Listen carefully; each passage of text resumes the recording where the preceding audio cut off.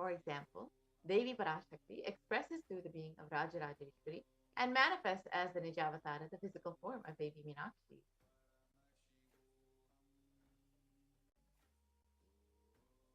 And the Achavatara, the deity, reflects the consciousness and manifestation of the superconscious energy. But human beings are not mature enough to receive the higher level experiences from the Achavatara, the deity, directly. So the avatar, the physical embodied form, comes down to bridge that gap and creates the experience of the superconscious energy in all of us. And the Bhavasmadhi Darshan awakens your Kundalini Shakti, which is the latent potential energy in every human being. This influx of superconscious energy visibly slows down the aging process, improves immunity to disease, and during the darshan, the whole brain comes alive, turning into a superconductor of conscious energy that heals, empowers, and transforms our lives. And during the Bhavasmadhi darshan, our neurons mirror that of the avatar. The mirror neurons activate and process all the observed movements or information of the avatar just by seeing. That is, the entire body can silently and without moving perceive what is happening elsewhere through a process of direct observation, experiencing the superconscious energy radiated by the avatar. The Akashic readings are not predictions. They are readings from the cosmic archive. Beyond space, creation and destruction happen simultaneously and in the dimension of time. Starts the past, present, and future. And because Akashic records are stored in the Akasha, the space dimension, there is no past, present, and future. That is why what you call as happening, yet to happen, are clearly already recorded in the Akashic records. Let us understand who is the supreme concept of Hinduism.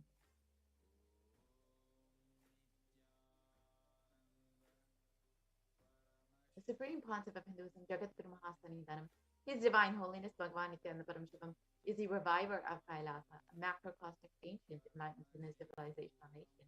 The supreme concept of Hinduism is the 1008th incarnation of Paramashiva as per Hinduism, recognized by his predecessors who are enlightened masters and adepts. The supreme concept of Hinduism has made the science of our manifestation, yoga, and temple-based universities as a lifestyle for humanity.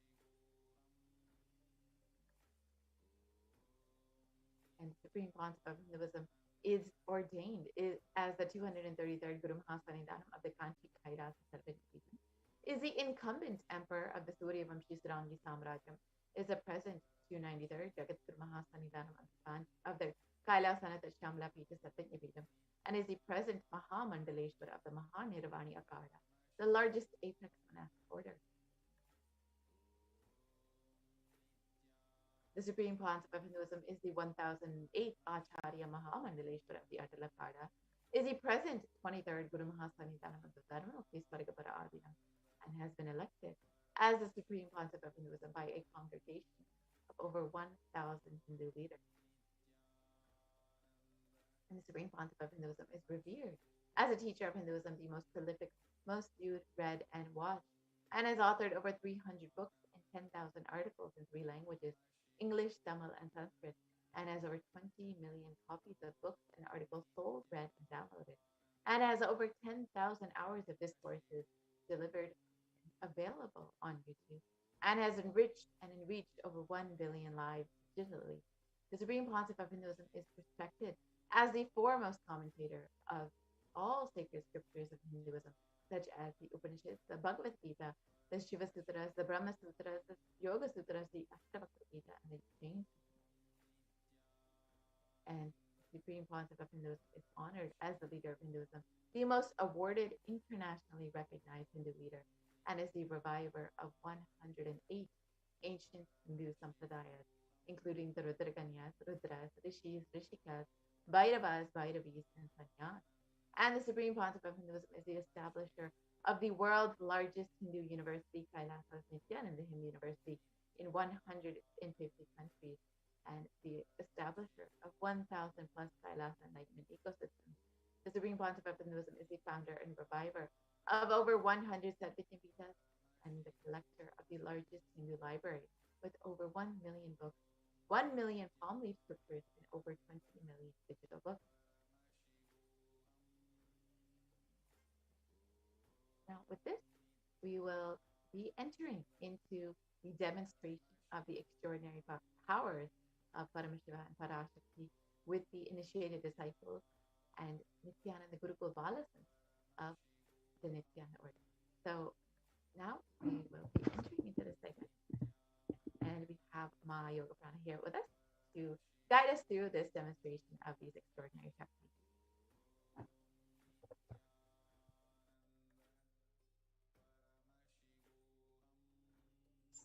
Yes, thank you so much, Maniti Priyananda, for that beautiful introduction to this program.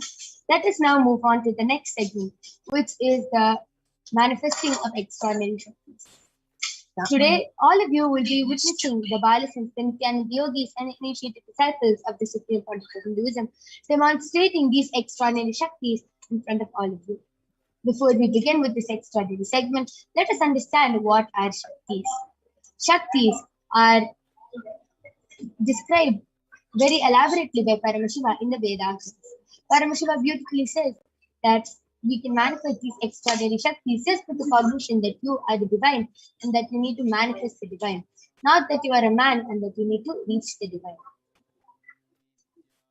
So let us now see the fundamental difference between Shaktis and Siddhis. Shaktis expressed from the space of enlightenment as a side effect of feeling connection with the divine and high integrity with the Guru. Shaktis are the source of enlightenment. Siddhis are the powers that manifest from tapas or penance for enlightenment. Siddhis are on the path of enlightenment. Shaktis are the powers which express through ordinary human beings in extraordinary ways, just with the initiation from the avatar, and Shaktis are permanent.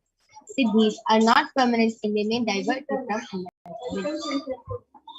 So who is the source of all these Shaktis and how do we manifest all these Shaktis?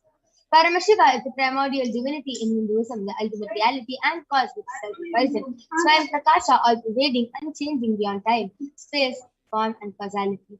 As the fundamental base of Avyakta, the unmanifest, and Vyakta, the manifest existence, he performs the Panchakritya, 5 cosmic acts of Srishti, creation, Sthiti, sovereign rulership and maintenance, Samhara, regeneration, Bhava, delusion, and Anugraha, liberating grace for all living entities.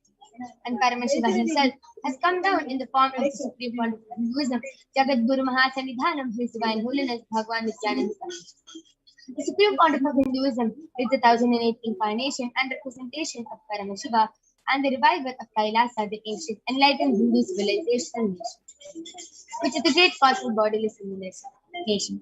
Ever since the beginning of the civilization, the Sanatana Hindu Dharma has been the cradle of enlightened beings and highly advanced sciences. It was where the science of enlightenment and powers were lived and taught as a lifestyle, and for the first time in modern day, the Supreme Pontiff of Hinduism is reviving and transmitting these yogic sciences to the world at a record-breaking speed, which was never accomplished before. And Swamiji was recognized as an avatar at a very young age and was trained and taught to revive these initiations and knowledge and studies for billions of people to manifest the science of our manifestation from the disciplines of Vedanta, Tantra, Sri Vidya, Yoga, Yogic powers, Mantra Shastra, Siddha Vidya, the science of Aushadha, Advaita, Bhakti Yoga, Paramashiva Jnana, and Paramashiva Jnana. So all of you might be wondering, how do we awaken these divine Shaktis? When every ultimate truth jnana gets mapped into our consciousness prajna, we start manifesting powers and it becomes a possibility for every being, prajnana. So let us now watch a small video which explains the science of initiation, the power of Diksha from the avatar. Diksha is the direct transfer of spiritual energy by an enlightened being through look, word, or touch. The traditional Vedic book Navaratneshwara states, Sarva samapi dikshanam muktihi phalamakhanditam avirodhat bhavantyeva prasangyastu bhuktayah. The main benefit of all initiations is moksha, enlightenment. As a side effect, health, wealth, leadership, and well-being happen. And in Rudrayamala Tantra, Shiva says, Devi Diksha Vihinasya Na Siddhihi Na Cha Sadgatihi Tasmat Sarva Prayatnena Guruna Dikshito Bhavet. The one who is not initiated does not attain liberation nor a better future. So by all efforts, one should get initiated by Guru. What is the science of initiation? Neuroscience has proved that the process of initiation floods the brain with energy. This is the superconscious energy of Kundalini, our own highest inner potential energy. As the Kundalini flows from the thalamus to the cortex, it sets up a powerful energy loop within the brain, which awakens the latent non-mechanical parts which we have never used before. With increasing levels of coherence, the whole brain comes alive, turning into a superconductor of conscious energies that heal, empower, transform our lives, bliss and fulfillment. Initiation creates high awareness, visualization, creativity. It also slows the aging process and improves the immune system. Kundalini awakening, healing experience, levitation, teleportation, materialization. Experience the power of initiation through a range of exclusive programs conducted at the ashram. Nithyananda Dhyanapitham.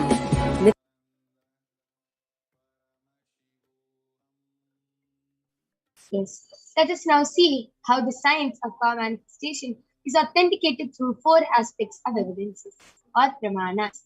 The first is the Shastra Pramana, which are the eternal unchangeable truths that are revealed in the source scriptures. The next is the Apta Pramana, the experiences and results of Aptas, or the authorities of Hinduism, the Vedic rishis and scientists who have time tested and verified this extraordinary science. Third is the Atma Pramana, the experience of His Divine Holiness Bhagavan Nithyananda Paramashivam, this millennium's avatar's personal experience of power manifestation. And last is the Pratyaksha Pramana, the empirical evidence from observation and scientific experimentation. So, let us now listen to the Shastra Pramana from the Vijnana Bhairava Tantra, Sutra 34, Dharana 11. Kapalantarmanonyasa tishthanmilitalochanaha kramena manasodardhyat lakshaye lakshyamuttamam. The translation goes, by fixing the mind on the inner space within the crown center and sitting stably without any movement, having the eyes closed in succession, by that stability of the mind and inner space, through the power of the third eye, one directly sees the ultimate goal Lakshyam, by having the vision beyond the sight that reveals any object or place, attaining the space of oneness with the source Paramashiva. Next is the Apta Pramana, that Bhagavan Sri Krishna initiates Arjuna into the power of third eye. Bhagavan Krishna says to Arjuna, Natu mam shakyase drashtum manenaiva swachakshusha divyam dadami te chakshuhu pasyame yogamaishwaram.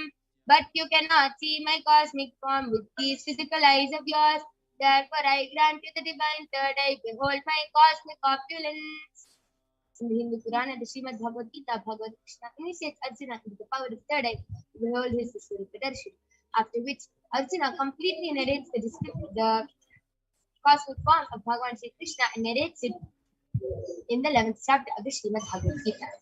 Let us now listen to the Atma Pramana from the life of His Divine Holiness Bhagavan Nithyananda Paramashivam in Swamiji's own words. Inside and outside broke. The first experience is that I was able to see everything around me, above me, the whole 360 degree, 10 direction, below me, everything. I realized not only I was able to see, I was able to feel, experience. I felt that the skin of the stone on rock on which I was sitting and the skin of this body both carry me equally. In both I exist equally. The setting sun, rising moon, the whole Arunachala hill, all the plants, bush, shrubs, trees, everything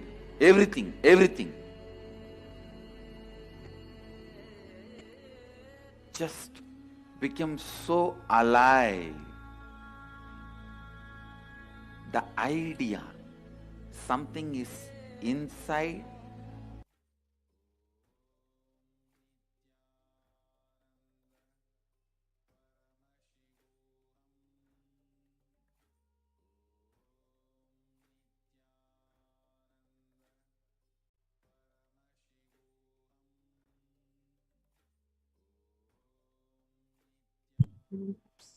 Last is the Pratyaksha Pramana, the empirical evidence from observation and scientific experimentation. Study measures compare the metabolic cell activity of the brain in the conscious and meditative states using the positron emission spectroscopy, the PET. When doing daily activities, high activity is measured in the brain where the third eye is located. And when in the deep state of samadhi, only the third eye region is active and almost 90% of the rest of the brain is at peace. So let us now get ready to witness the live Sakshi Pramana of the powers of third eye being demonstrated to all of you. I request the slides to start being predicted. Yes. All of you can see I have the medically tested IBAN along with me here. In front is a complete opaque sheet, behind is a thick sponge.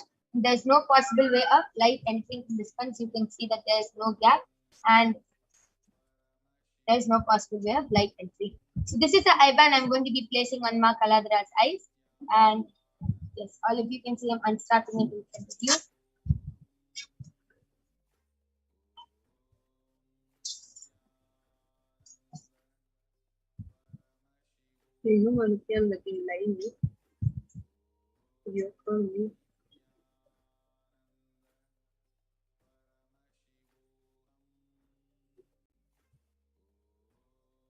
Ma Kaladra, are you comfortable? Yes. Yes. Thank you. So I request you to turn to your right, left, up, down. All of you can see there's no gap between the IBAN and her eyes, and there's no possible way of light entering the IBAN. I request the YouTube comments to now be projected.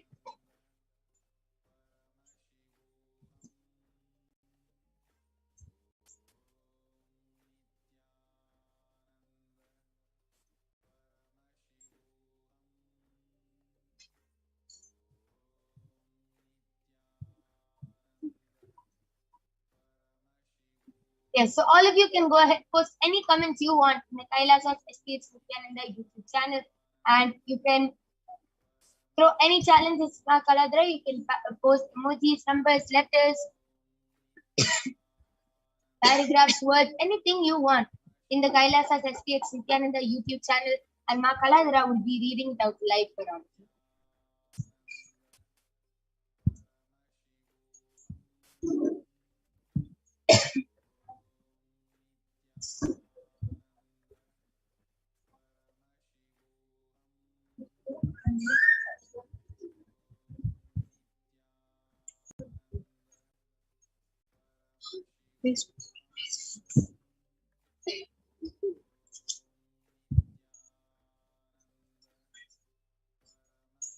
All of you can go ahead, post any comments. Ma Kaladra is eagerly waiting to start reading out all of your comments. You can throw any challenges you want at Ma Kaladra. You can post any number of emojis, random letters, random numbers. Ma Kaladra will be reading it out live.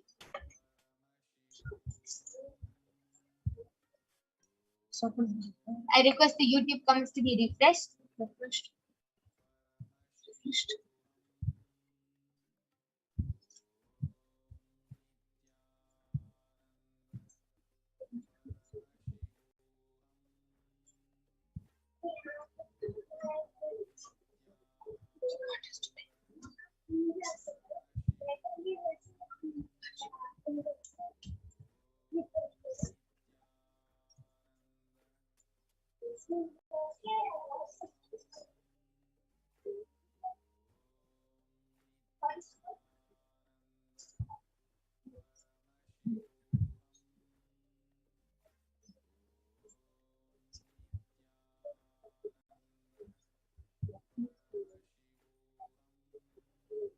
Yes. So now I'll be reading the comments from Kailasa HDH Nithyananda Paramashivam page on Facebook. So the latest comment is from Shivash Shankar CHAKUL as posted on Kailasa and a red color heart emoji with a namaste emoji and a blue color heart. And the previous comment is from Raj Raj and he has posted Swami. I request the comments to be scrolled a little down. I request the latest comments to be projected.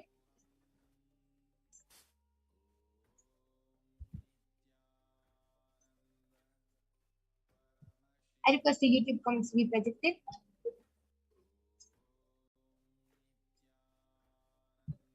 Yes.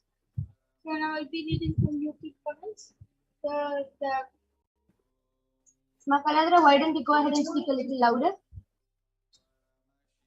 Yes. So I'll be reading the comments from YouTube channel and my Stephanie BEITERS has posted BONAPSCHESSELLSCHEPAPICAN and with a smiley emoji.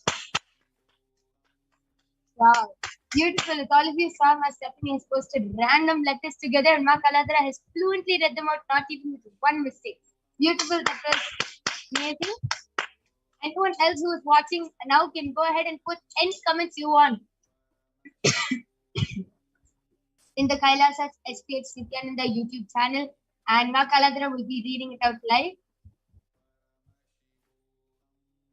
Yes, and the next comes also from Ma Stephanie, and she has posted man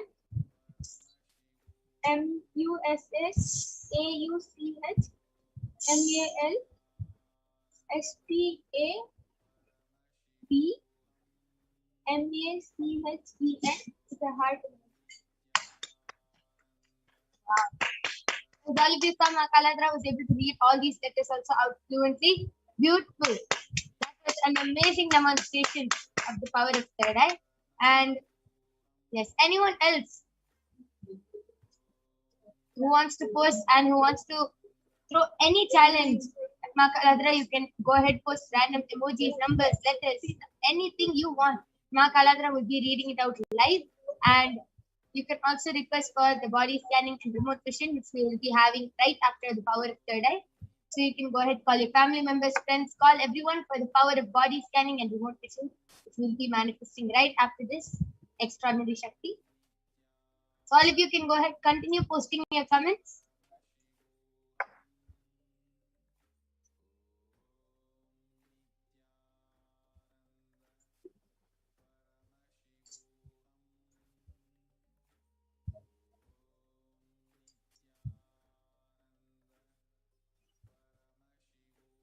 Okay, that was a beautiful demonstration of the power of third eye. I'm now going to be removing the eye band of Ma Kaladra. All of you can see the eye band is completely intact and there's no gap. Beautiful. So that was an amazing and beautiful demonstration. Let us now move on to the next power, which is the power of body scanning and remote vision. So let us now see the pramanas for the power of body scanning and remote vision.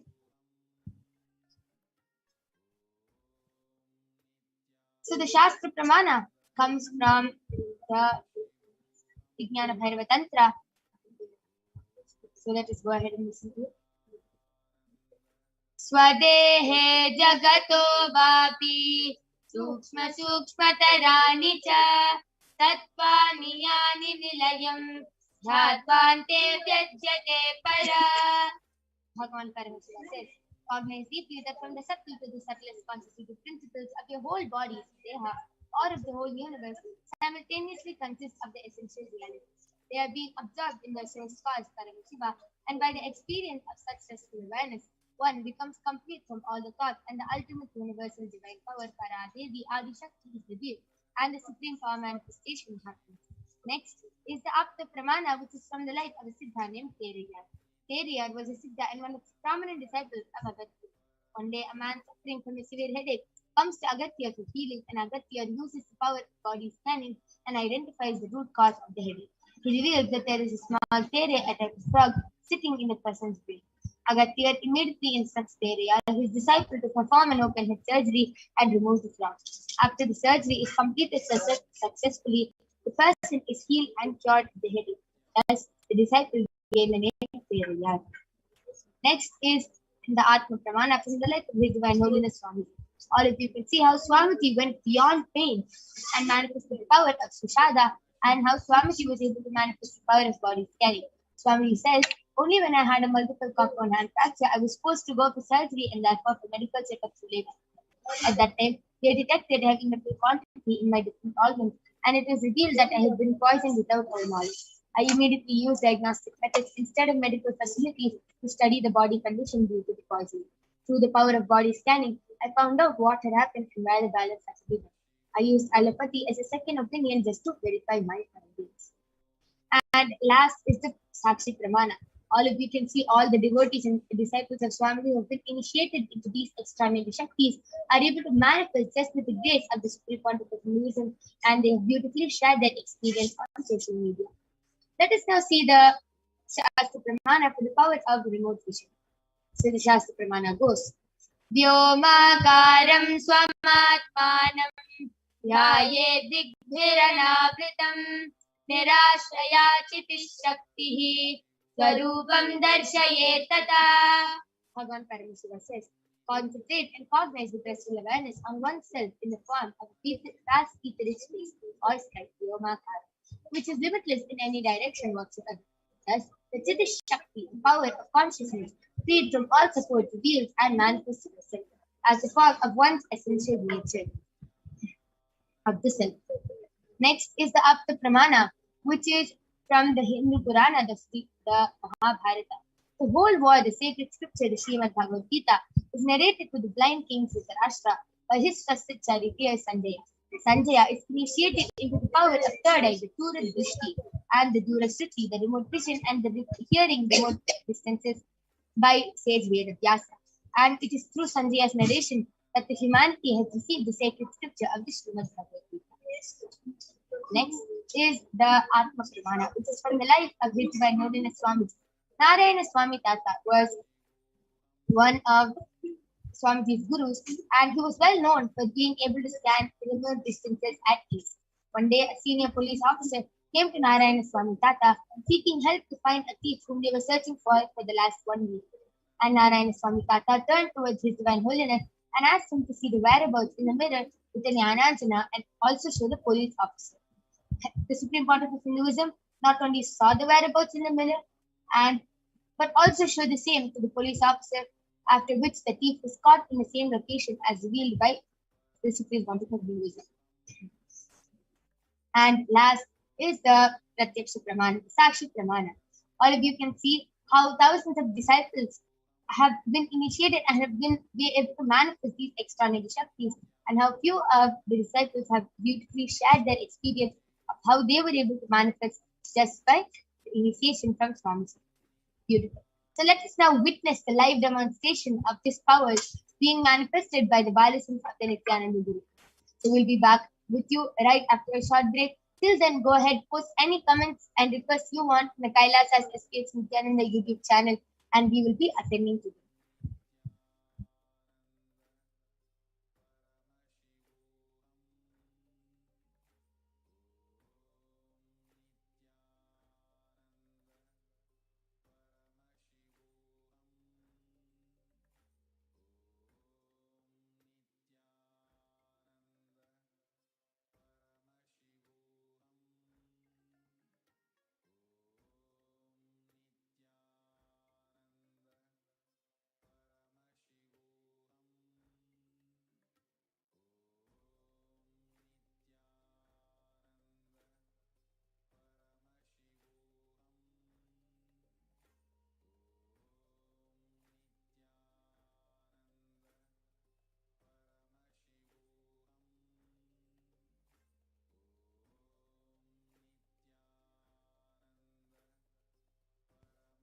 Yes. Let us now witness the extraordinary demonstration of the power of body scanning and remote vision by the violations of the Nithyananda Guru. Along with me, I have Manati Brahmayogananda, who is 13 years old, and she has been studying in the Nithyananda Gurukul for the past 5.5 years now, and she is going to be demonstrating this extraordinary Shakti to all of you.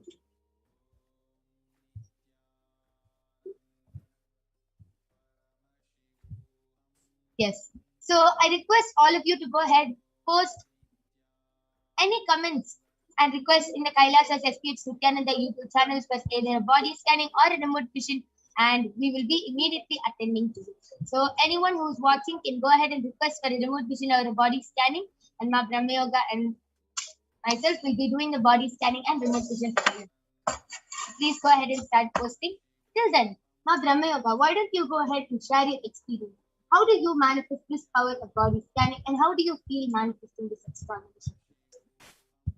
Yeah, I manifest this power of body scanning basically just by connecting with Paramashiva and asking him to show me what is there in the other person's body.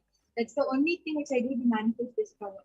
But how he reveals it to me is like it's really interesting.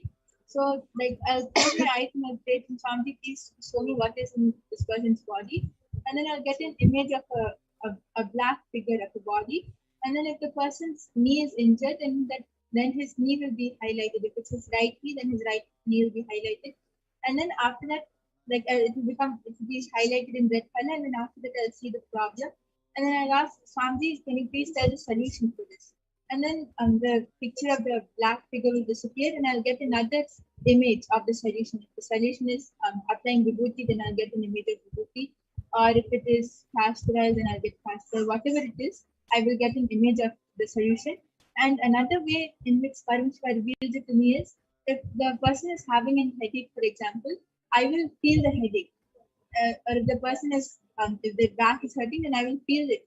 So, like, I'll get it through feeling also. So, these are the two ways which Paramashiva reveals it to me.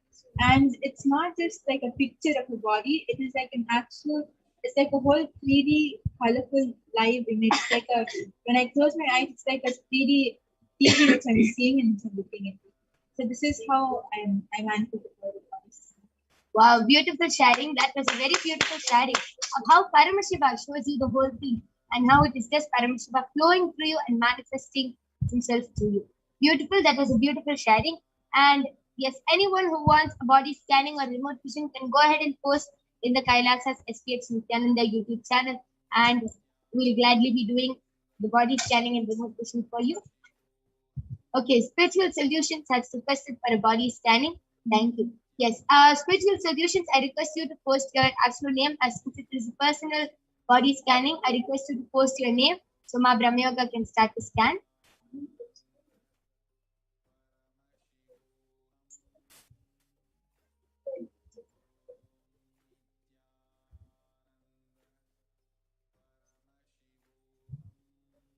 Okay. Kaushal Patel has requested for a body scanning. Ma Brahma Yoga, you can go ahead and do the body scanning for Kaushal Patel. Ayya. I request the comments to be scrolled down.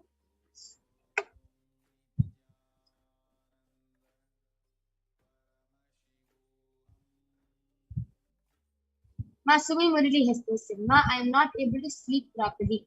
Please heal my BP. Yes, Sumi Murali, Ma, definitely will be doing body scanning for you and healing your BP, Ma.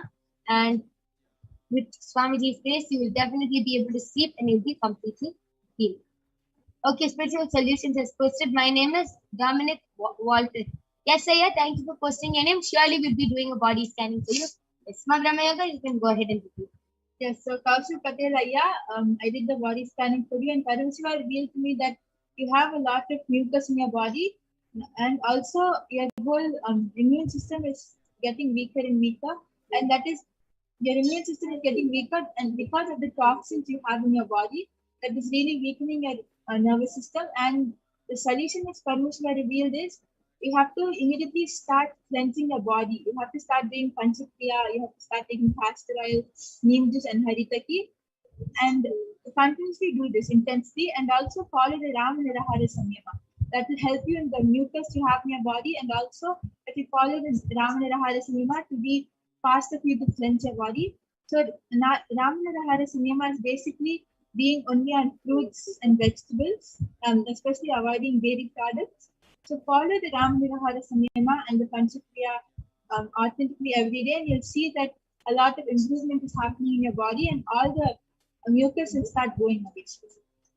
And yes, Dominic Walter, I did the body scanning for you also, and Paramashiva revealed to me that you're having really bad headaches. Like this is the only problem you're having, and it's really bad, and you don't know why is it, like why are you getting the bad headache. So Paramashiva revealed that first thing you're there on the laptop the full day, and also you stress yourself a lot.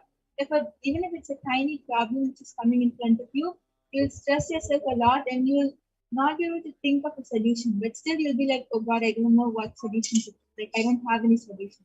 So first thing, reduce the amount of time which are there on the laptop and the device. And second thing, anytime a problem comes up, before your mind can come, or before you can even think of solution, immediately surrender to Swami and ask, Swami, please give me a solution. Please tell me a way which I can solve this problem. And just close your eyes and wait for 2 minutes. Ask him really intensely, not intensely, pray to him. You will get an answer, and you'll see that your headaches will start reducing. Beautiful. Beautiful. This was for Kaushal Patelaya and Dominic Walter. I request both of you to get back in the chat section. And Sumi Muralima, I did the body scanning for you. Paramashiva revealed it is only the amount of toxins and heat you have in your body that your BP is going up and down, ma. And so you immediately have to start detoxing. Paramashiva is revealing you should do the Nithyananda Nirahara Samyama for 21 days along with intense Panchakriya, and you will really be healed, ma.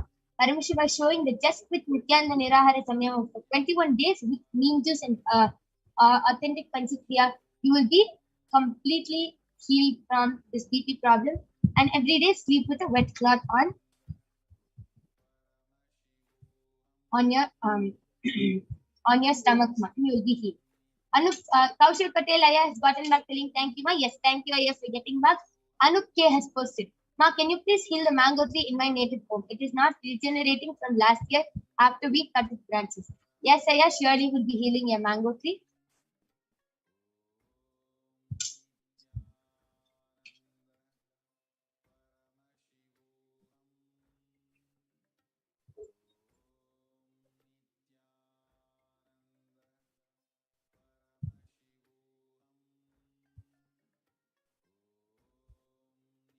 Yes, so Paramashiva revealed to me that the reason as to why your mango tree is not regenerating is because of the toxins which are there in the air, and also because your plant is not getting enough of water and nutrition.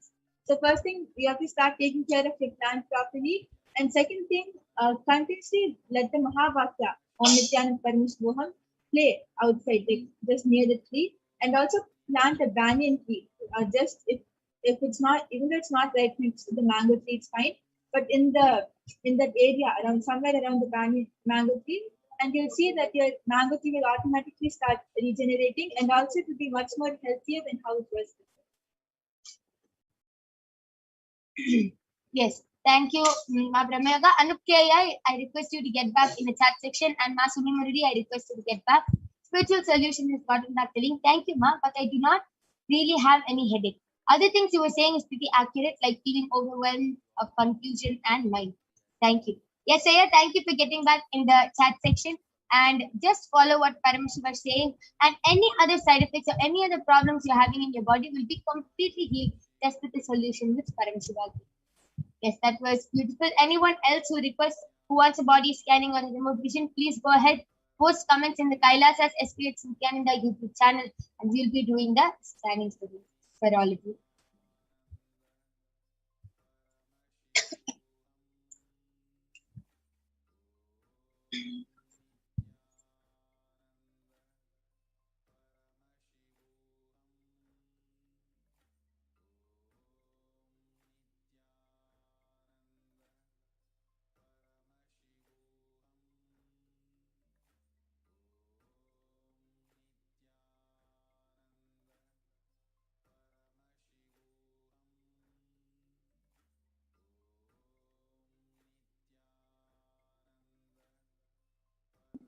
Yes. Anup K. Aya has gotten the thing. Thank you, Ma. About the water, we have been watering it and it's raining also. I will try keeping a banyan tree in the pot under it. Yes, Aya, that is beautiful. And actually, even when I was doing the scanning, Aya, Paramashiva revealed, even though there's enough water, it is not getting enough nutrients, and that has to be supplied with the tree. And Paramashiva revealed what you can do is just take more than anything. Paramashiva is revealing to also plant a tulsi plant right next to the tree. Tulsi plant. And just with the tulsi plant, your tree will actually start growing because the air around itself will get purified with this tulsi plant. And every day, even little puja water which you are offering in Abhishekam or your puja, just take it and sprinkle it on the tree, on the roots, and you on the bottom of the tree, and you will be completely healed. And sorry, the tree will be completely healed. And Mahagovinda Rupa Nanda has posted, can I have a body scan? Yes, for surely you can have a body scanning. Ma Brahmayoga is doing the body scanning for you currently.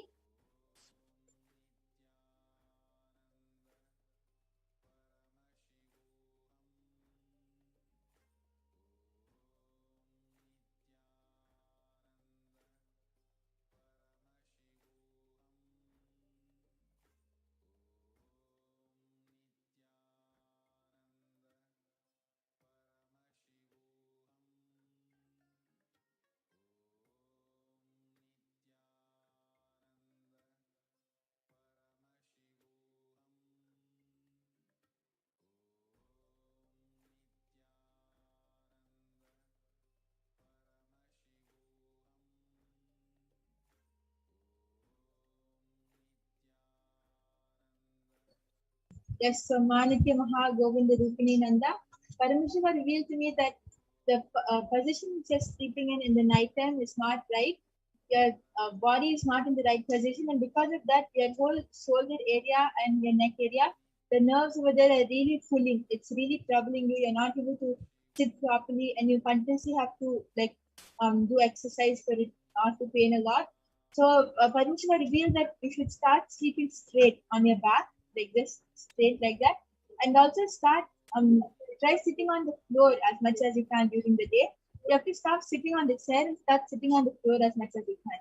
When you start following these two suggestions, you'll see that your whole back pain will completely go away.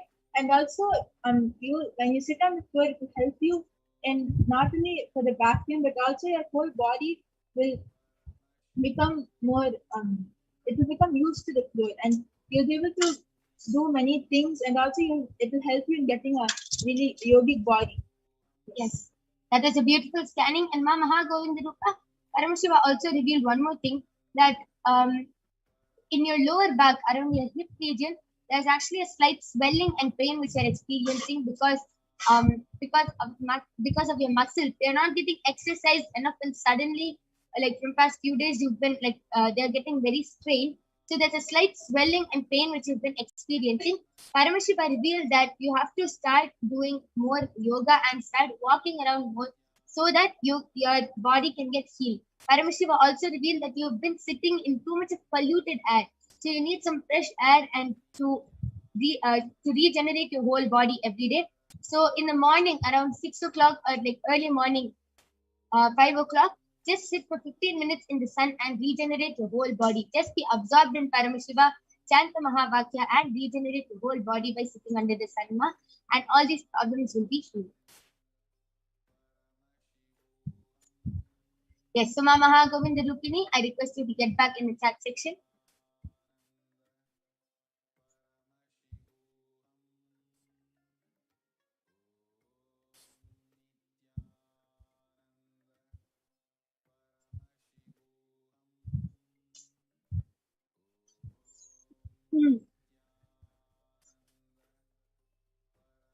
Okay, and as all of us know from past few days, Bhagwan Sundareshwara Paramashiva has been coming day and night and gracing us, blessing us, acknowledging us, and answering our questions, giving us boons, granting us our wishes. And all of you can take this opportunity. Any questions you have, and anywhere you are feeling stuck, anywhere you need help, you can go ahead and ask Paramashiva, Sundareshwara Paramashiva, and you can get your questions answered. And yes, Ma Mahagovinda Rupini has posted and gotten back the link. Thank you so much. Yes, Ma. Thank you so much for joining us in this segment. And you can just follow Paramashiva's solution authentically and you will be completely healed from whatever problem you are facing.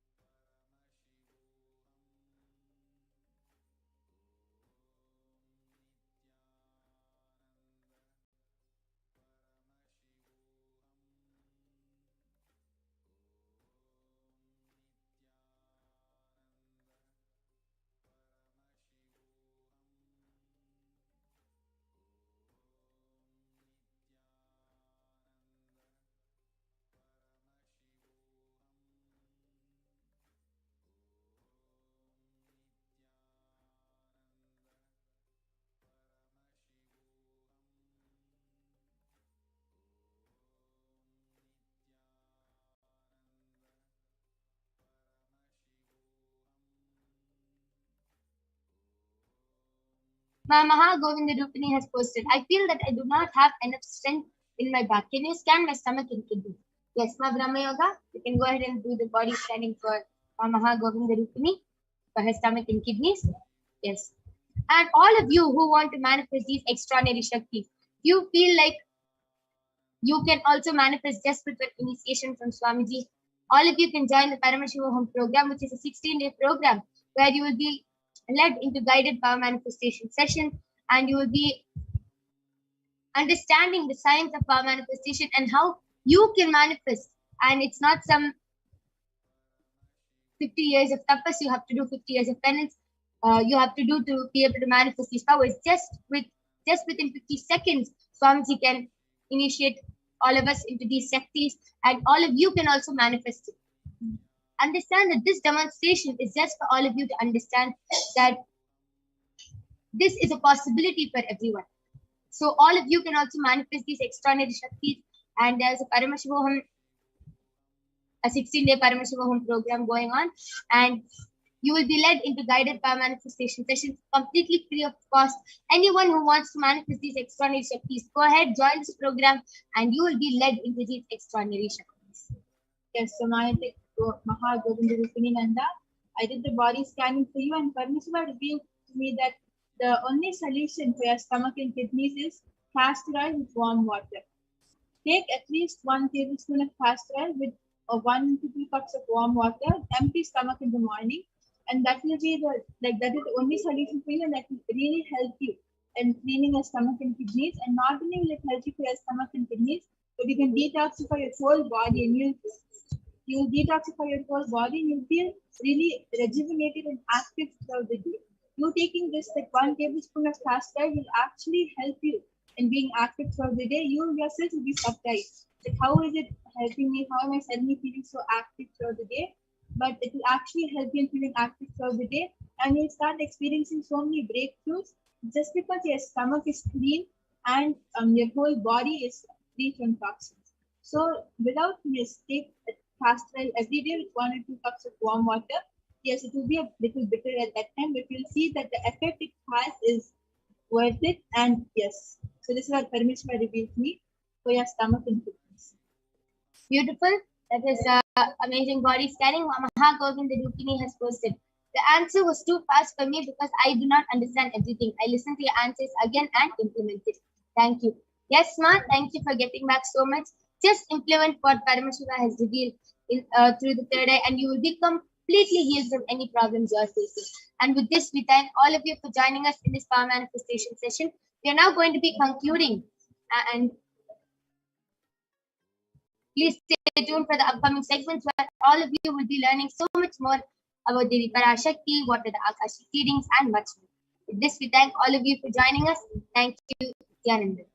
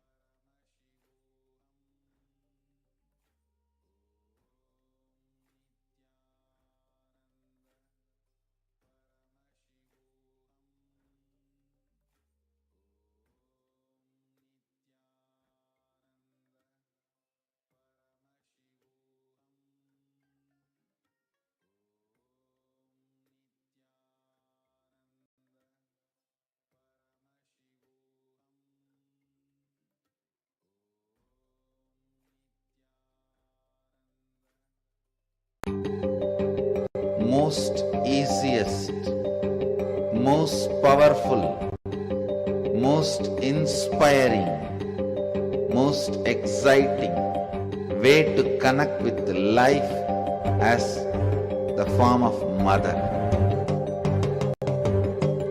Navaratri is the time to connect with Cosmos as mother. Celebrate Cosmic Mother. This 9 days we worship Mother, worshipping Divine Feminine. यादुमागि निंद्राय काली ओम काली ओम शक्ति ओम काली ओम शक्ति ओम शक्ति ओम शक्ति ओम शक्ति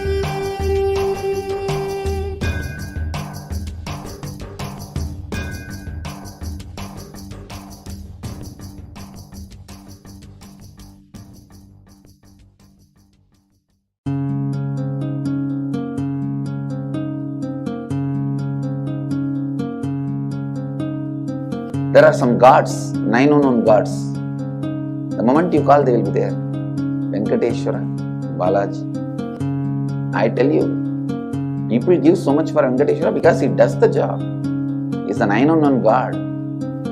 There is a village folk story where Venkateshwara borrows from Kubera for his marriage and he is still paying the debt. Venkateshwara takes the responsibility of reserve to reserve. This whole story, beautiful story of Venkateshwara is an amazing concept. He is making Yaksha into Lakshmi. He is making the reserve to reserve. It's an amazing truth.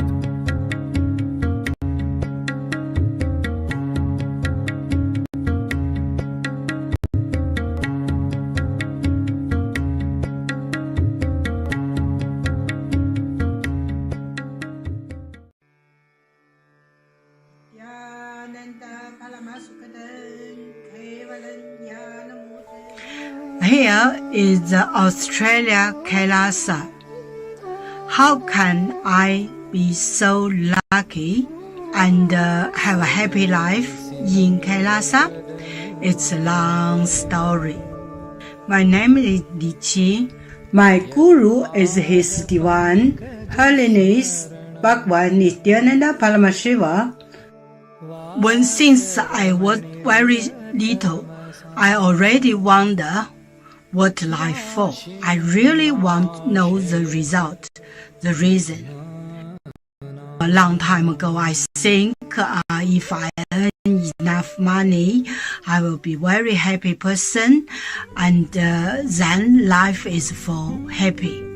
I tried to earn money, and then I'm really rich, but money didn't give me happy. Then I tried to get the happy life in romantic love. Then the really romantic love take me go lots of places. Too many stories during this time. But I still don't feel I get the result, get the life reason. Then I start study from book, from video, from religion in many different ways. And when I study Buddha, that time I really appreciate Buddha gives so much intelligence to me about life. But I don't think study is enough for me. I want to be Buddha. But I don't know how. Who can let me get there? One day I found the video in YouTube, introduced Swamiji in that video. I suddenly, my eyes open wide. I get it. He must be my guru. I can get there. He can let me get what I want to know. And he can take me home, real home. This kind of feeling, then I start study from Nithyananda Sangha.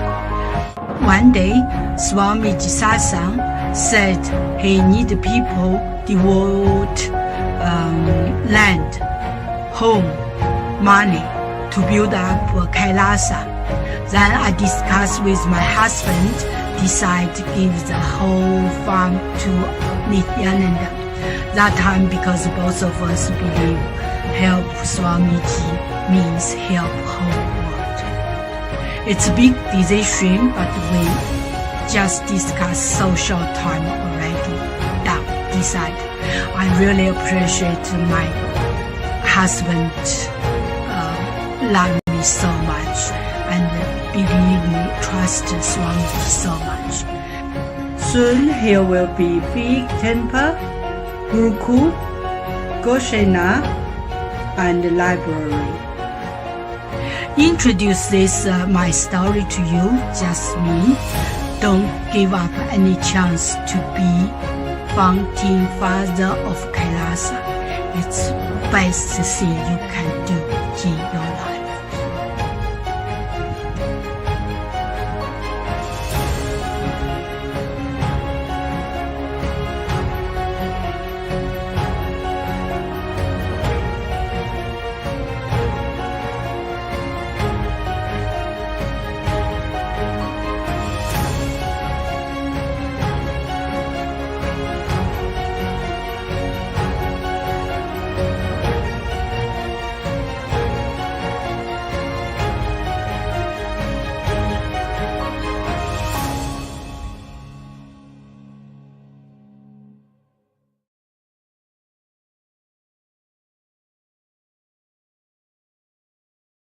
Just be alive for next 3 years. Don't die within next 3 years.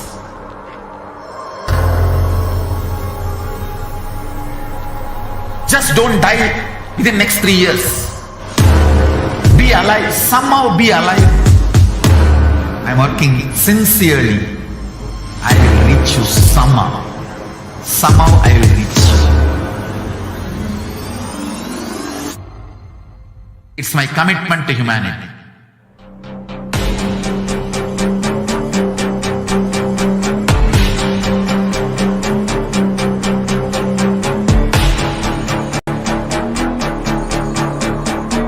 Just don't die within next 3 years. I will reach you wherever you are, whichever corner of the world you may be. I will reach you with enlightenment. You manifesting the space, state, powers, being Paramashivoham. It is possible, and it is possible for you.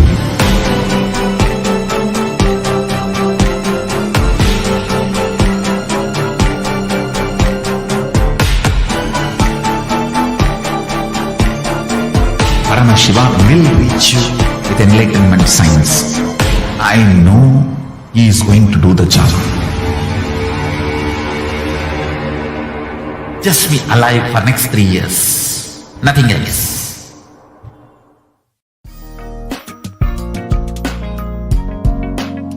We get you help. We get you ability to build beautiful relationships in your life. We get you direct spiritual support, and we make sure you become wealthy.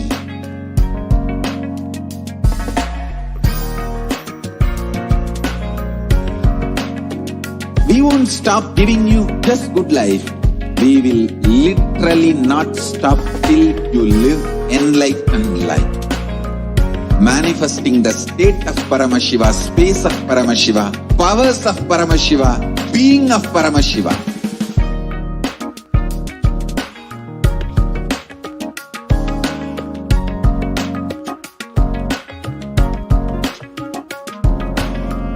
Whole world should become Kailasians. I want the whole world to know Hindus have something great to contribute to the world.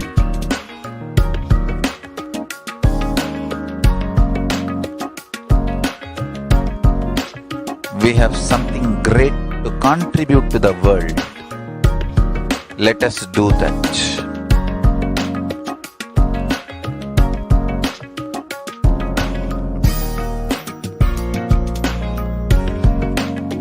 Kailasa is proper customized spiritual service helping you to identify your root patterns of suffering. We have perfected the science of helping every individual from every cultural, religious, nationality background.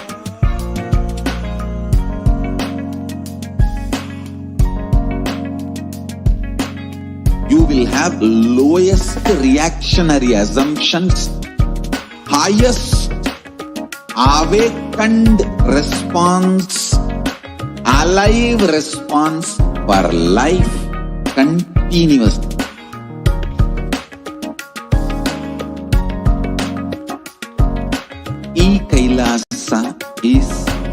enlightenment ecosystem, literally enlightenment itself, in your own home, wherever you are. Proper customized spiritual service helping you to complete with your life negativity.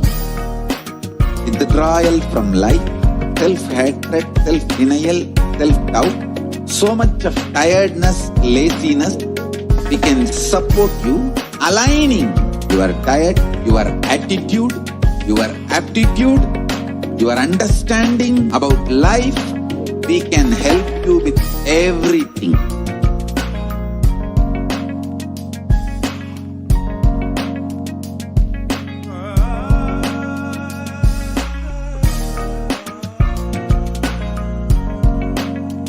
If you are interested in enlightenment, we will immediately bring this to you. If you are not interested, we will explain the whole science, inspire you and make you interested in enlightenment time. We need to cater this enlightenment science to the whole world wherever they are, because enlightenment is the birthright of all human beings. Kailasa is responsible to provide that to all human beings.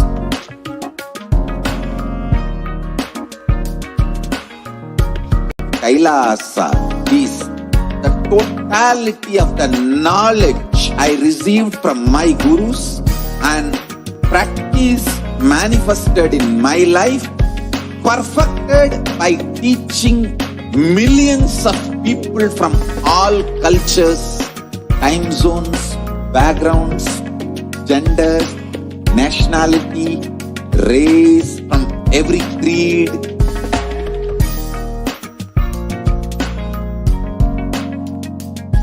So this absolutely perfected knowledge available to you, served to you in your home, without even you moving out of your couch, free of cost.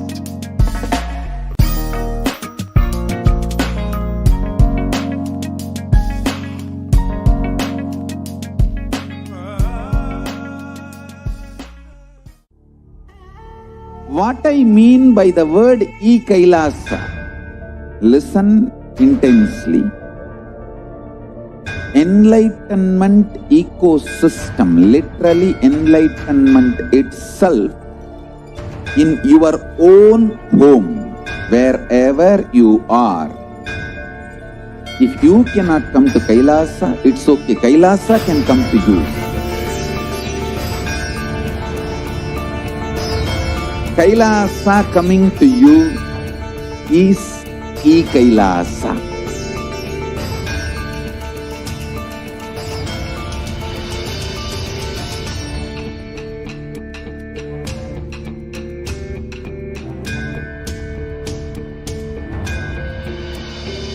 I will revive Hinduism. I am a Hindu revivalist, not by any revolution, but by evolution.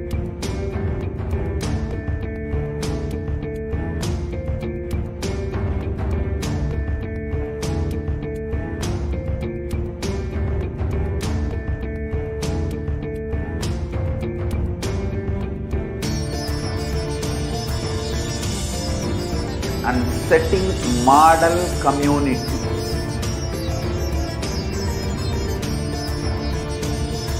Kailasa's enlightenment ecosystems, Sarvanya Pitas all over the world.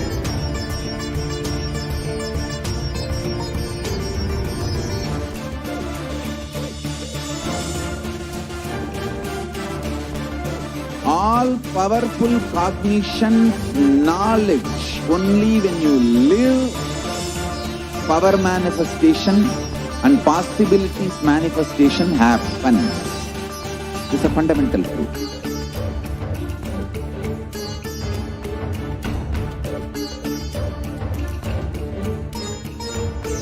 Hinduism cannot live exclusively as one sampradaya. No. all sampradayas of Hinduism is an ecosystem.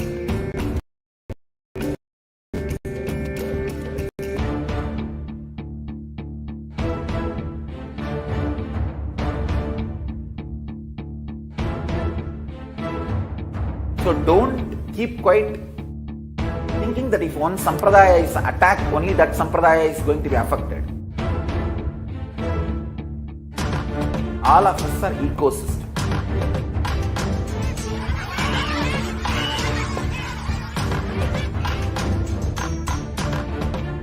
I invite all of you to get involved and enjoy Hinduism by the principle of Dharmo Rakshati Rakshitaha. When you protect Dharma, Dharma protects you. We will make the whole planet flourish spiritually. The spiritual prosperity will happen to the whole planet. We all have to coexist together.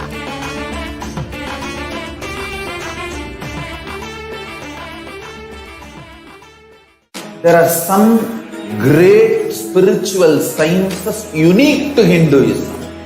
Subtle, otherworldly, but definitive sign. Manifesting the cosmic beings in Archavatara, deities in Nijavatara, living incarnation is possible. Understand?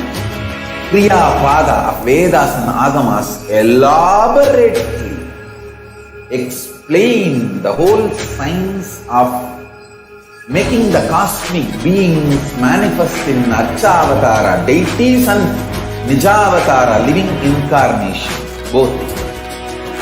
During the Bhava Samadhi Darshan, literally those cosmic beings manifest through this body. Just like how they manifest in Archavatara, deity, they manifest in Nijavatara, Pratyakshavatara, and give you all the boons you ask, bless you. You see, each God is an independent intelligence to lead you to enlightenment. Each God is a bridge for you to achieve the Shivatva, the ultimate Shiva consciousness. Krishna is the bridge for you to achieve the Krishna consciousness. But the Shiva consciousness, Krishna consciousness, all consciousness is one and the same. Ultimate consciousness only. So that energy itself completely expresses. Just like Radhika, when I see my own sweetness in the mirror, I become eager to taste it. I find that the only way to relish this sweetness is through the constitution of Sri Radhika. Bhava Samadhi Darshan is a window to the infinite expanse of consciousness, allowing us to glimpse the formless in a way that we can understand. It cleanses the karmas of lifetimes. It awakens our biomemory to the space of Paramashiva, the ultimate consciousness, and creates a deep and lasting transformation in us.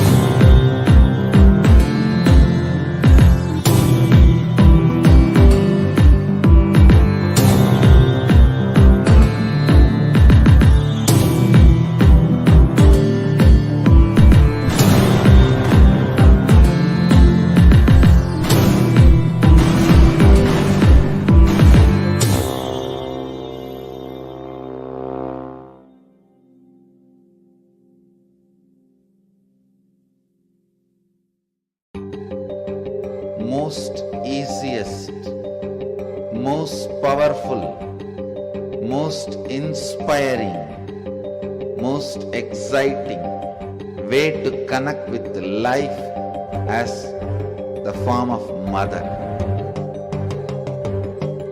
Navaratri is the time to connect with Cosmos as mother. Celebrate Cosmic Mother.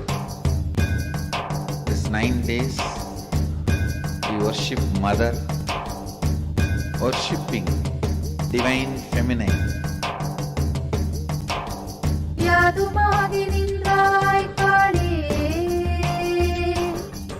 ओम काली ओम शक्ति ओम काली ओम शक्ति ओम शक्ति ओम शक्ति ओम शक्ति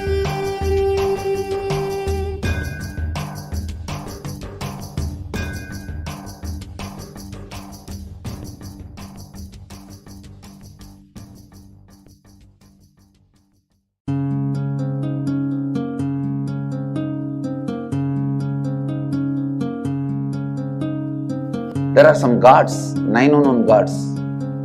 The moment you call, they will be there. Venkateshwara, Balaji. I tell you, people give so much for Venkateshwara because he does the job. He's the 9 unknown god. There's a village folk story where Venkateshwara borrows from Kubera for his marriage and he is still paying the debt. Venkateshwara takes the responsibility of reserve to reserve. This whole story, beautiful story of Venkateshwara is an amazing concept. He is making Yaksha into Lakshmi. He is making the reserve to reserve. It's an amazing truth.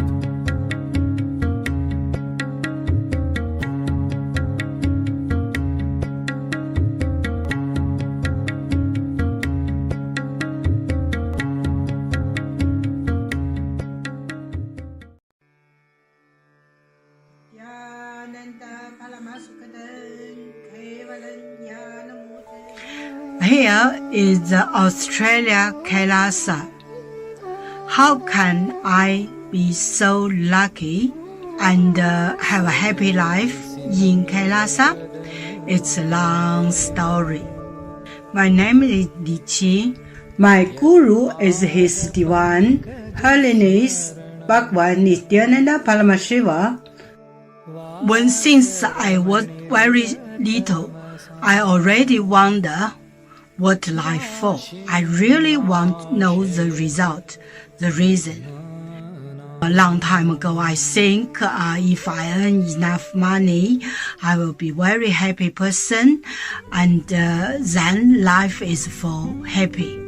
I tried to earn money, and then I really rich, but money didn't give me happy. Then I tried to get the happy life in romantic love. Then the really romantic love take me go lots of place. Too many stories during this time. But I still don't feel I get the result, get the life reason. Then I start study from book, from video, from religion in many different ways. And when I study Buddha, that time I really appreciate Buddha gives so much intelligence to me about life. But I don't think study is enough for me. I want to be Buddha. But I don't know how. Who can let me get there? One day I found the video in YouTube, introduced Swamiji in that video. I suddenly, my eyes open wide. I get it. He must be my guru. I can get there. He can let me get what I want. what I want to know, and he can take me home, real home. This kind of feeling, then I start study from Nithyananda Sangha.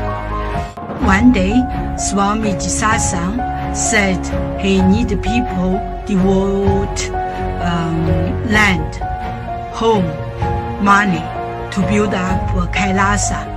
Then I discussed with my husband, decide to give the whole farm to Nithyananda.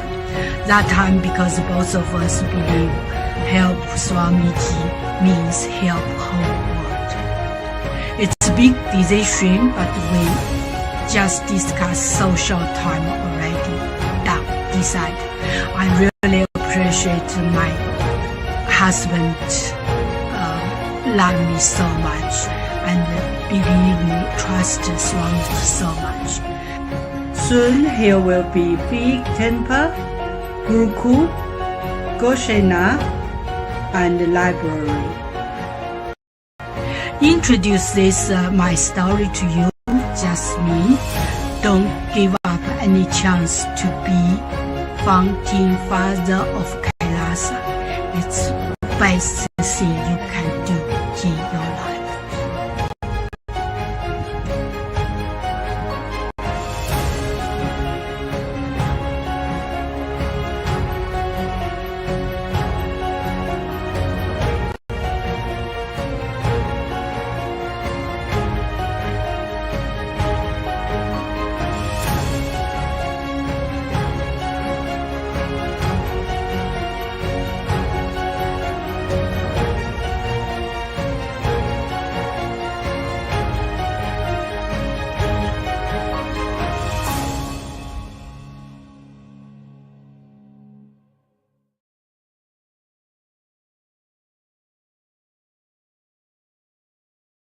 Just be alive for next 3 years. Don't die within next 3 years.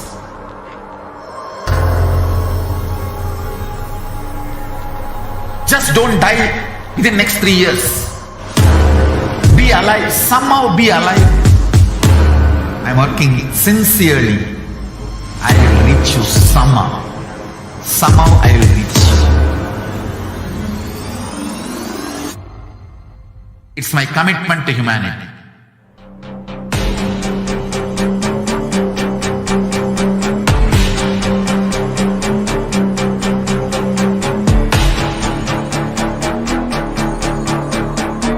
Just don't die within next 3 years. I will reach you wherever you are, whichever corner of the world you may be. I will reach you with enlightenment. You manifesting the space, state, powers, being Paramashivoham. It is possible, and it is possible for you.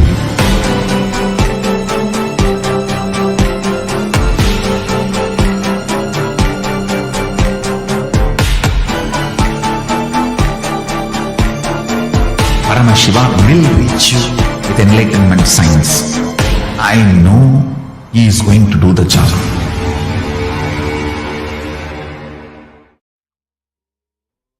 Nithyananda, welcome back, dear viewers.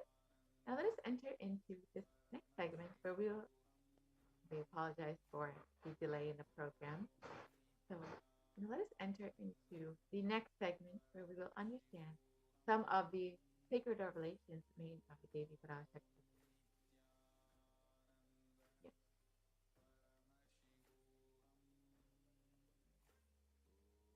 So as all of us know, Devi Parashakti has been continuously guiding us and blessing us throughout this whole pralaya in order to heal, guide, and protect us during this time.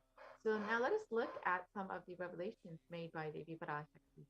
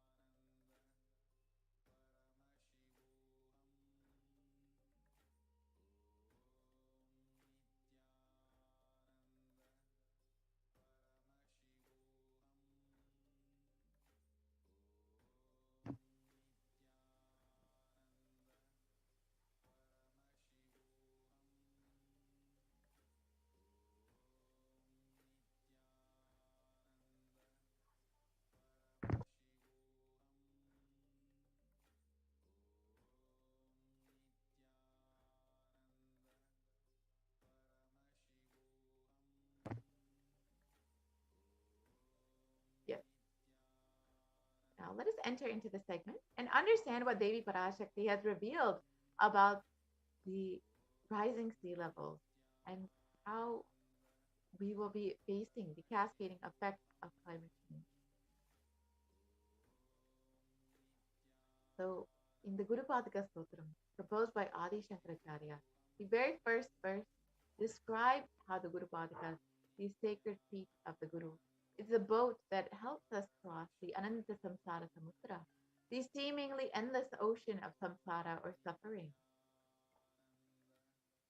And in this verse, it Adi Shankaracharya describes salutations to the sandals of my Guru, which is a boat which helps me cross the endless ocean of life, which endows me with a sense of devotion to my Guru, and by worship of which I attain the dominion of renunciation.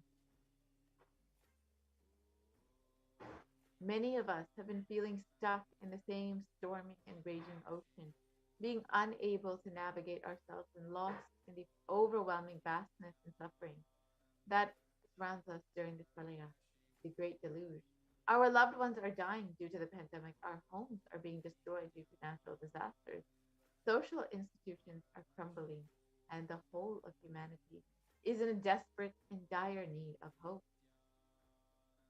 It is at this time that the Supreme Pontiff of Hinduism, the incarnation of the cosmic superconsciousness, out of his love and compassion, having taken the spiritual responsibility for the superconscious breakthrough of the whole of humanity, is manifesting Devi Parashakti, the cosmic mother, in guiding and healing the whole world as literally the boat that sails us through the pralaya, the cosmic deluge. Devi Parashakti is herself manifesting through the Avatara and answering each and every one of our prayers, granting boons, healing us, manifesting miracles, removing all of our pain and suffering. And Devi has not just attended to us individually, but also as a humanity at large. And Devi Parashakti has guided the whole of humanity in the form of revelations of profound sacred secrets of Sanatana Hindu Dharma, and by showing us the future regarding global issues, the COVID pandemic, natural disasters such as fires, floods, and more, and even the twisted human conspiracies and underground wars, which have not surfaced to common knowledge as yet. So in this segment, we will be elaborating on the statistical, scientific, and scriptural references of each sacred revelation, which has manifested precisely as the same guidance emerged from Devi Parashakti, for us to imbibe deeply and to start following as Devi Parashakti continues to protect us until the storm ends and we are safely harbored at the shores of our consciousness. So now, let us look at what Devi Parashakti has revealed about sea levels rising and about the cascading effects of climate change, revealed on the 19th of May 2021.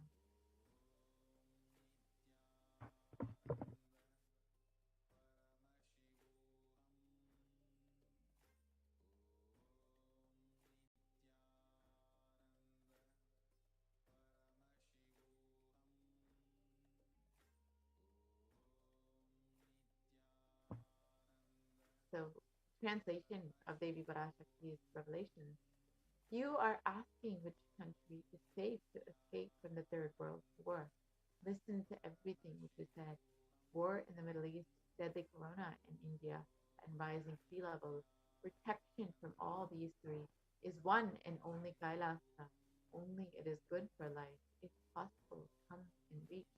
Om, om, om. On the 19th of May 2021, while answering the prayer of one of the devotees, Devi Parashakti, manifesting through the Supreme Pontiff of Hinduism, warned about the sea levels rising and the cascading effects of climate change crisis on humanity.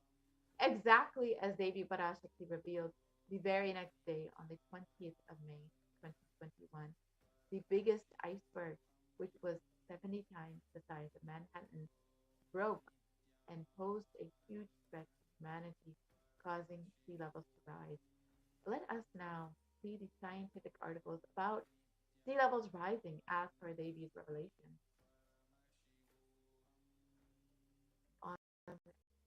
So yes, here's the article in this newspaper, which states that the world's largest iceberg just broke off the Antarctic ice shelf. This was exactly 1 day after Devi Parashakti's revelation, and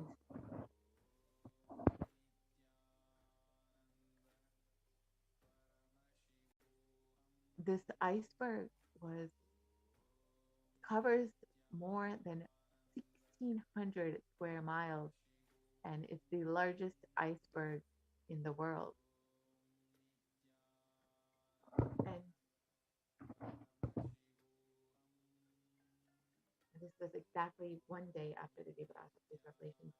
So let us understand a little bit more about sea levels rising. As many of us have been hearing over the last several decades about global warming, about the climate change crisis, about how sea levels will be rising, we may not have considered how it could be in the very near future, how it could be directly affecting us. And no one would have expected that immediately after Devi Parashakti's revelation, we would see this manifesting in our reality.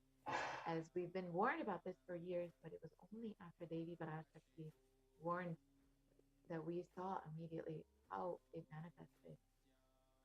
And let us understand a little bit more about sea levels rising and what we can expect in the future as well. According to current research, even under the most modest scenarios, scientists expect that sea levels will be affecting the sea levels rising will affect the Earth's coastline significantly in the coming centuries. And here you can see in this graph, even if the CO2 emissions are curbed to completely zero in the coming years, we will still see sea levels rising up, the coastlines being affected up to 1 meter, even if it goes to zero. And if the CO2 emissions continue at the high rate that they are right now, we will see that the coastlines will be affected and the sea levels will rise up to 5 meters. You can see how in the next few hundred years, we'll see how drastically our very direct reality, how drastically the coastlines will be affected in the coming years. And since the 1880s, in some ocean basins, sea levels have risen as much as 6 to 8 inches, that's 15 to 20 centimeters. And this is since the start of the satellite record in 1993. And according to NASA, the sea levels will rise between 1 to 8 feet by 2100. So in the next 80 years, we will be seeing such a drastic rise in the sea levels up to 8 feet we could be seeing if we are going at the current rate that we are right now. And many of us may be feeling that we might not be affected, our families may not be affected by this, but in the United States alone, almost 40% of the population lives in relatively high population coastal areas, and globally, 8 of the world's 10 largest cities are near a coast, according to the UN Atlas of the Ocean. So as sea levels rise, we will continue to see the direct effects in coastal communities. But even as it continues to rise, we will be seeing the effects in communities living more inland. And many communities will experience the direct effects of the sea levels rising and the damage to their homes, their livelihood, and much more as we see the sea levels rising, the coastlines changing, and more destructive storm surges. And as we said, more communities inland will also be experiencing these effects. Nuisance flooding, which has increased over the last 50 years up to 900%. And higher background water levels means that deadly and destructive storm surges such as those associated with Hurricane Katrina, Superstorm Sandy, and Hurricane Michael pushed further inland than they once did. And higher sea levels also means more frequent high tide flooding, sometimes called nuisance flooding. So not only the communities that are directly living around the coastline, but even communities that are living more inland will be affected as we see more destructive storm surges and higher uh, uh, nuisance flooding, high tide flooding, which will be affecting more and more communities that as we see sea levels rising.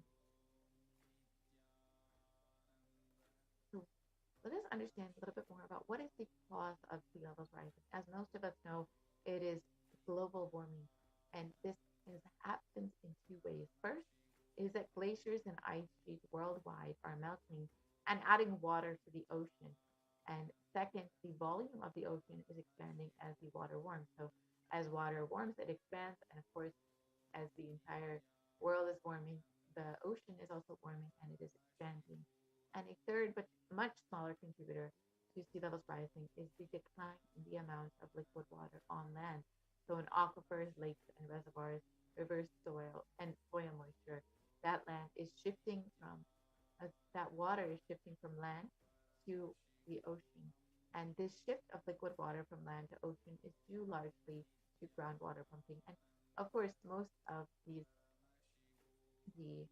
global warming and climate change crisis is due to human activity, as many of us have heard over the last several decades.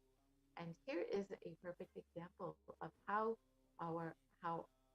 we are seeing the immediate effects of global warming.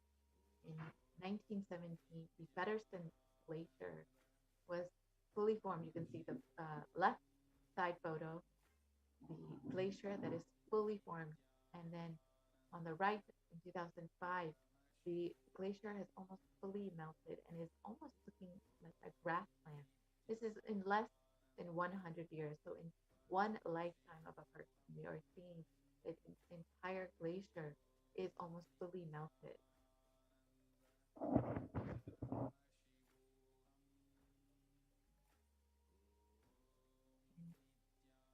The peak of global sea ice, the sea level rise has more than doubled from 1.4 millimeters per year throughout most of the 20th century to 3.6 millimeters per year from 2006 to 2015. So in most of the 20th century, it was pretty stabilized, the levels of the sea levels rising. However, in the last 2 decades, we've seen that it has drastically increased. It has doubled, more than doubled in the last 2 decades. Just between 2006 and 2015, in just one decade, we've seen how much it has increased. And the ice law, and this is, of course, due to human activity, whether it's the meat industry, the transportation industry, and any of the industrialization, which has caused so much of damage to the Mother Earth, and who has caused so much of increase in emissions, and has caused this whole climate change crisis to be in a very dire situation now. And as we know, we are seeing many of these effects now. And in Greenland, the ice loss, just to give another example of how much the world is being affected by the climate change crisis and by global warming. In Greenland, the ice loss was between around 34 billion tons per year between 1992 to 2001. But between 2012 and 2016, it increased to 247 billion tons per year. So in just a little over than a decade, it has increased 8 times, almost 8 times as much in just a little over a decade. You can see how much, if this much, we are seeing ice being lost in just over a decade. You can see how much the how much the coastlines will be rising and how much global warming is affecting us directly. And on August 2021, the UN published a code red warning of worsening global warming and rising sea levels. So this was a few months after Devi Parashakti had revealed about sea levels rising, and had warned that we will be seeing the effects of climate change in our very direct reality. We'll be experiencing this. We saw that a few months later, the UN also warned um, about the global climate change crisis. And fortunately, many of us had already expected this coming, as Devi Parashakti had already warned us. And in the Associated Press, it was reported that the UN has described that some harm from climate change, including the dwindling ice sheets, rising sea levels, and the changes in the oceans as they lose oxygen and become more acidic, is irreversible for centuries to millennia. And unfortunately, the world is locked into 15 to 30 centimeters. That's 6 to 12 inches of sea levels rising by the mid-century.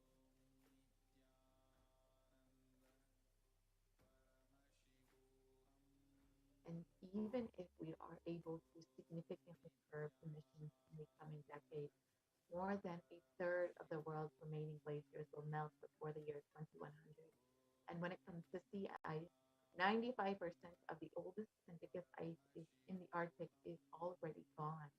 So we've all as Devi Parashakti reveals, we will continue to see the effects of global warming, sea levels rising, and overall effects of climate change as we see more and more glaciers melting due to this climate change crisis. And of course, many of us may, despite hearing this, and we've been hearing this for years, we may not be understanding how it will be affecting our direct reality. We may feel it is something distant from us, and that it may not be affecting us directly. But we've seen over the last several months, as Devi Parashakti had warned us about sea levels rising, about climate change, and about the effects of all of this, and needing protection from all this. We've seen how so many communities around the world have been affected by the by natural calamities, by this climate change crisis. In Germany, we've seen that the floods devastated the country, and in one report, it says more than 150 people are still missing in these German floods and are unfortunately unlikely to be found. And we've seen these floods all across the world, in China, in Germany, in India, in Maharashtra, in India, most recently in the US. We've seen these floods, and we may not associate it immediately, but it is an effect of this climate change crisis.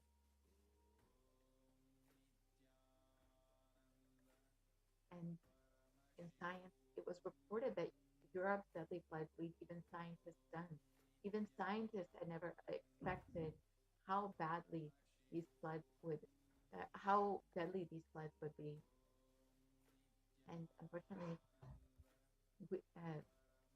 Devi Parashakti had revealed this already, and we had been, for those of us who were fortunate enough to listen to Devi Parashakti's revelations, we knew that this would be coming in the near future, and we've already been seeing the cascading effects of climate change crisis and sea levels rising.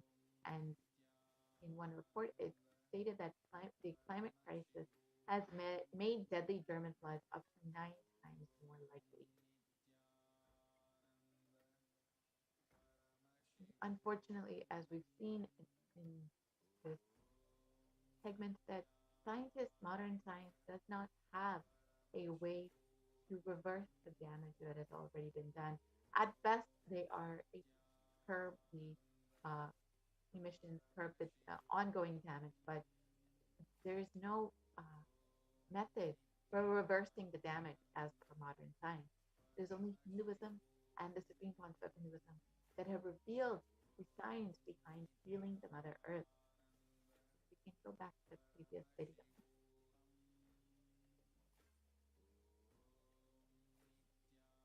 So it was only the Supreme Concept who was revealed about how we can actually reverse the damage that we've done to Mother Earth, how we can heal Mother Earth through non-violence, through connecting with Earth with oneness. We can actually reverse the damage and heal Bhumata. And the Supreme Concept of Hinduism has revealed that that Mother Earth, that Bhumata, will actually respond to you when you are able to relate with her with non-violence through oneness. She actually will respond to you. So let us hear and understand exactly how Mother Earth can respond to you.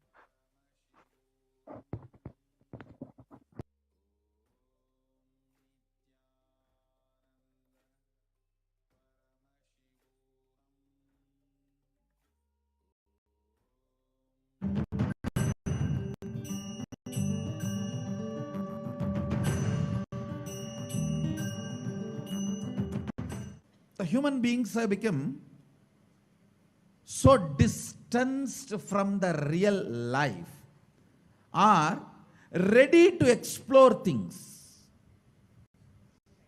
We become so far away from, at least I can tell you from my experience, village boy. When I was 5 or 6, I opened all the alarm clocks in my house and I will set it back, put it back. I don't see all that in the modern day kids. It's all about that stupid cell phone. Involvement with the reality has drastically reduced. Our whole life is nothing but the screen. Whether your love, your relationships, even your sex, everything is limited to that screen. Am I right? Almost. No, almost. Everything has been reduced to that screen. Involvement with the reality has drastically come down. It is so unfortunate, especially the food, the plastic food dumped into your system. See, all the things which you eat, none of them have life. They are all not grown from life. My guru used to tell, please walk without chappal or covering your feet. Whatever grows in that land, eat, because Mother Earth records when you walk without shoes what all the ingredients are missing in your body. She records what you need for your body, nutrients or vitamins, whatever. Whatever is missing in your body, she produces in that food which grows in that land. And eat that and live. It is too mind-boggling concept. I tell you, only after I started doing it, I realized you don't need any external medicine if you know to live with the nature.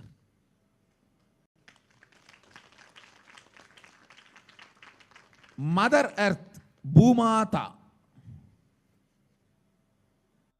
walk on the earth without shoes. In that land, what grows will supply exactly what you need for your body.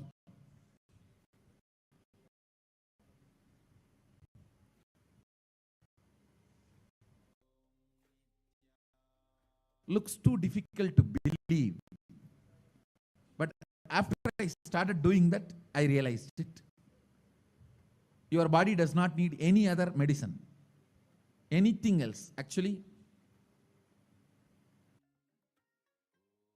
maybe 2 years before, due to these continuous classes, day and night, and in the night time, the web-based programs for the outside India, all these. My whole eating habits have gone chaos, and no question of rest. It became like a too much on the system. So I had some stomach issues. I remembered my guru telling this, walk on the earth and what grows eat. So I started walking without chappal for a few days. Suddenly I saw in my courtyard a new plant coming up. No seed, nothing, just coming up. I was wondering what is going on. How come suddenly, between the rocks actually, between the rocks, new plant coming up. And one of the devotee Ayurvedic doctor, he said, Swamiji, if you can get this plant and add it in your food, your stomach will be completely healed. I said, where to get? When he walked into the courtyard, he said, this is the plant. This is the plant. Throughout the campus we searched, we did not find another one. Nobody knows from where the seed has come, from where the plant has come. Understand, it is not that just for me miraculously nature is doing. It is the nature's life. I was ready to play with it, so she showed the miracles to me. Anybody willing to play with her, she shows her miracles to you. Nature is miraculous. If we are ready to play, she shows it. She demonstrates her love, her care. If we go back to the food with life, our life also will start more interacting, more alive, more vibrant, more overflowing.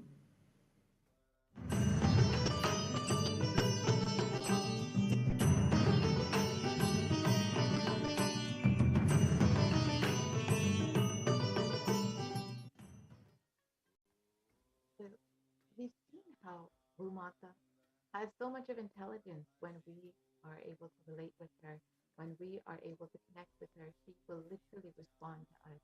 And she is an intelligence, she's a consciousness, and she has the ability to heal herself through oneness. So now let us understand a little bit more about what the Supreme Pontiff of Hinduism has revealed about non-violence as the grand narrative of Hinduism. There's only through non-violence that you can connect with oneness, through oneness, and to experience that oneness with Bhumata. So let us hear a little bit more about the grand narrative of Hinduism, Ahimsa.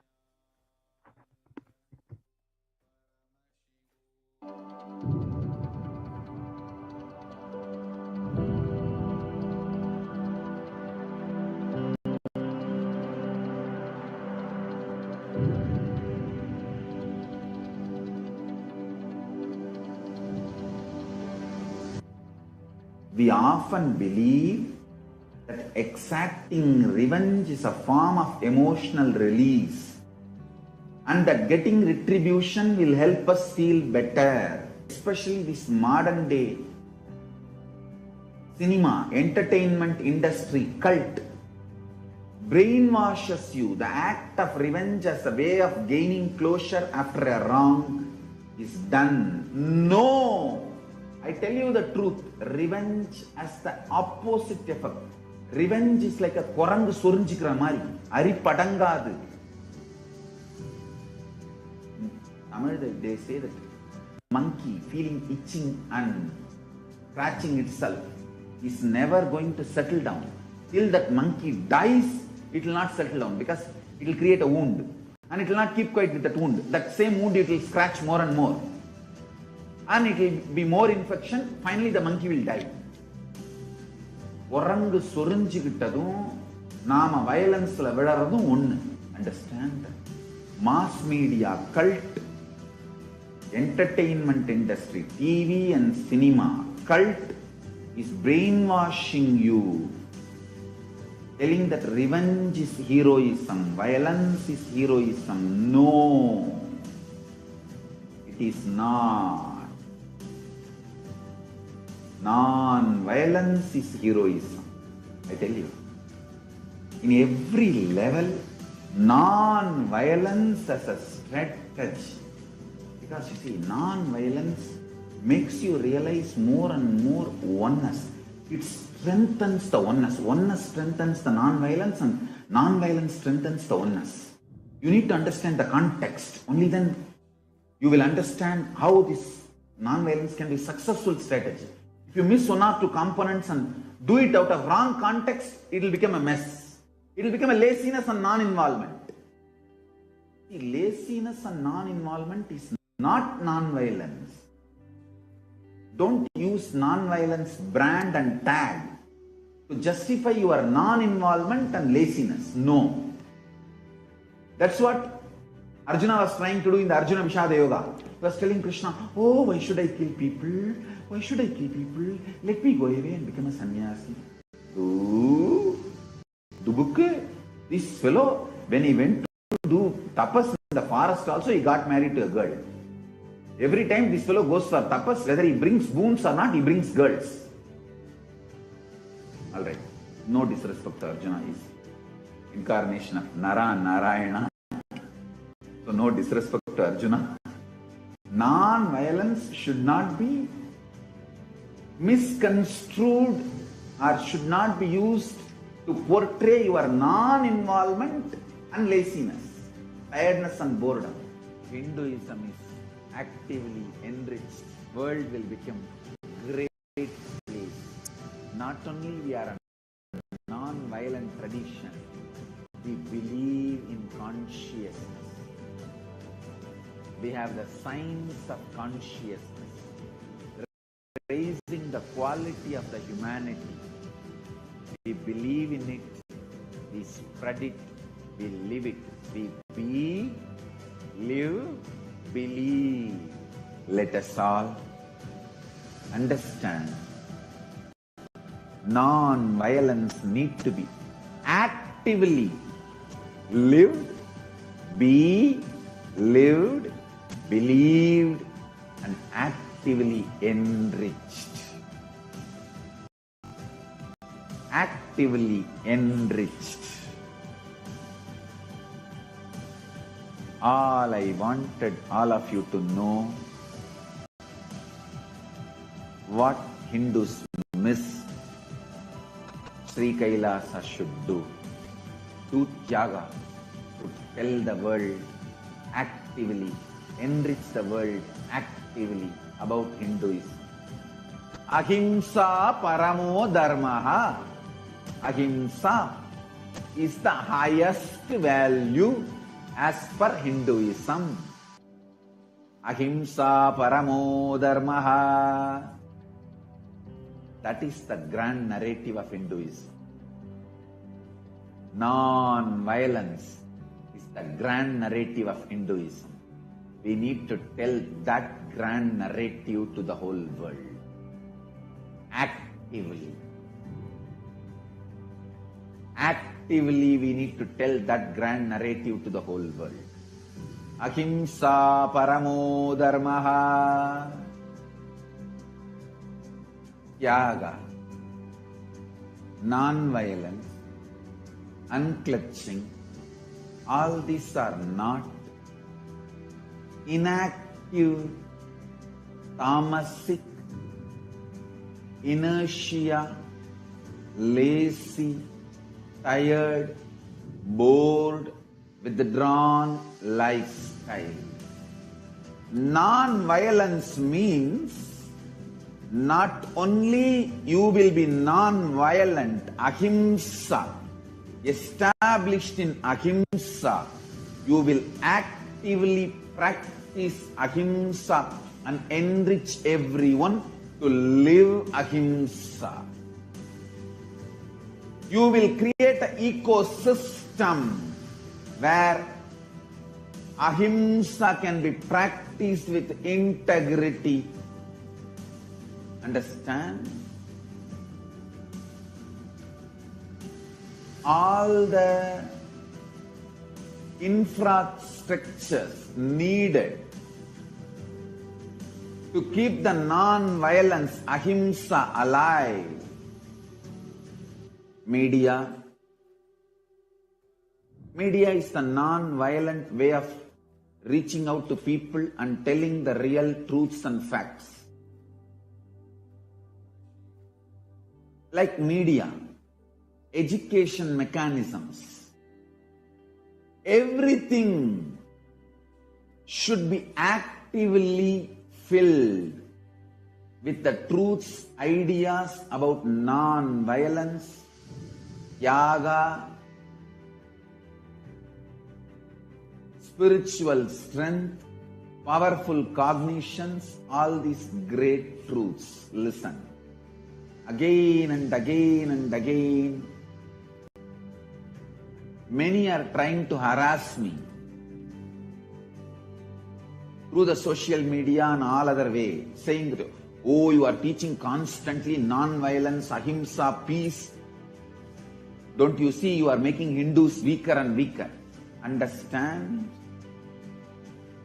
If Hindus listen to what I am saying sincerely, they will understand I am trying to make them really stronger. Understand? Strength is intelligent way of existing.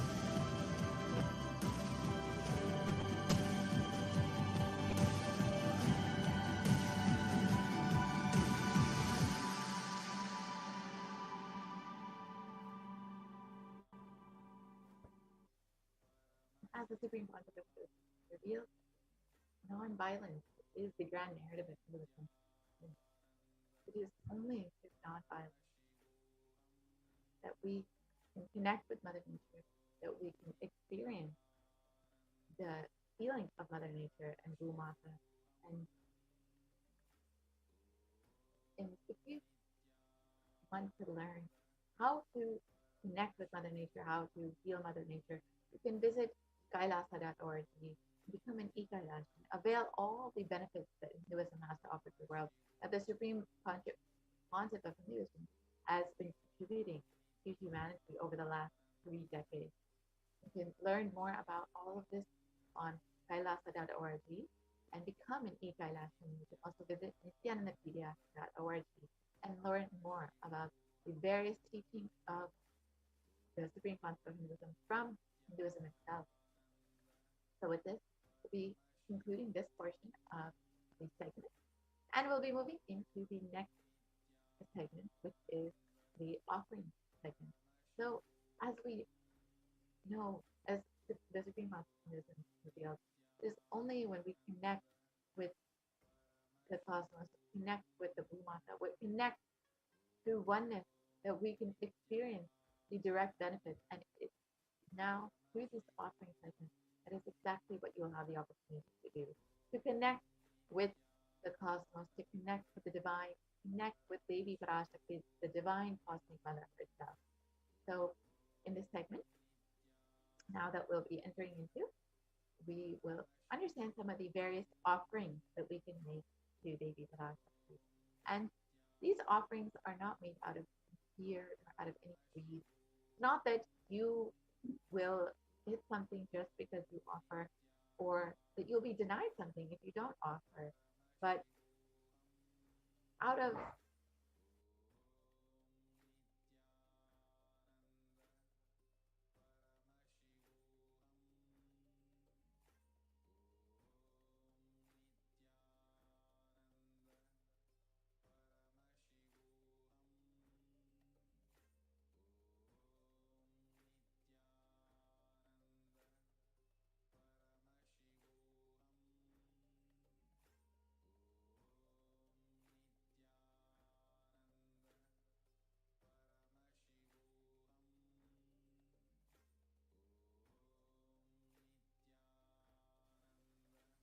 yes. So here's the thing. Sorry for the technical glitch. As it is saying, it is not that any of these offerings are made out of any fear that you will lose something if you don't offer, or that Devi will not continue to bless you if you do not offer. Devi and Swamiji are continuously showering their blessings upon you. And that is exactly why the Supreme Quantum Hinduism has manifested Devi Parashakti to answer all of your prayers and to heal and bless you continuously.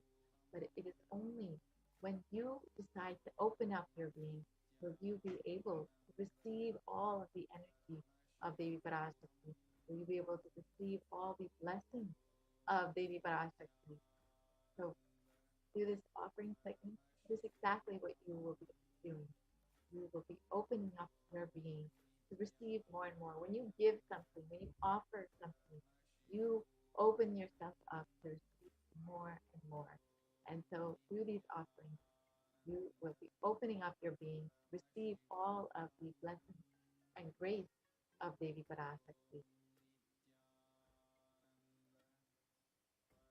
And as we get ready to enter into the segment, you can take a moment to actually join as a member of the Kailasa's SEPT Nithyananda YouTube channel.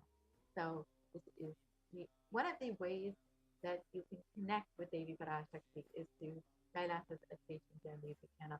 And of course, you've seen all of you have seen through the last several months, Devi has been continuously attending directly to individuals, continuously blessing individuals.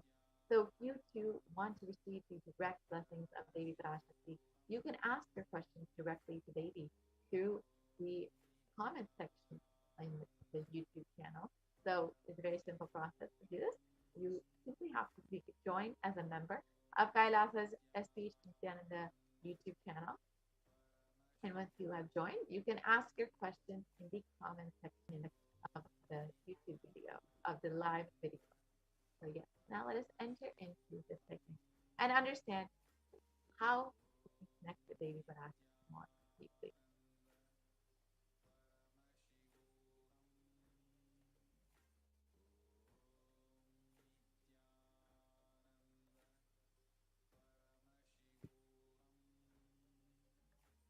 So Devi Parashakti is the completion, manifestation of both the masculine and feminine consciousness. And both consciousness have to be expressed equally by every human being to be enlightened. Until the enlightenment, only the masculine dimension expresses more than the feminine dimension, irrespective of whether you are in the male or in the female body. Every human being has to complete with these five dimensions to achieve enlightenment.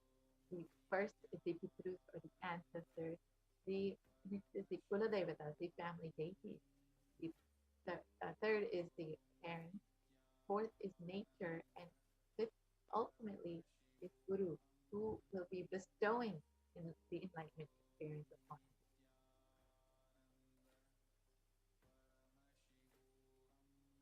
And incompletions are life, negative, and adharmic cognitions, the five dimensions that lead to misconstrued sadhana and karya, the cause and effect. And this further leads to suffering and pain and calamities in the individual, personal, and global collective levels.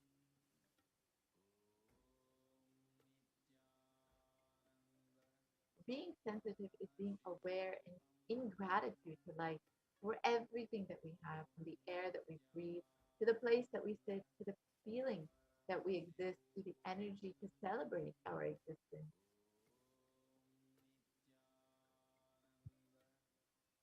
And 43 energies constitute our human body. When all 43 are integrated in Dharma, one becomes enlightened. Dharma is the cosmic motherly completion and sensitivity from the level of the Panchabhutas. That is the core principle of Hinduism.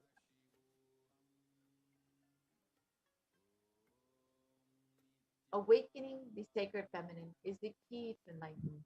When awakened man expresses the sacred feminine consciousness, he becomes a great revered leader. When awakened woman expresses the sacred feminine consciousness, she becomes Devi, the cosmic mother, expressing all of the powers.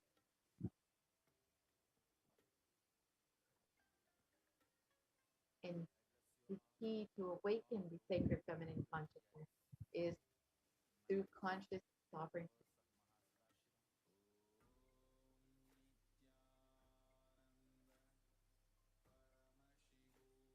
Out of millions of paths, the easiest, most sweetest, most beautiful path to enlightenment is connecting with the cosmos as mother, Devi Parashakti, the cosmic feminine consciousness.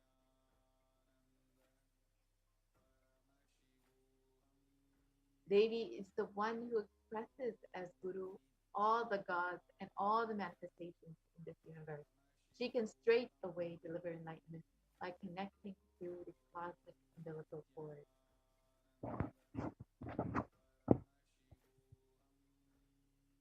And an offering is not to benefit the divine, but to close our gap with the divine.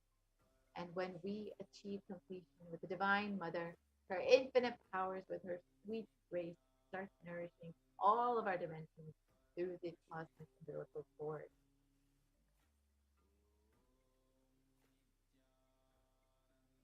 There's nothing too small or too big you can offer to the Divine Mother. It just has to be from the space of pure love, of a child offering something to its mother out of its love, devotion, and gratitude to the mother. And it can be anything from a cup of milk to a flower or to a precious jewel to adorn her smiling face or her beautiful hair. And the Vedic rishis have clearly stated that the technique to connect with the sacred feminine consciousness is to awaken the same qualities in us. One can connect with the feminine, with Paramashiva through oneness, but with the divine cosmic mother is only by worshipping her feet with devotion.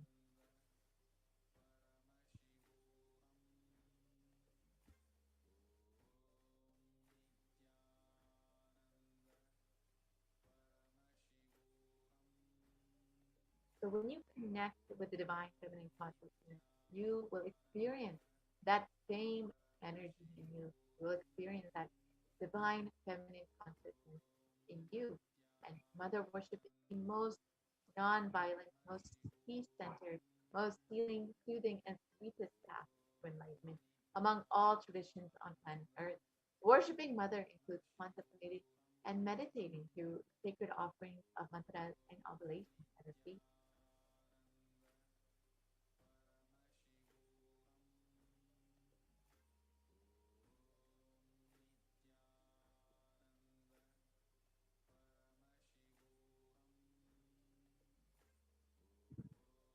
And as we said, mother worship is the most non-violent path to enlightenment. So why the divine feminine? Because she is the ultimate, and she can make you experience the ultimate. It is through worshiping the cosmic mother that we too can experience the divine feminine consciousness in us, and that we can also experience the ultimate state of enlightenment. And in this verse, Devi Parashakti declares herself as all the gods and goddesses and describes herself. Let us look at the translation of this verse.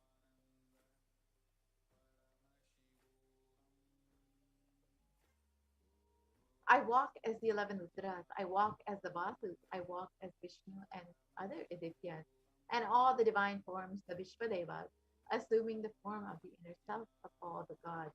I hold aloft Mitra and Varuna, even as Indra and Agni I do, and the Ashwini too. This is from the Devi system in the Rig Veda. And it continues on. Ekadasha Rudras, Maharudra, Ashtavasus, Dvadasha Dityas, Vishvadevata, all of them are my retinue. I move around in my various forms with them as my retinue. I protect all of them, including Mitra, Varuna, Indra, Agni, and the Ashwini Devatas.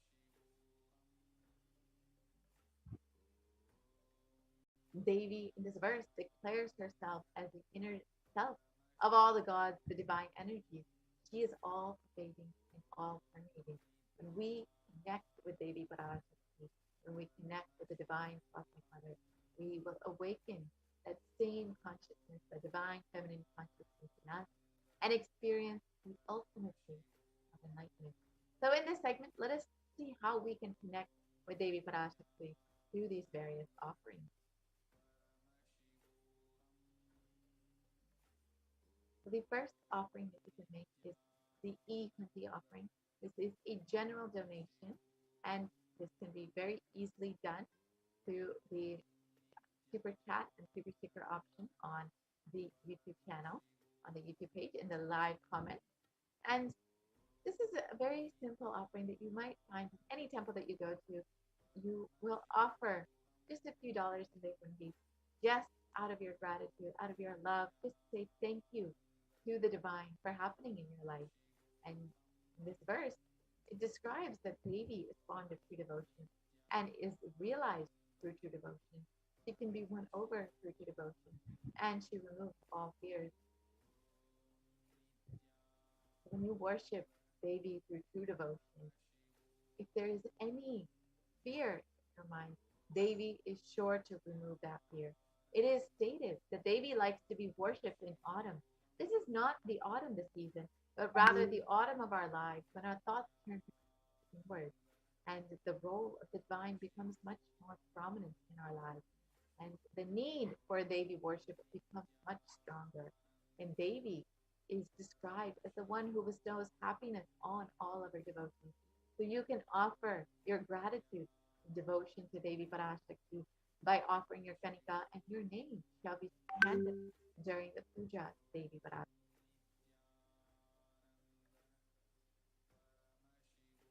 Next offering is the Sankalpa chanting, the offering of a conscious resolution.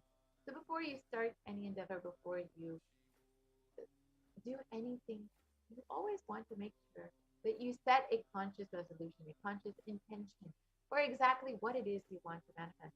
And when you offer that conscious resolution, that intention to the feet of Devi Parashakti manifesting through the Nijavatara of the Supreme Conscious Resolution, you will be blessed with all of the energy to manifest exactly what it is you want in your life. You will be blessed with the overflowing energy of Devi Parashakti to manifest your reality. And in the Saundarya Lahari, it describes the best way, the best context to worship Devi Parashakti. Let the mantras I chant with the sacrifice in my soul become chanting of your name. Let all my movements become auspicious mantras. Let my travel become perambulation around you. Let the act of eating and drinking become fire offerings, oblations, and homas and yajnas to you. Let my act of sleeping become salutations to you. And let all actions of pleasures of mine become part of your worship. So when you are just overflowing with devotion for Devi Parashakti and offer your sankalpa to Devi, both asked, unasked, remembered, and forgotten, all everything that you wish will simply manifest by the grace of Devi Parashakti.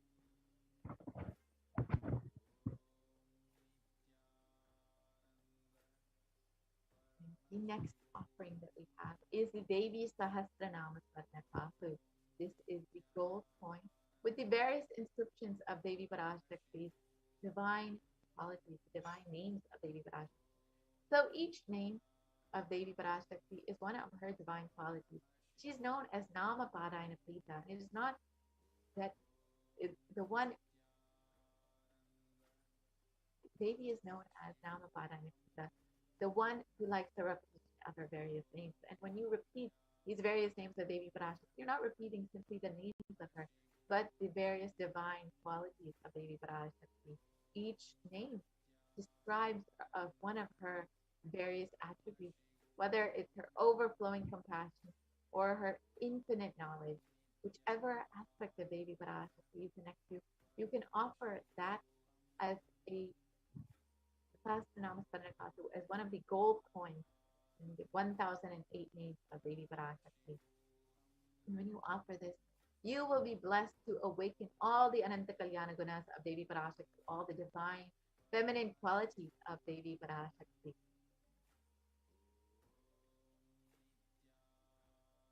The next offering is the Mukta Anguti. This is the finger ring with a pearl. And in the Devi Suktam, it describes, let the goddess who brings good fortune, who is praised by the gods, who is, who is served by Devendra, who is praised by the Devas, troubled by the Asuras, who is praised and remembered as devotion to her solves all, who is the source of all good in the world. Let that goddess destroy all obstacles. So when you offer this Muktanguti, the finger ring with a pearl, the pearl actually represents the compassion of Devi Parashakti. So when you offer this finger ring with a pearl, you will be blessed with the overflowing compassion and protection from all dangers and fears in your life from Devi Parashakti herself.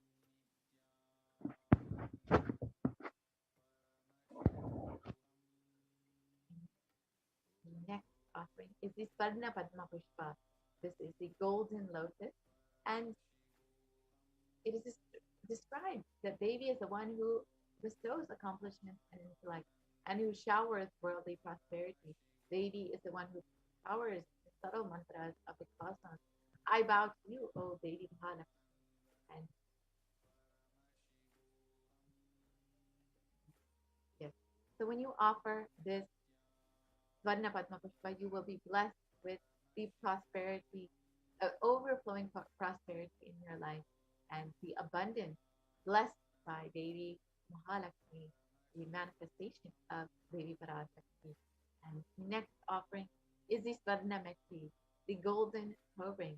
And in the Saundarya Lahari, it describes Lord Brahma, the creator of your, collects the dust from your feet and creates this world. The great Adishesha with his 1,000 heads says somehow carries a dust from your feet with with great effort, and the great Lord Rudra takes it and powders it nicely and uses it as the holy ash. So you can see the power of Devi Parashakti's feet as just one grain of dust from Devi's feet have enough energy to create this entire world. And so when you offer this Badnamiti to the feet of Devi Parashakti, you will be blessed with a lifetime of leadership qualities and the divine grace of Devi Parashakti herself.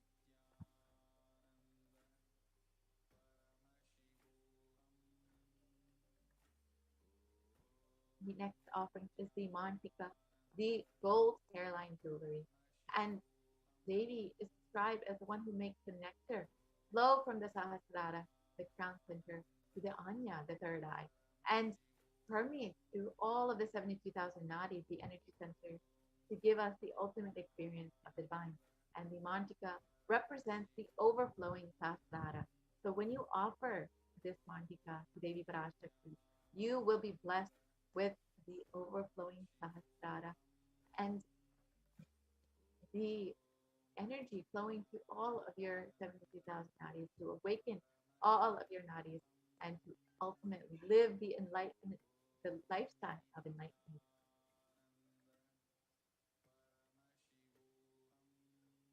The next offering is the Pratiksha Pada Puja, which is, of course, the most favorite offering of all the devotees and disciples of Supreme Concept of Hinduism, was manifested Devi Parashakti to give us the divine healing energy of the Cosmic Mother herself. And Adi Shankaracharya has described the greatness of worshipping the Guru's feet in this verse. He states, my repute has traveled in all directions through my philanthropy and prowess. All the things of this world are in my hands as a reward for my virtues. Yet it is Yet if one's mind be not centered upon the lotus feet of the Guru, what then, what then, what then? So you can see the greatness of worshipping the Guru's feet. And when you offer this Pratikshapada Puja to the feet of the Supreme Concept of Hinduism, to Swami, to your very own Guru, who is the ultimate manifestation of the divine feminine consciousness, the one who is beyond the idea of male and female, you will be blessed with the most sweetest path to enlightenment. The next offering is the Vastra Seva, the offering of clothing during the Pratikshapada Puja to the sacred feet of Swamiji. And when you offer this, you will be bestowed with all protection on your path to enlightenment by both Devi Parashakti and by Swamiji himself. So here you can see the list of the various offerings that you can make. And we have the Ihundi, which is the general donation, the Sankalpa, the offering of a conscious resolution, the Devi Sahasranama Swarnakatu, the Mukta Anguti, the Swarna Padma Pushpa, the Swarna Metti, the Mantika, the Pratiksha Padpuja, and the Vastra Seva. So it's a very simple process to make this offering. You can visit this link here, gateway.nithyanandeshwarahindutemple.org/NHTLA, and you can direct yourself to the Parashakti Samadhi Darshan donation page. Or you can visit kailasamailer.com/sevas, and this will direct you to the following page. Yes, here is what you will see when you go to kailasamailer.com/sevas, and you can select whichever offering you would like to make. There's a very simple drop-down menu.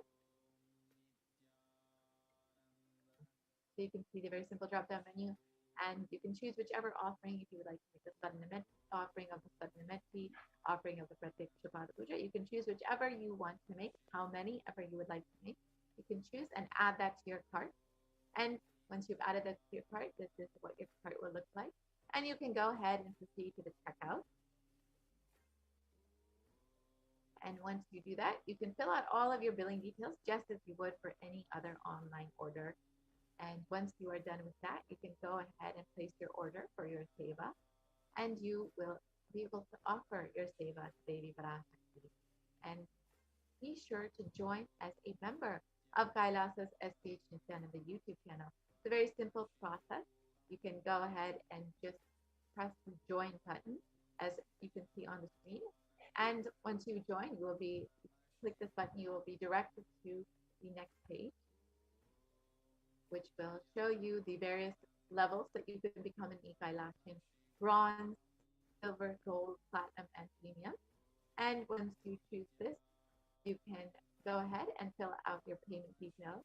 You can do it through credit card, debit card, or PayPal. And it's very simply done through YouTube itself. And this is like any other online payment that you can make. And once you are done with that, you will become a member of Kailasa's SEPT on the YouTube channel. You can stay continuously connected and continuously receive the blessings of Devi Parashakti, and you will have the ability to also ask your questions directly to Devi Parashakti and Bhagavan Sundareshwara during the live Bhava Samadhi Darshan in the comment section of the YouTube channel. So of the YouTube video, of the live video. So you can go ahead and make sure that once you join as a member, you can ask your comments, your prayer requests, your blessings, whatever it may be. You can directly ask Devi Parashakti and Bhagavan Sundareshwara in the comment section and receive the blessings and direct guidance of Devi Parashakti and Bhagavan Sundareshwara. And again, here is the link to make your offering, gateway.nithyanandeshwarahindutemple.org, and you can go to Parashakti Bhava Samadhi Darshan donation page. You can also visit kailasamailer.com/seva. So with this, we will be concluding this portion of the program, and we'll be entering into the next segment. And we have Madai Mai Swami here with us to guide us through this. In this next segment, we will be understanding some of the various aspects of Kailasa's COVID care centers. So we have Madai Mai Swami with us here to guide us through this. As many of you know, that the Supreme Pontiff has opened up all of the Kailasas in India just for the sake of protecting all of India from this deadly pandemic. And we have the Supreme Pontiff has opened up the multi-layer quarantine in all of the Kailasas. So anyone who wants to avail this opportunity, you can go ahead and sign up at kailasa.org/COVID care. Guide us through all of the various activities that are happening at COVID care center. So much, Ma, for joining us. Thank you, Ma. Nithyanandam. Nithyanandam, everyone. Welcome to this segment of the Kailasa's multi-layer quarantine COVID care protection centers at Kailasa's de facto spiritual embassies. With the blessings of the Supreme Pontiff of Hinduism, Jagat Guru Mahasannidhanam, His Divine Holiness Bhagwan Nithyananda Paramashivan's blessings, let's start with the Sadguru Vandanam.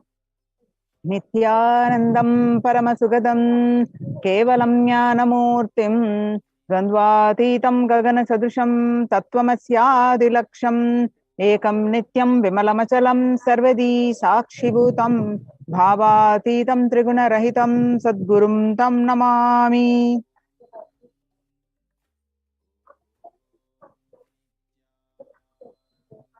So what we learn in this from this segment today concerning statistics on mental health and global peace across the world due to the COVID-19.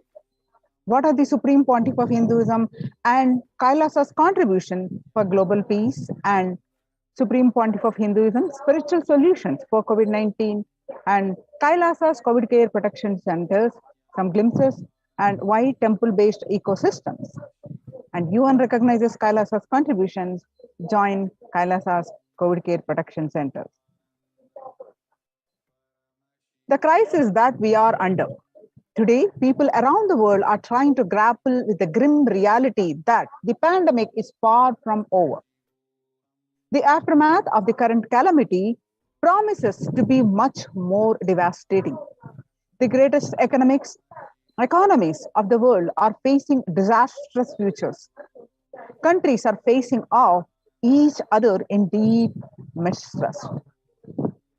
Now let us see some of the statistics, the current news. Across the world today, World Health Organization makes a big statement about Delta variant of COVID-19. The World Health Organization on Tuesday said that Delta variant of coronavirus has elbowed out all the 3 other COVID-19 variants of concern that now represent a tiny fraction of the samples that we are being sequenced. Less than 1% of alpha, beta, and gamma are currently circulating. It's really predominantly Delta around the world, said World Health Organization's technical lead on COVID-19, Maria Van Kerkhove. This variant of Delta, which was first detected in India last year, has become more fit and it is more transmittable and it is out-competing.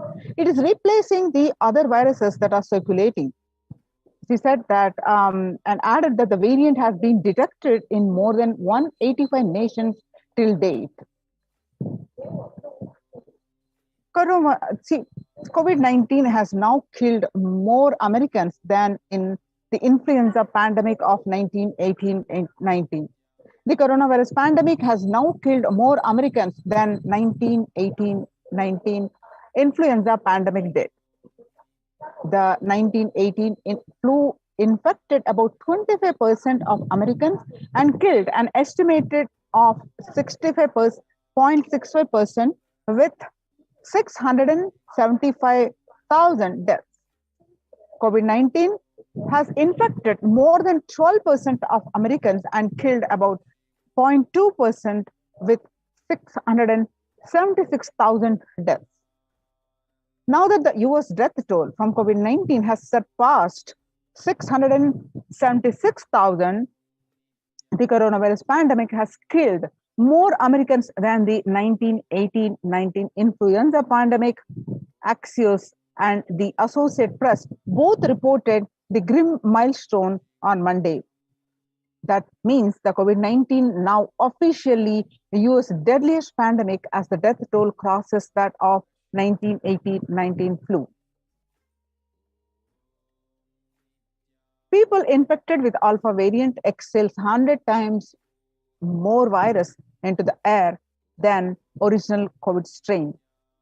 According to a study, the University of Maryland researchers suggested that the need of better ventilation and tight-fitting masks in addition to widespread vaccination help stop spread the virus. The findings showed that the amount of virus in the air coming from alpha variant infections was much more, that is 18 times more than could be explained by the increased amount of virus in the nasal swabs and saliva. This major Increases in airborne virus from alpha infections occurred before the Delta variant arrived and indicate that the virus is evolving to be better at traveling through the air.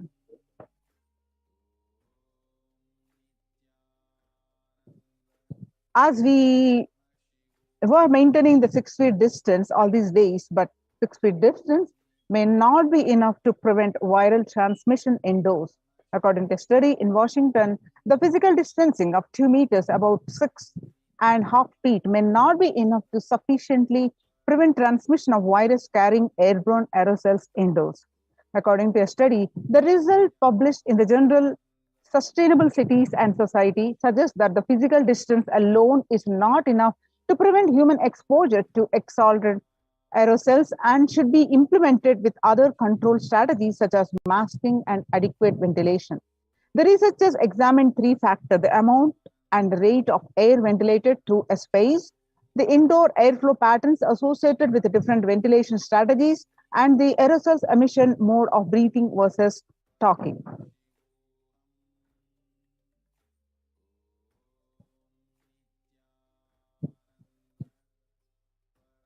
COVID-19 Delta variant is still most concerning, says the World Health Organization experts. Even with the emergence of the new COVID-19 variant, the Delta strain remains the top concern globally, appearing to outcompete others. Senior officials with the World Health Organization said recently. I think the Delta variant for me is one that's most concerning because of the increased transmittability, said Dr. Maria Varkankove, agency's technical lead for COVID-19, speaking during an online question and answer session. It's doubly transmittable compared to the ancestral strain, which means that it can spread to more people. In US, the COVID-19 pandemic is now nowhere under control in the United States, says Chief Medical Advisor Anthony Fauci. He said, right now we are still in pandemic mode because we have 160,000 new infections a day. That's not even modestly in good control. In an interview with Axios, the US has reported 40 million cases of COVID-19 since the outbreak of the virus, with over 4 million infections adding up in the past few weeks.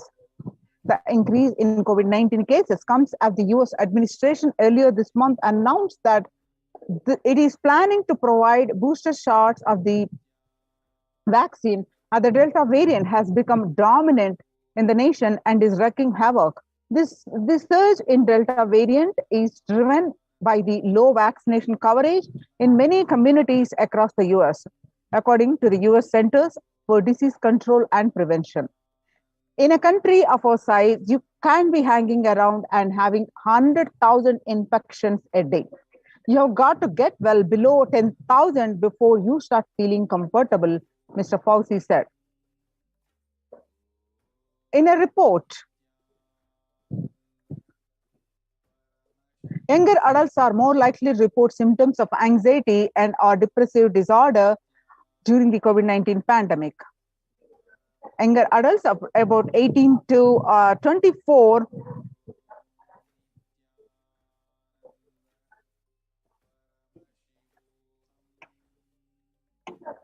about 56.2% got affected, and ages 25 to 49, about 48.9 got affected, and ages 50 to 64, about 39.1% got affected, and ages 65 plus, about 29.3% got affected.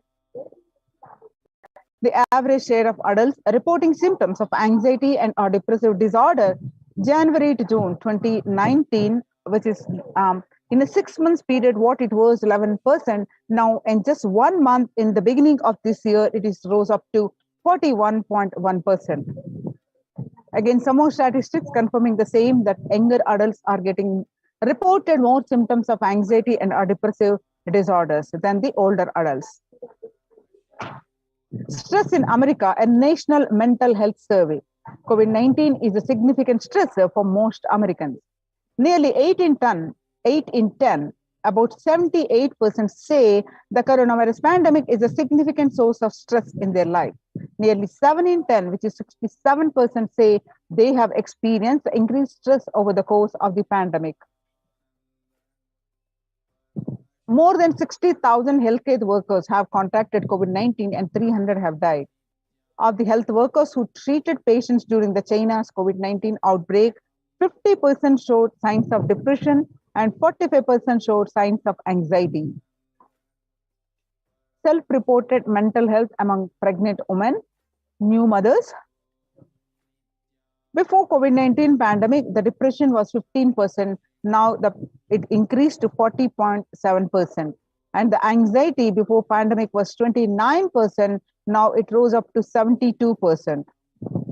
Living under stay-at-home orders, 8 in 10 students are struggling with focus on schools or work and avoiding distractions. And 55% of the students do not know where to go for help for their mental health. Nearly 82% of women surveyed said their lives have been negatively disrupted by the pandemic. Nearly 70% of the women who have experienced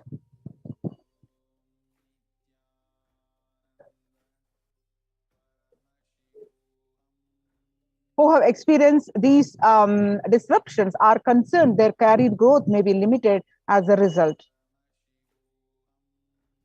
The global economic outlook during the COVID-19 pandemic, a changed world. The pandemic experienced to plunge most countries into recession in 2020, with per capita income contracting the largest fraction of countries globally since 1870. International Labour Organization, COVID-19 is a threat to peace building in conflict-free affected nations. COVID-19 crisis has worsened already fragile situation. The ILO is more aware than ever of its responsibility to promote peace and resilience in the time of this global pandemic. Coming back to India, Mumbai mayor says the third wave is here. The city's mayor has said that the third wave of COVID is already upon Mumbai, pointing to a sudden spike in cases. The third wave of COVID-19 is not coming, it is here, says Kishori Padnekar, adding that an announcement regarding the matter had already been made in Nagpur. Speaking of the coming festive season in Maharashtra, the mayor urged people to remain in their homes. Mandals have been asked to allow only 10 people and have them work in shifts. Breakthrough infections found in 25% of healthcare staff. A little over 25% of healthcare workers were infected with coronavirus despite getting fully vaccinated. According to a recent study, has revealed that giving an insight on the breakthrough infections due to the Delta variant, this study jointly conducted by the Institute of Genomics and Integrative Biology, the maximum hospitals in Delhi NCR found that the vaccination breakthroughs were far more common during the Delta outbreak in Delhi than previously reported. The new coronavirus strain known as Mu, which was first identified in Colombia in January, has been designated a variant of interest by the World Health Organization. And it shows this new variant more shows signs of vaccine resistance.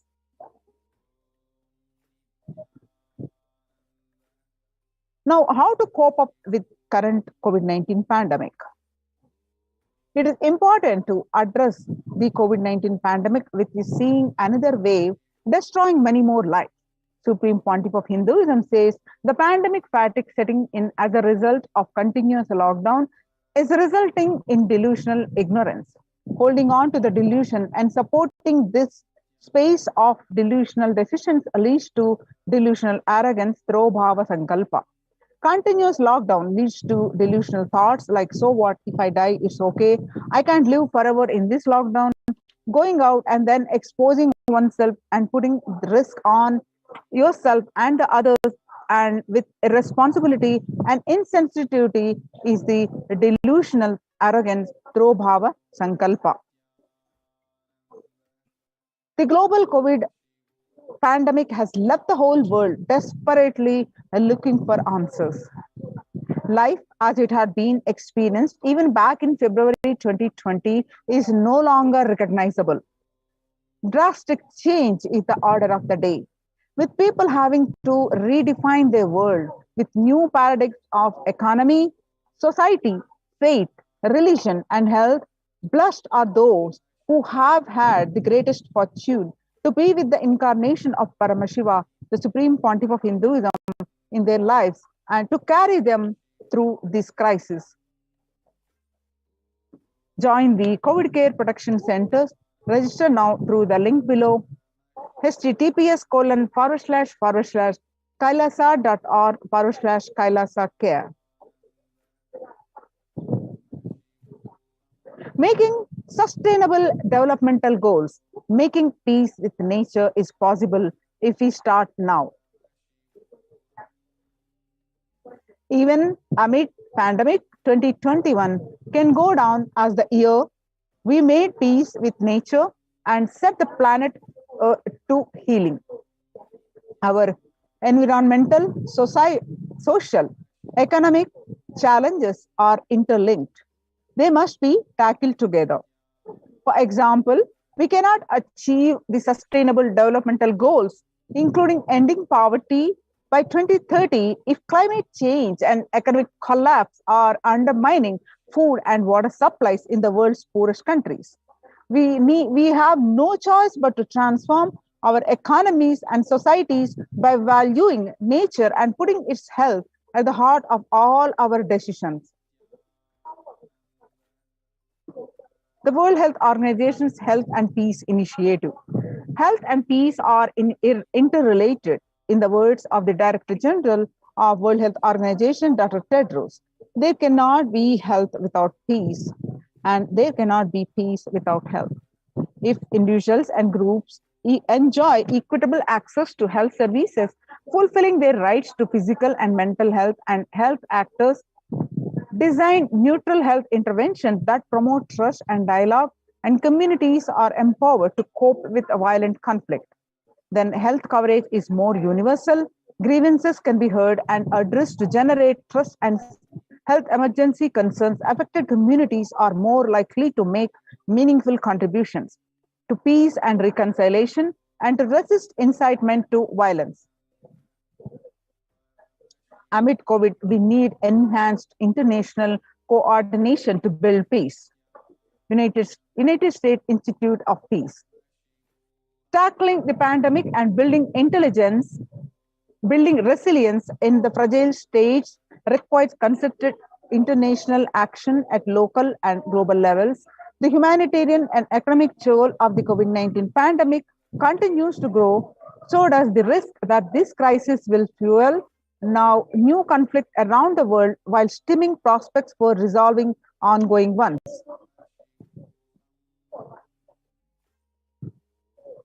Now let's watch a short clip on making peace with the nature is possible. It starts now.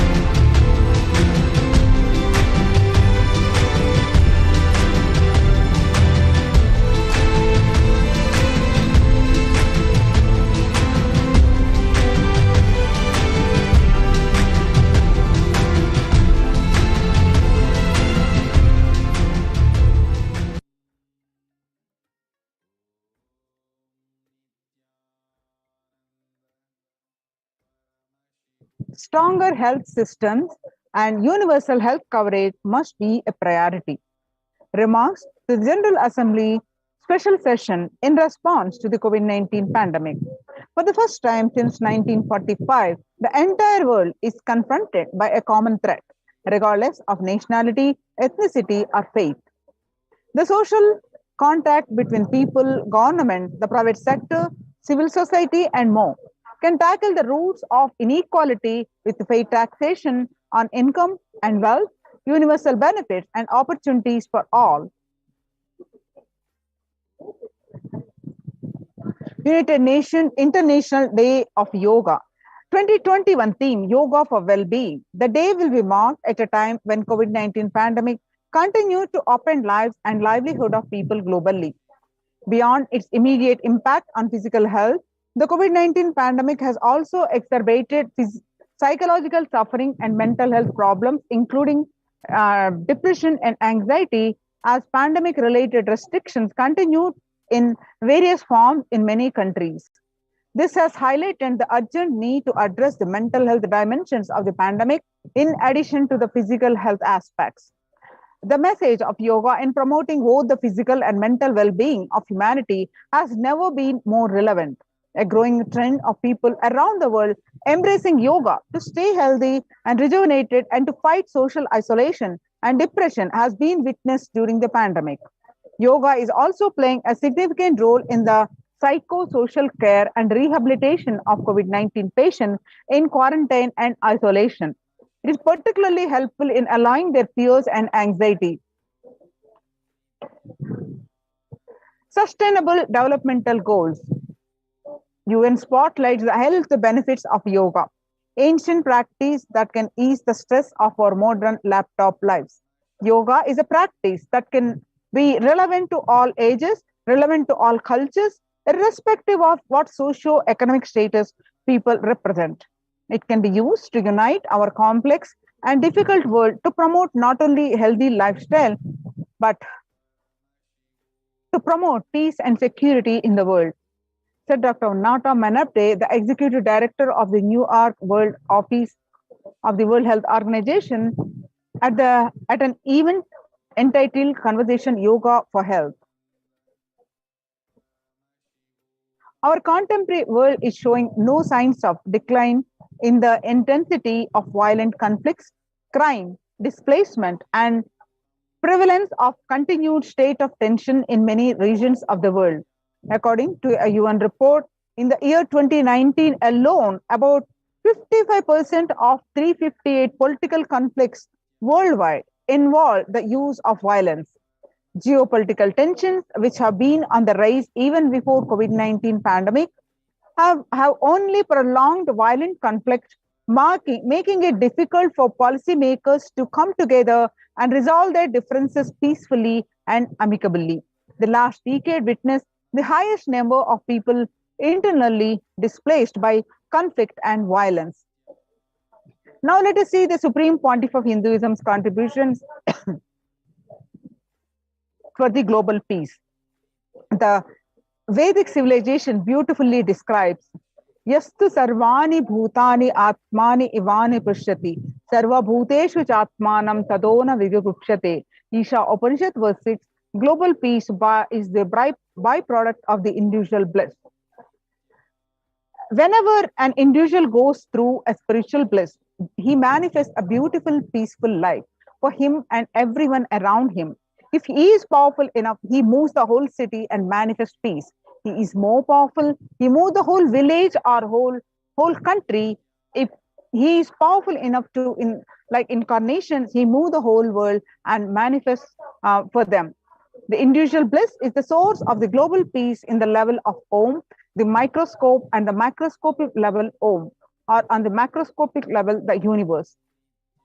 Whatever level it may be, understand, whatever level it may be, global peace is the byproduct of the individual peace. Now let us listen from the Supreme Pontiff of Hinduism that the self-transformation is the secret to achieve the global peace. Social answer means I'll tell, oh, you should all work for global peace.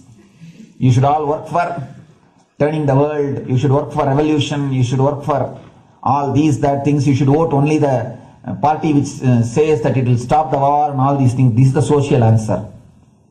Nonsense.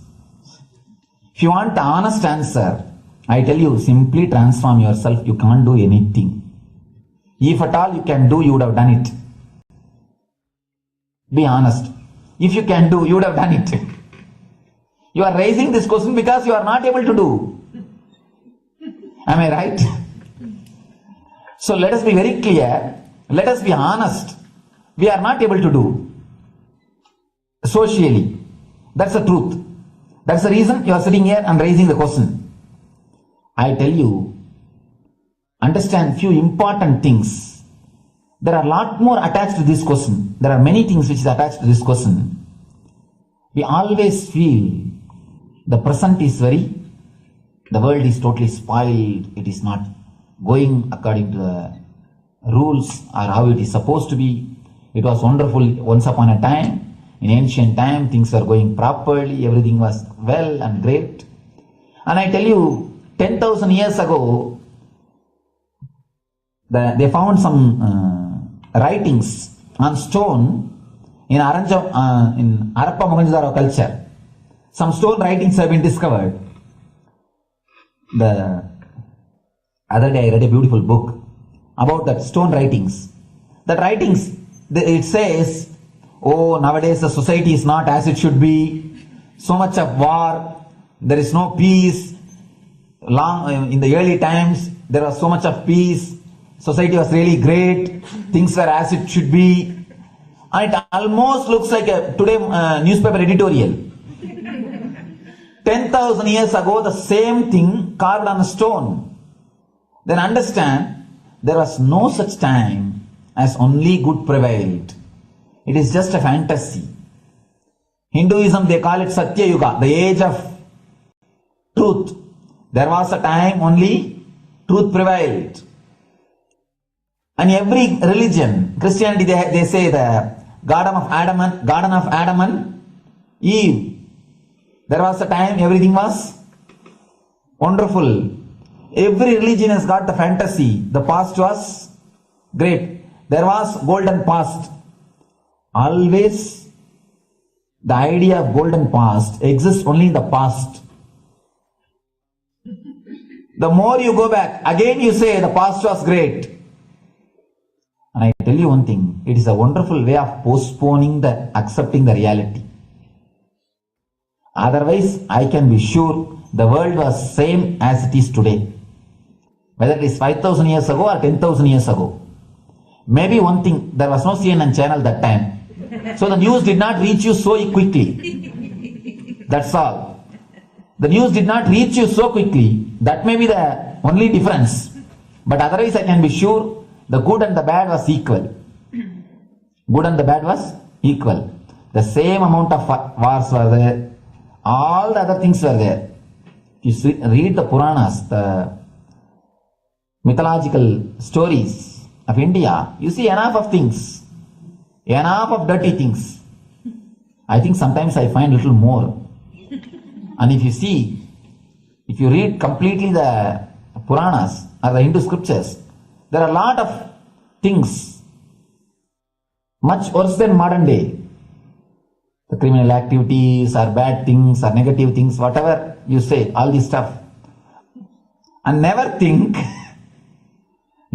only present day is corrupted or violent. In the ancient days also, all these things were there. Only one thing was not there, the CNN news or the internet. So the news did not reach you. But otherwise I can tell you, enough the good and bad was there. It always will exist. It will exist. All you can do is, if you awaken yourself, if you reach the enlightenment state, you can go beyond it. And I tell you, enlightenment is the only service you can do to the society. Just become enlightened so that you will reduce the negativity. Now, as of now, you are also the part of negative group. Naturally, we will be a negative group. As long as we are unenlightened, we will be the part of collective negative consciousness. So if you become enlightened, at least you will reduce your weight. That's the only thing we can do. Nothing else can be done. So all I request you to do is just become enlightened. Realize that you are a lion. That's the only way to help yourself and the society. Otherwise, all revolutions, you see, all revolution again end up as one more tradition. In last 2000 years, 3000 wars have happened in the humanity. In 2000 years, 3000 wars. Human beings have not done anything except doing wars, except fighting. Everybody claims he wants to do revolution. He wants to spread peace. You see, every country claims their army is a defensive army. Then who is offending? Tell me. Every country says defensive army. Then who is offending? These are all just, games. The idea of peace is a pure game. Everybody wants to spread the peace according to them, not according to the other person. They want peace according to them. The other day I was in one interreligious gathering. One guy is preaching, let all of you convert to my religion so that we will not have fight. He wants peace the way in which he wanted, not the way in which. And there's a beautiful saying, the sword of Muhammad, it is written, peace alone should survive, something like that. He has written some statement about the peace on the sword. We all take sword to spread the peace. So no revolution is going to help, because in the last 2000 years 3000 revolutions have happened, but still world is same, I think much worse. So no revolution is going to help, only individual evolution is going to help. So be very clear. Instead of working in the outer world, start working in the inner world. That will help you and society some way. Social answer means, I'll tell, oh, you should all work. Social answer means, Now, the Supreme Pontiff of Hinduism explains about peace-based powerfulness. Listen carefully. The space of Shanti,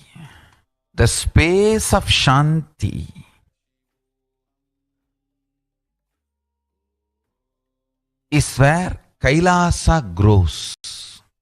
Listen carefully.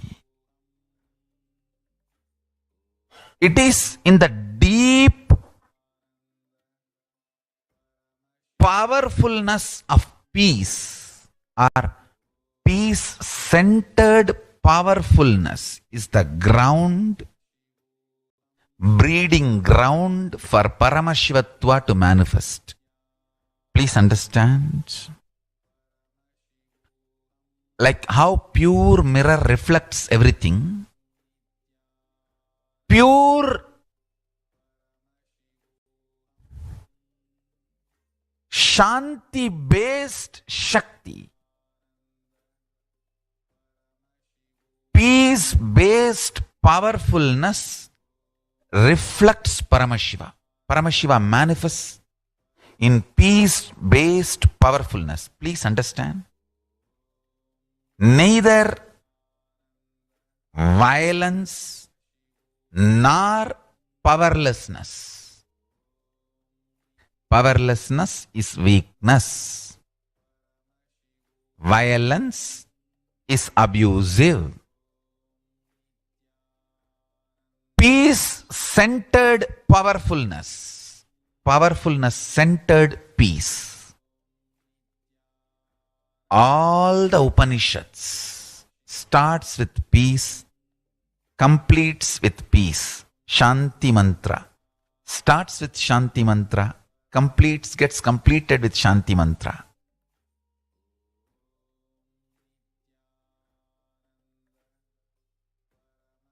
Peace-based powerfulness is a fundamental requirement for Paramashivatva to manifest. That is why people who don't want us to manifest Paramashivatva or power manifestation do not want to allow the peace in our life or do not want peace in our campus. Understand? But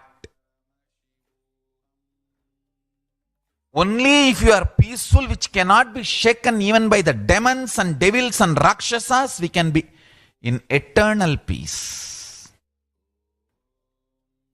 So, remember this very clearly.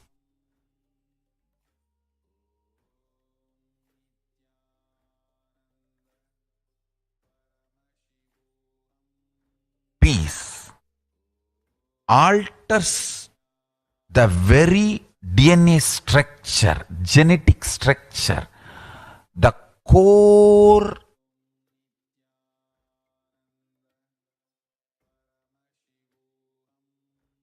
Anu Mahat structure. Understand? Anoraniyan Mahato Mahiyan. The consciousness in you is atom inside the atom, Mahat, more than Mahat. That Anoraniyan Mahato Mahiyan. That consciousness starts growing in you with more and more peace-based powerfulness developing in you. Nothing can be compared to unclutching. Spend more and more time, energy in unclutching. It will never be wasted. Time spent on unclutching is the most productive time for you in your life, because unclutching completely makes you altogether a different material. Understand? It makes your very biomemory, muscle memory, core structure, molecular structure, genetic structure, DNA structure, everything. All the 8 energy flow circuits, 7 energy flows, 1 the pure conscious explosion. So totally 8 energy flow circuits exist in you. All the 8 explodes when you unclutch. Understand? Unclutching is the space of Sri Kailasa.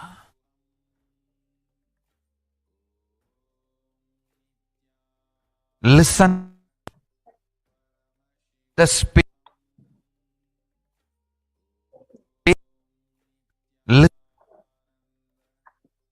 Now, let's listen from the Supreme Pontiff of Hinduism that every prayer in Hinduism ends with peace, begins with peace.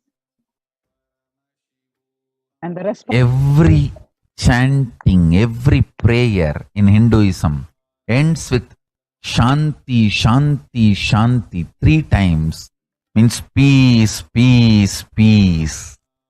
Hinduism is the real religion. Loving peace, living peace. Individual level, social level, global level. Understand? Hinduism lost all its 56 nations, 200 states, 10,000 kingdoms, samsthanas, is not a loss to Hinduism, it is a loss to planet Earth, human beings. Wherever Hinduism is practiced, kept alive, the ideal of global peace is kept alive. Just do this one simple statistics. You yourself study. Google and study. Take the top 10 religions and list how many people they converted in last 200 years, how many people they killed. list for each religion, I can be 200% sure you yourself will realize Hinduism is the most peace-loving and peace-living religion, neither conversion nor terrorism. Neither conversion nor terrorism. Being the supreme pontiff of the most peace-loving, peace-living religion, I give you all my blessings on this International Peace Day. Understand? It is we Hindus need to keep the global peace as a living possibility, and we need to make this global peace as reality. Just talking about global peace will not work. Working for global peace only is the responsibility of the real living Hindu. Anyone who wants to claim themselves as a Hindu or practicing Hindu should work for global peace. Global peace is our responsibility.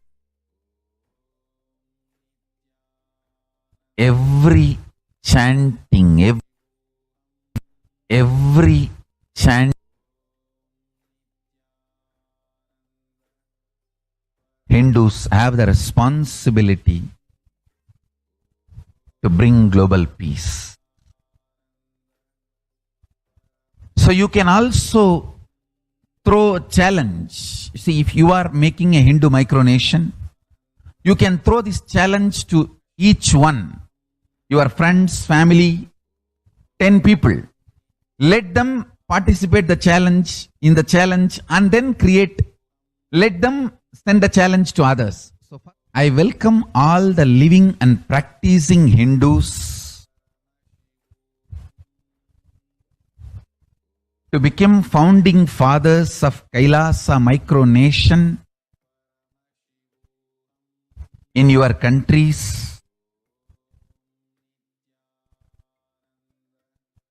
You can also make a challenge, like how they made ice bucket challenge and all that. We can make a challenge. You form Hindu micronation and claim, I am the founding father of the Hindu micronation Kailasa. And then you can invite your family, friends for a challenge. 11 people. You form and you challenge 11 people and they also form and they spread. So let us start spreading. This project is my message on this International Day of Peace. Let us start working for global peace instead of just talking. What the work we do will talk for us. The talk we do will not work for us. This is the message. The work we do will talk for us. The talk we do will not work for us. Global peace is the responsibility of Hindus.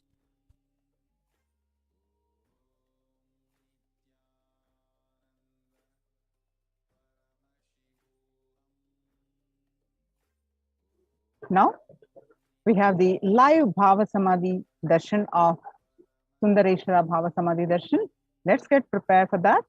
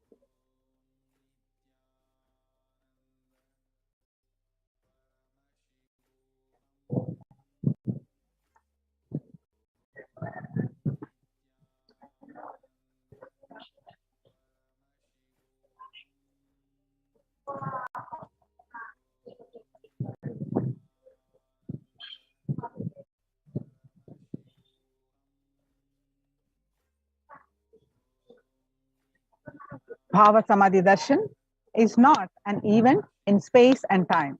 Rather, darshan happens at the moment when we are lifted out of space and time. During the Bhava Samadhi Darshan, our neurons mirror that of the avatar.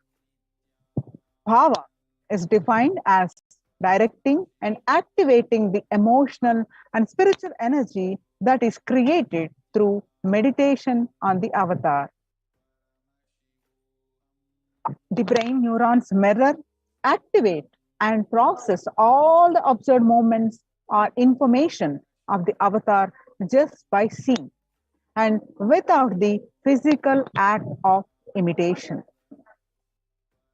That is, our entire body silently and without movement recreates what is happening distances far away, experiencing the super consciousness energy radiated by the avatar. This science of Bhava Samadhi Darshan knows no distance, a phenomenon modern science is just discovering and terms as quantum tunneling.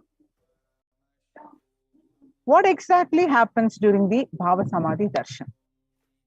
Our thoughts per second reduces significantly and we relax into the space beyond thoughts, which is we experience the thoughtlessness, becoming mentally at ease in coexisting dimensions beyond duality. We and the divine become one, unconditioned by the parameters of time and space. A science that Einstein could not believe, and today researchers are exploring it to be true. It is probability of a quantum particle like an electron with less kinetic energy to cross over the potential energy of an energy barrier. An electron acts as both as a wave and a particle. Imagine a scenario. What happens when an electron with less kinetic energy is approaching a hill? Will the electron be able to cross over the potential energy or peak of the hill? As a particle, the electron will require higher kinetic energy to cross over the potential energy of the hill, or it will roll back. However, as a wave, the electron has the ability to pass through by propagating itself through the hill and go to the other side. That is the science behind quantum tunneling. The same science is imposed on people who witness the Bhava Darshan. This is because our neurons are able to mirror the neurons of divine immediately. Through quantum tunneling, we are able to travel through the divine energy and mirror the exact same neurons. Now, the science of the Bhava Samadhi Darshan. There is a beautiful pramana about how Krishna was enchanted by his own form in Bhava Samadhi. When Krishna once saw his own extraordinary sweetness reflected in a jeweled wall, he was amazed and said, "How unprecedented and astonishing is this deep and indescribable sweetness of mine. Alas, when I see it, even I become greedy to enjoy its sweetness." Just like Radhika. Radhika is a beloved of Krishna who experienced the Bhava Samadhi and experienced the Sayudhya Mukti of Krishna and become one with Krishna. So when I see, Krishna says, when I see my own sweetness in the mirror, I become eager to taste it, but I cannot. So after due consideration, I find that the only way to release this sweetness is through the constitution of Sri Radhika. This is a beautiful scriptural reference from the Chaitanya Charitamrita, chapter 4. Bhava Samadhi Darshan is the science of Nija Avatar manifesting Paramashiva. That means the consciousness which is formless expresses the being of Paramashiva through the Divya Sharira, that is the light body, and manifests as Nija Avatar, the physical embodied form, for us to experience, relate with Paramashiva.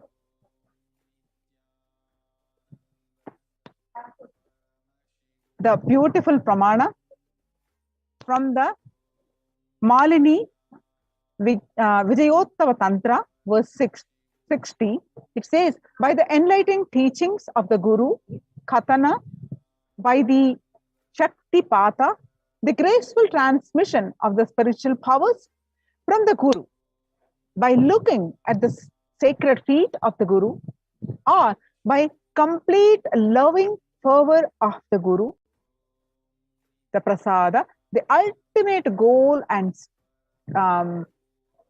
space,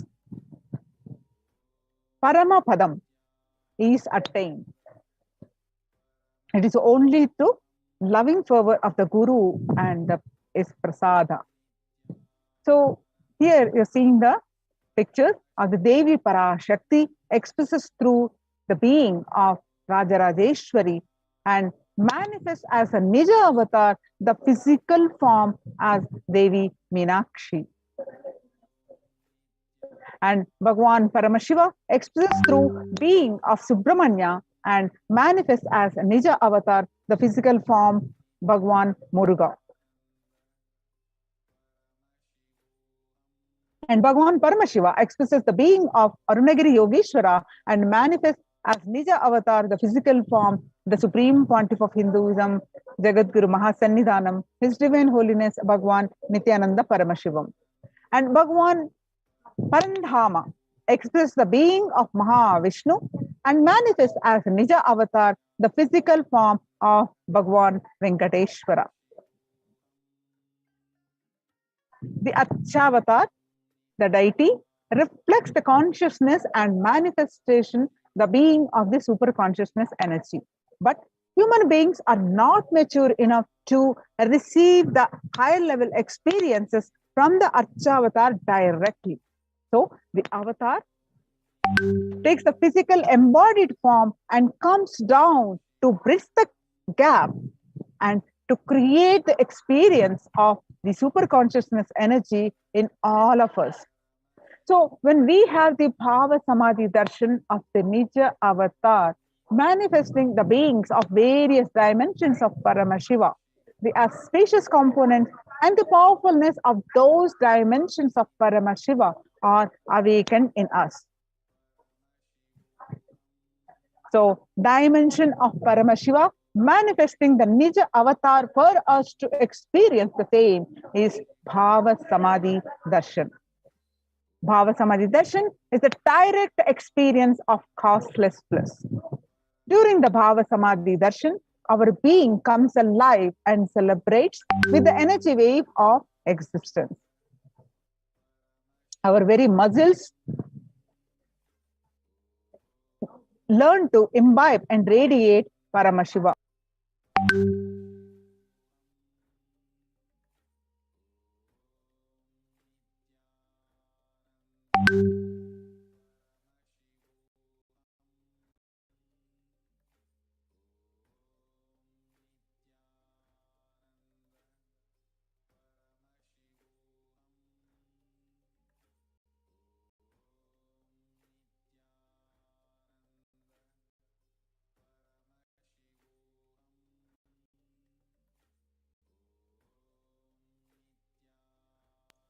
Bhava Samadhi Darshan is like a window to the infinite expanse of consciousness, allowing us to glimpse the formless in a way that we can understand. Even without much effort from outside, our very biomemory awakens to the space of Paramashiva, the ultimate consciousness during the Bhava Samadhi Darshan. To have a glimpse of having the darshan of an avatar cleanses the karmas of the lifetimes and create a deep and lasting transformation in us. So what is the space that we need to have? That is simple gratitude, a strong feeling connection and a gratitude, the space of gratitude. Gratitude enables us the reflection of consciousness on all levels, physical, psychological, and ultimately conscious level. Darshan meditation as a preparation helps us to fall into the space of gratitude, and it is during that time that we drop conscious resolutions, satya sankalpa of anything we want or anything that we need in our life. Be ready to reflect the consciousness of Paramashiva, and that is all you need to do to manifest the best for your life and the lives of people around you.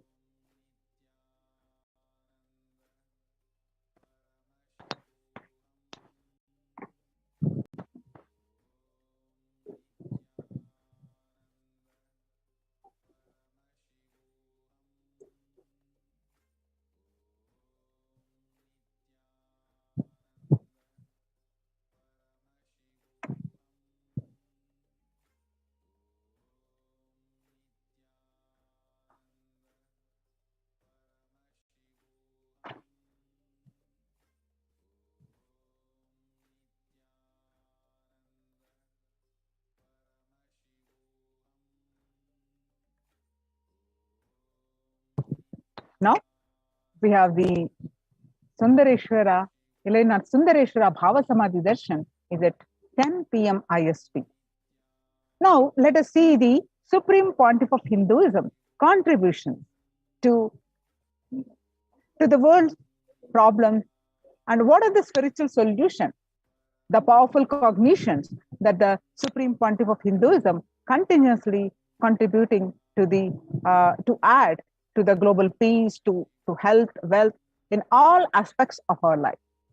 The sovereign order of Kailasa, led by the Supreme Pontiff of Hinduism and Nithyananda order of monks, nuns, and Hindu diaspora, are working for global peace and to give a super consciousness breakthrough to humanity. It is the Supreme Pontiff of Hinduism's mission to revive a conscious world where global issues at the climate, economic, social, health, and humanitarian levels and cease to exist from their very roots, turning the problems of poverty, hunger, violence, discrimination into powerful living through the experience of oneness. The Supreme Pontiff of Hinduism has been working from the very grassroots level to usher in an era of peace at all levels, individual, societal, national, and global. His deep insights into the workings of the human mind, body, emotions have enabled him to powerfully and directly address various social and emotional problems facing humanity today. Some of the ways Supreme Pontiff of Hinduism provides the spiritual solutions to combat the pandemic and other issues that we are in today. Since the beginning of the global pandemic, global lockdown, the amount of contributions and the activism, Kailasa has increased multifold through the Paramashivoham program, which is online program bi-weekly as per the Vedic calendar, bringing super consciousness breakthrough to the whole humanity. By starting the Akhanda Nirvikalpa Samadhi Jnana Yajna, that is practicing the unclutching meditation and contributing almost few unbelievable minutes for peace so far. Paramashiva Sankalpa chanting, that is Paramashiva calls, the sacred Sanskrit mantra chanting to heal 24/7 via the Zoom sessions. The spiritual healing to one and all 24/7, helping humanity to cope up with insecurity, fear, disease by empowering individuals to heal themselves, learn to cope up with emotions like depression and tough situations in relationships, providing alternative solutions to worldly problems through power manifestation, initiating thousands every day into manifesting the innate superhuman capabilities in Kailasa courtyard sessions, providing healthy solutions like a technique to clear the stomach from the Ayurveda solutions, which ultimately brings clarity out to the spiritual truths and give a conscious breakthrough.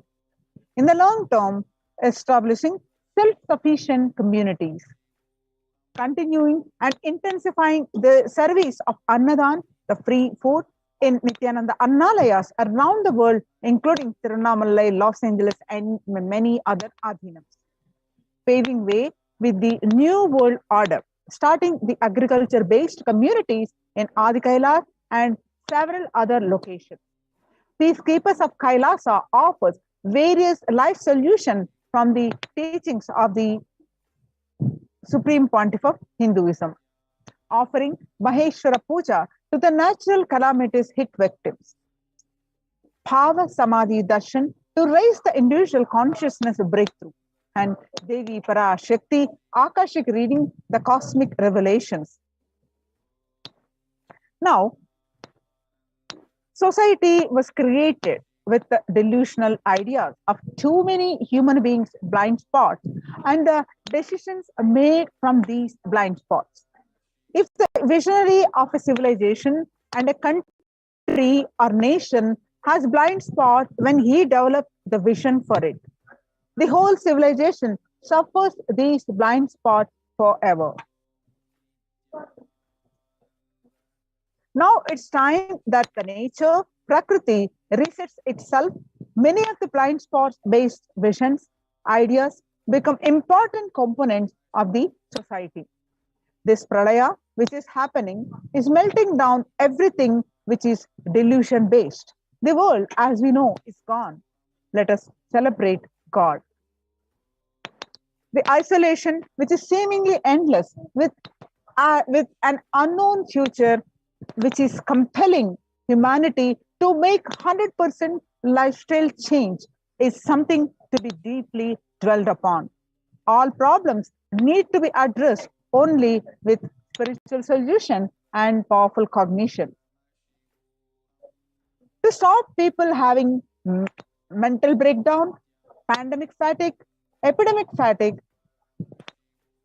collapsing, depression, destruction, and also give them super consciousness breakthrough and revive the enlightened civilization, the Supreme Pontiff of Hinduism continuously gives spiritual solution and powerful cognition. Some of the spiritual cognition and powerful solutions are unclutching, practicing completion, practicing oneness, practicing ajapa japa of Mahavakya, Om Nithyananda Paramashivoham, consciously building deep feeling connection, yoga, puja, vegetarian diet, and nirahara samyama. It's time we all take the responsibility to save the humanity, to protect people from the pandemic fatigue and destruction. Let us try to enrich people for every one of these great spiritual truths. Open this link and start sharing with as many people as possible. The link is tiny.url.com/unclutchinginfo. It's free and open for all. Let us take a few minutes now and share with as many people as possible. Let us save the world. Let us give them the experience of unclutching and nirvikalpa samadhi jnana yajna. To save people from this pandemic fatigue, epidemic fatigue, destruction, and delusion as Maya matrix, help people to save super consciousness breakthrough and to sail through this pralaya. People from 50 over 50 countries continuously radiate the space of Paramashiva by practicing the unclutching meditation 24 hours a day, 7 days a week, starting from 13th May India time. At any given time, there are 4 to 8 zones actively unclutching around the world. Join this movement, http://kailasa.tv/minutes for peace. Minutes, number 4, peace. The life solutions based on the ancient Hindu tradition, the meditation and yoga techniques from the scriptures, the cognitions rooted in the highest truth, the lifestyle based on living and radiating the higher values of life, and powerful way of living and realizing one's ultimate potential form the foundation of the Supreme Pontiff of Hinduism's teachings, which by their inherent nature provide the foundation for peace on planet Earth.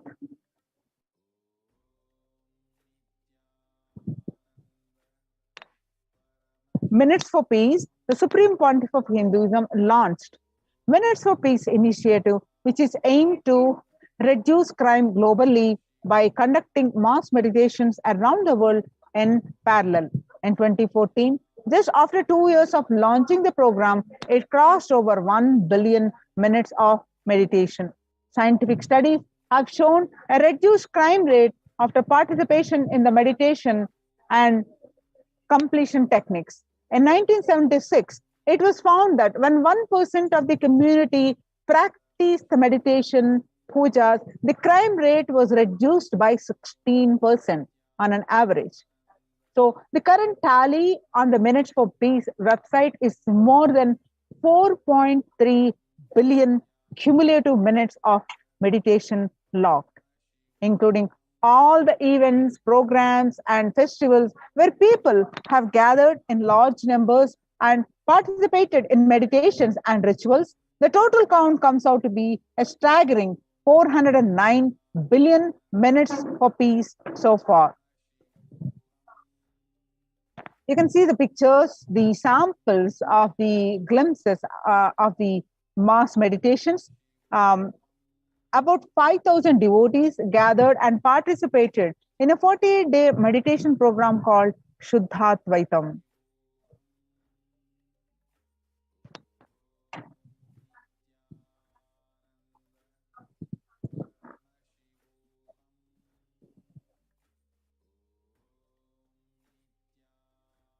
The effects of COVID-19 pandemic, the United Nations have noted a dramatic increase in the world hunger.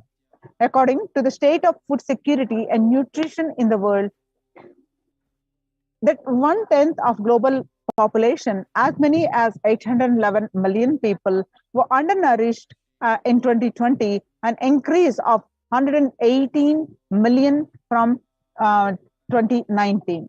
According to the Eat Lancet Commission, moving towards the diets with the diversity of plant-based foods, low amounts of animal source foods, unsaturated rather than saturated fat, and limited amounts of refined grain, highly processed food, added sugars could prevent between 19 to 24% of the all adult deaths each year.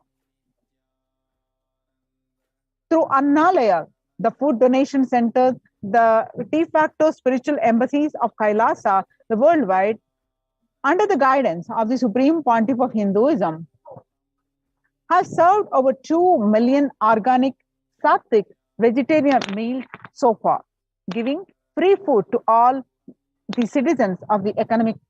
Giving free food to all the citizens is the economic policy of Kailasa, deriving this reference from Vedas and Agamas. Now, one of the most recent contribution is recently the humanitarian initiative launched by the Supreme Pontiff of Hinduism is the opening of the Kailasa's COVID care centers in India, where the monastery campuses have been turned into a multi-layer quarantine facility to safeguard the inmates against any possible point of contact with the outer world. The Supreme Pontiff of Hinduism has opened this service free to all people, regardless of any differences in age, gender, caste, creed, ethnicity, color, or socio-economic status.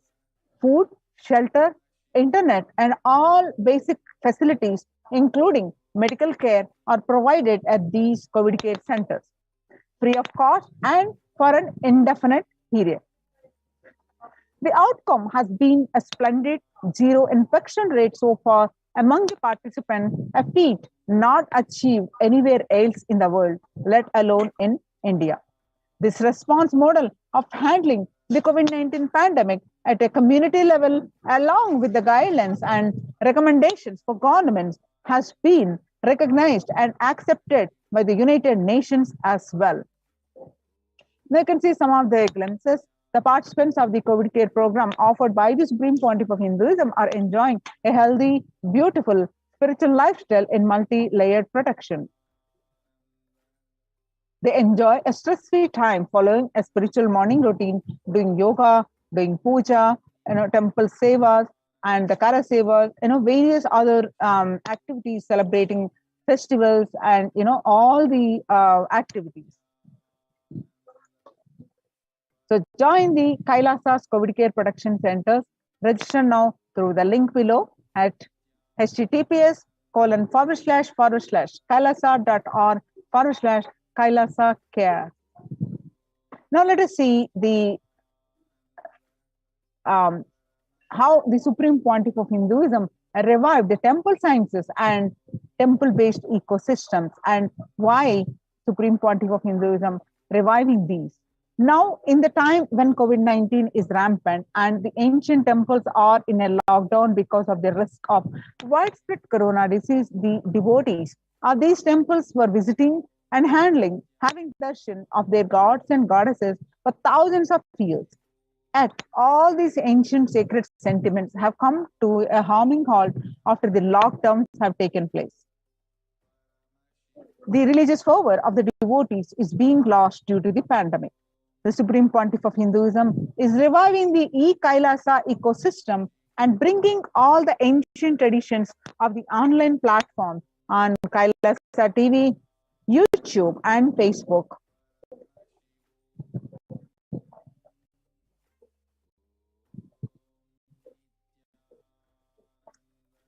Now, let's listen a small clip.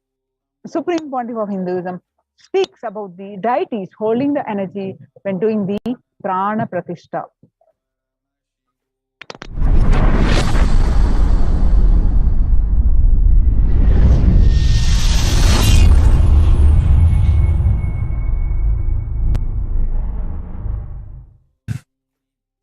Actually, after the great pause settling, I wanted to do this Kumbhabhishekam. And then the Shivacharyas have advised us that only after the Uttarayana Punyakala, means after the Uttarayana starts, we are having a good date, Uttamottama date for Kumbhabhishekam. So that's the reason we waited. And see, fundamentally deity intensely receives the energy like a lightning and holds it and manifests continuously for the whole humanity. You see, it's like if I have to talk to you in a normal social language, it's like a lightning holder. Like I can get into the Samadhi, one with Paramashiva, and bring the whole thing to planet Earth, but the deity should be able to hold it and manifest it, radiate it for the humanity. So that is the reason the beautiful, dense, most dense granite deity is made. The earlier, the Avudayar we made, too much of power manifestation, it has given crack in multiple places. I don't know how you guys will be able to believe. Maybe I'll tell them to show the video. such dense granite cracks to pieces and so carefully maintained with so much of all the Abhishekam, Puja and everything. Crack is the last thing you can imagine in dense granite, but so many places that earlier Avadiyar had, and that's the reason we made the new deity with more dense granite now. More dense granite, the deity is done, so it can withstand the power manifestation and hold the power for quite a long time, maybe at least next 12 years it can hold. And before that I'm planning for the different level of granite for Avadiyar. I wanted to teleport from the other planets.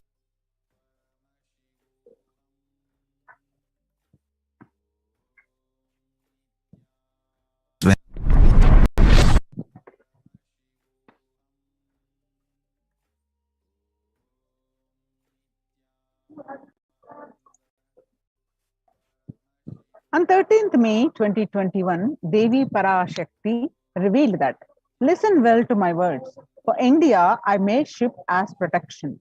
The Nithyananda Navapashana Lingam at Vaidya go to Adi Kailasa. O Indians, listen. All those regretting losing the Nithyananda Nija Avatara without confusion and without talking, just as the lip service, go to Adi Kailasa.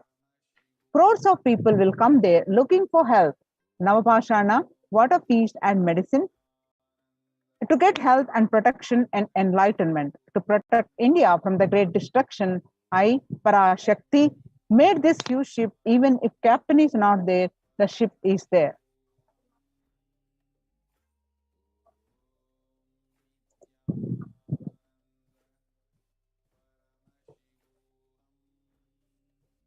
On 14th May 2021, Devi revealed that whoever comes to Adi Kailasa and does the good work of saving people from deadly corona, I myself will do all of their work.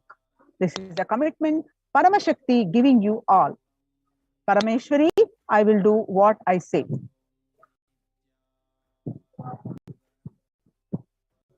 So when the first world countries closed their borders during a massive global emergency,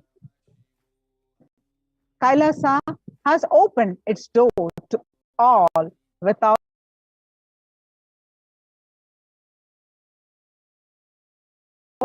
exception. The various adhinams converted as COVID care centers opened across India are Adi Kailas, Bangalore. Many adhinams from Tamil Nadu, Salem, Tiruvannamalai, Rajapalam, Pattanam, Srirangapadi, Madurai, Avatipalam, Huzur, and Baroda from Gujarat, and Sripuram from Hyderabad, and Pudui Adhinam from Pondicherry. Kailasa rushes to aid India as India finds itself on the verge of COVID-19 third wave. The multiple free COVID care centers opened across India.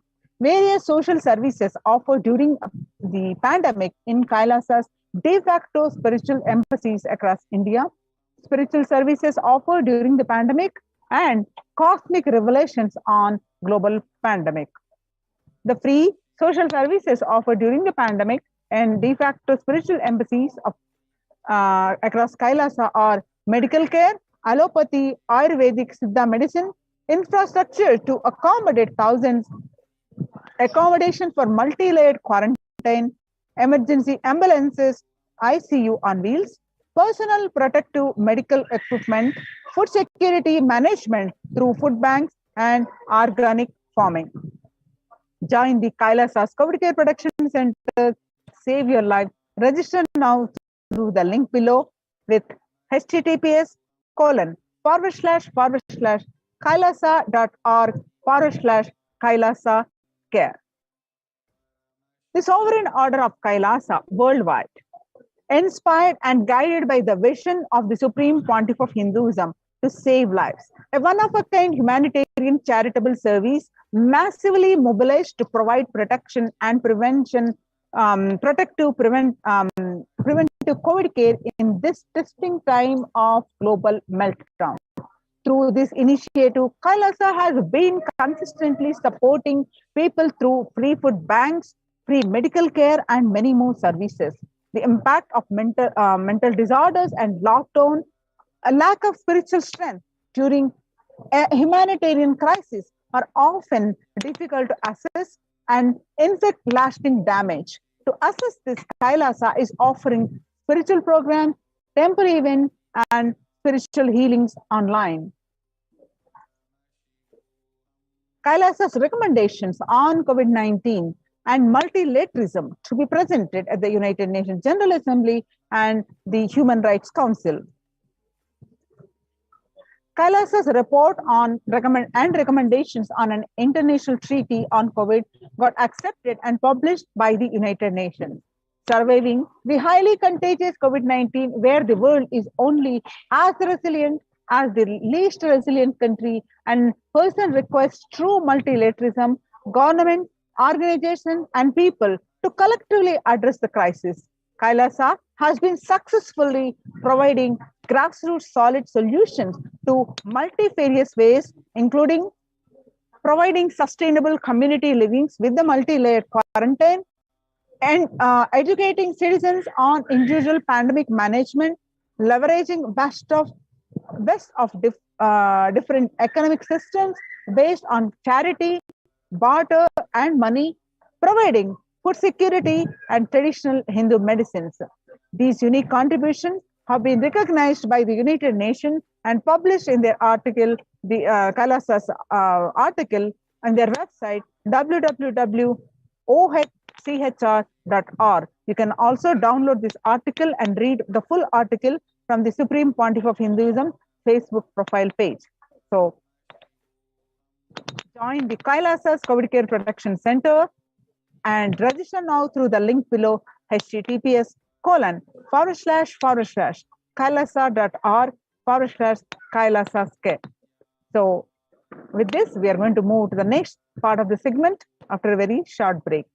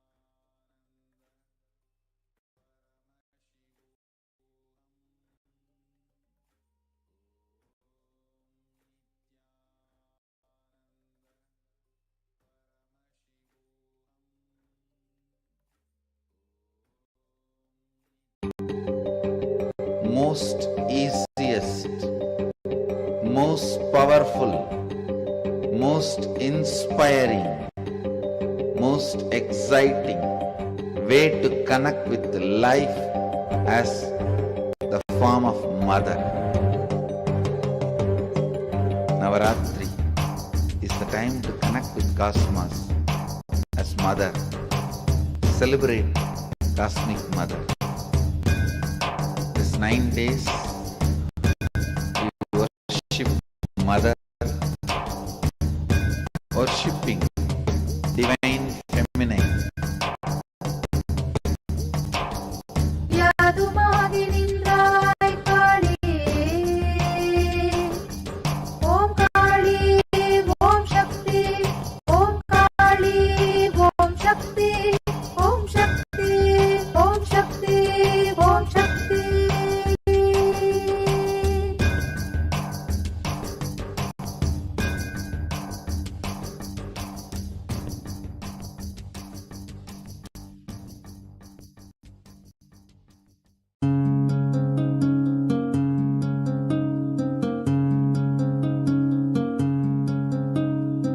There are some gods, 9 unknown gods. The moment you call, they will be there. Venkateshwara, Balaji. I tell you, people give so much for Venkateshwara because he does the job. He's a 9 unknown god. There's a village folk story where Venkateshwara borrows from Kubera for his marriage and he is still paying the debt. Venkateshwara takes the responsibility of reserve to reserve. This whole story, beautiful story of Venkateshwara is an amazing concept.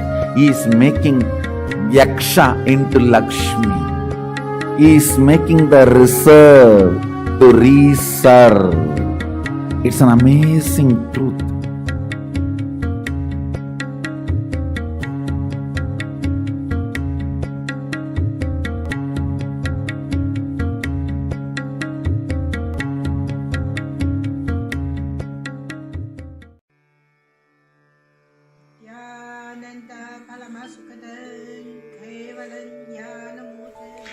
Here is the Australia Kailasa.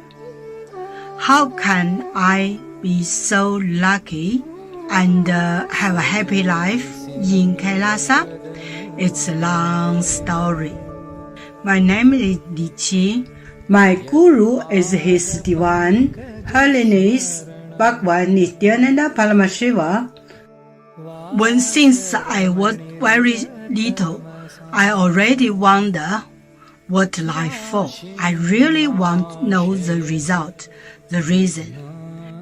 A long time ago, I think if I earn enough money, I will be very happy person, and then life is for happy. I tried to earn money, and then I'm really rich, but money didn't give me happy.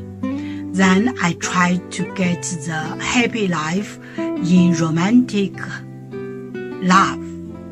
Then the really romantic love take me go lots of places. Too many stories during this time. But I still don't feel I get the result, get the life reason. Then I start study from book, from video, from religion in many different ways.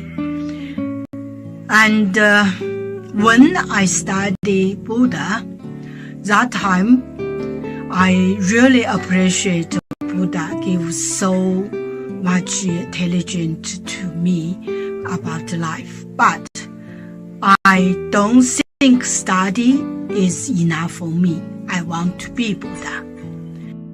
But I don't know how. Who can let me get there? One day I found the video in YouTube, introduce Swamiji in that video. I suddenly, my eyes open wide. I get it. He must be my guru. I can get there. He can let me get what I want to know. And he can take me home, real home. This kind of feeling, then I start studying from Nithyananda Sangha. One day, Swamiji Satsang said he need people devote land, home, money to build up Kailasa. Then I discussed with my husband, decide to give the whole farm to Nithyananda. That time, because both of us believe help Swamiji means help whole world. It's a big decision, but we just discussed so short time already. Decide. I really appreciate my husband love me so much and believe me, trust Swamiji so much. Soon here will be big temple, Gurukul, Goshena, and library. Introduce this my story to you, just me. Don't give up any chance to be founding father of Kailasa. It's best thing you can do in your life.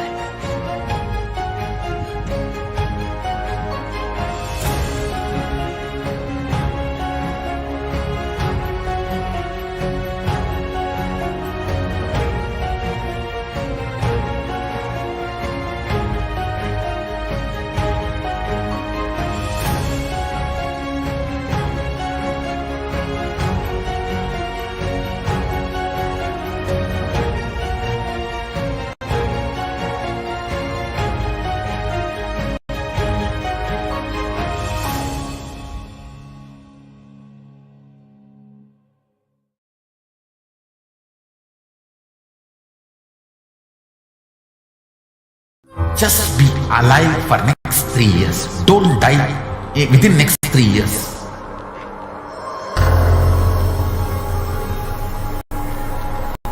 Just don't die within next 3 years. Be alive. Somehow be alive. I'm working sincerely. I will reach you somehow. Somehow I will reach you. It's my commitment to humanity.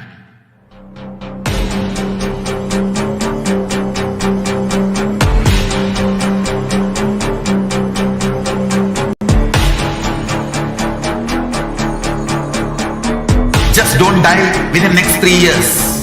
I will reach you wherever you are, whichever corner of the world you may be. I will reach you with enlightenment. You manifesting the space, state, powers, being Paramashivoham. It is possible, and it is possible for you.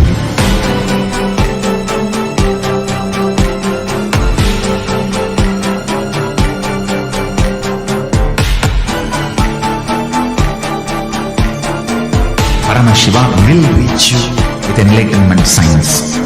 I know he is going to do the job. Just be alive for next 3 years. Nothing else.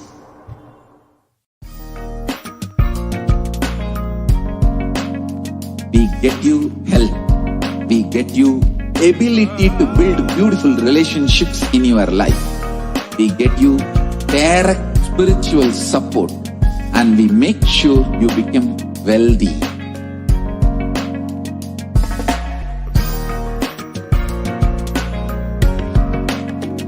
We won't stop giving you just good life.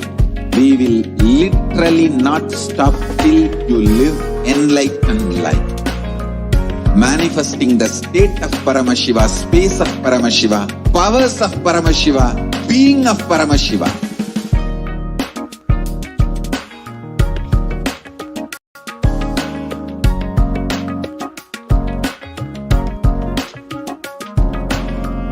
Whole world should become e-Kailasians. I want the whole world to know Hindus have something great to contribute to the world.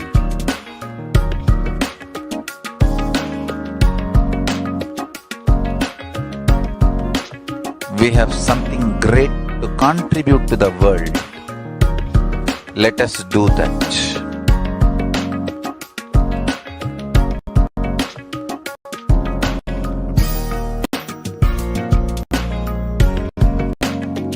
Kailasa is proper customized spiritual service helping you to identify your root patterns of suffering. We have perfected this science of helping every individual from every cultural, religious, nationality background.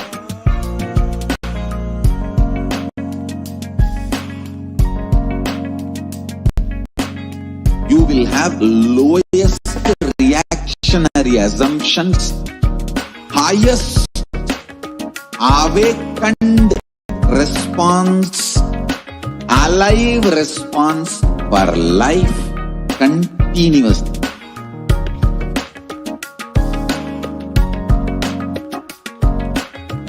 Kailasa is enlightenment ecosystem, literally enlightenment itself in your own home, wherever you are.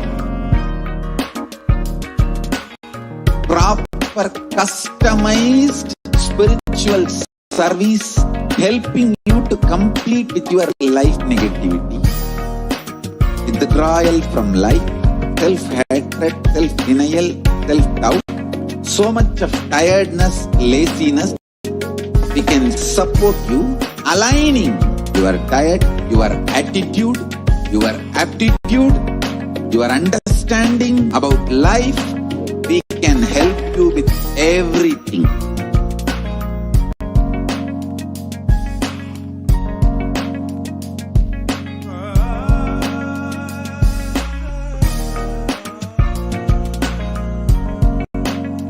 If you are interested in enlightenment, we will immediately bring this to you.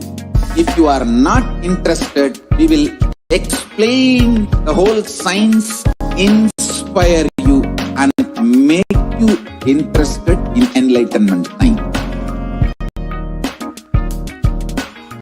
We need to cater this enlightenment science to the whole world wherever they are, because enlightenment is the birthright of all human beings. Kailasa is responsible to provide that to all human beings.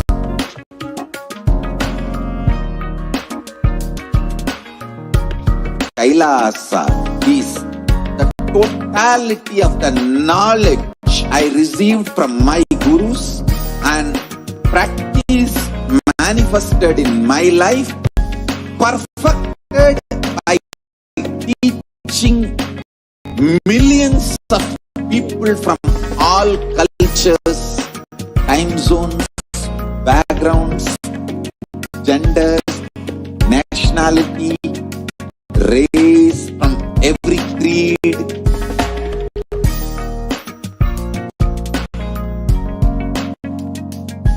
So this absolutely perfected knowledge available to you, served to you in your home without even you moving out of your couch, free of cost.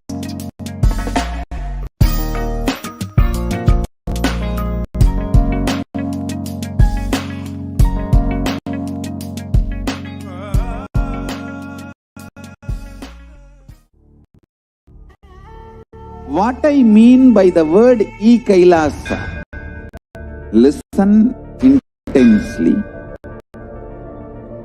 Enlightenment ecosystem, literally enlightenment itself in your own home, wherever you are.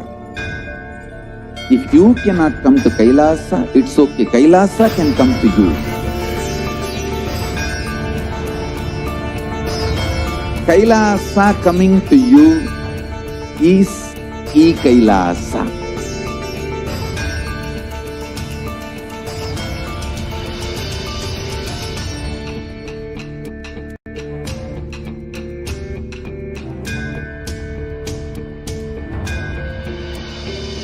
I will revive Hinduism. I am a Hindu revivalist, not by any revolution, but by evolution.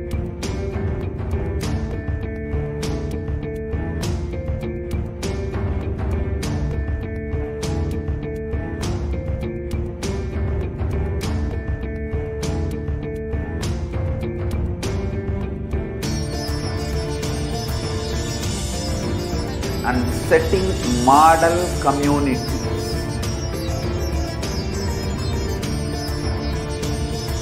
Kailasa, enlightenment ecosystems, Sarvanya Pitas all over the world.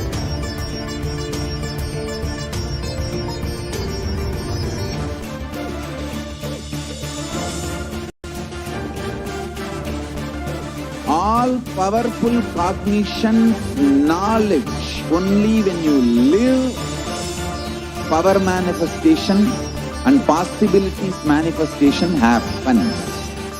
It's a fundamental truth.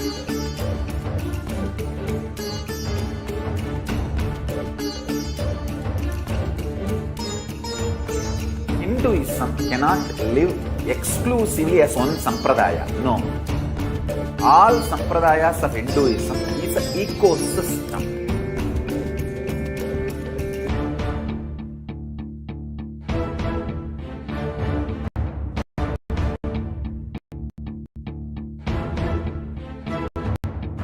So don't keep quiet thinking that if one sampradaya is attacked, only that sampradaya is going to be affected.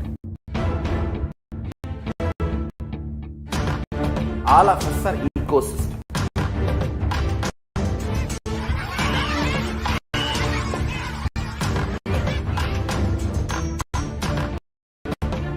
I invite all of you to get involved and enjoy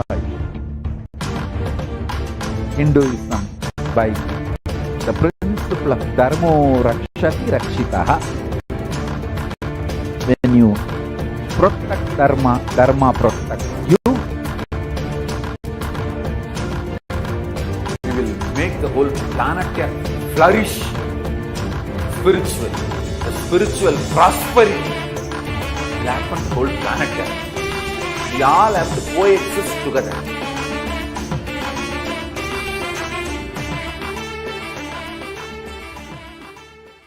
There are some great spiritual sciences unique to Hinduism. Subtle, otherworldly, but definitive sign. Manifesting the cosmic beings in Archavatara, deities in Nijavatara, living incarnations is possible. Understand? Kriya Pada of Vedas and Agamas elaborately explain the whole science of making the cosmic beings manifest in Archavatara, deities and Nijavatara, living incarnation, both. During the Bhava-Samadhi Darshan, literally those cosmic beings manifest through this body. Just like how they manifest in Archavatara, deity, they manifest in Nijavatara, Pratyakshavatara, and give you all the boons you ask, bless you.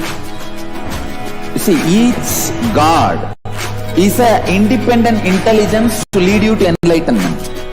Each God is a bridge for you to achieve the Shivatva, the ultimate Shiva consciousness. Krishna is the bridge for you to achieve the Krishna consciousness. But Shiva consciousness, Krishna consciousness, all consciousness is one and the same. Ultimate consciousness only. So that energy itself completely expresses just like Radhika. When I see my own sweetness in the mirror, I become eager to taste it. I find that the only way to relish this sweetness is through the constitution of Sri Radhika. Bhava Samadhi Darshan is a window to the infinite expanse of consciousness, allowing us to glimpse the formless in a way that we can understand. It cleanses the karmas of lifetimes. It awakens our biomemory to the space of Paramashiva, the ultimate consciousness, and creates a deep and lasting transformation in us.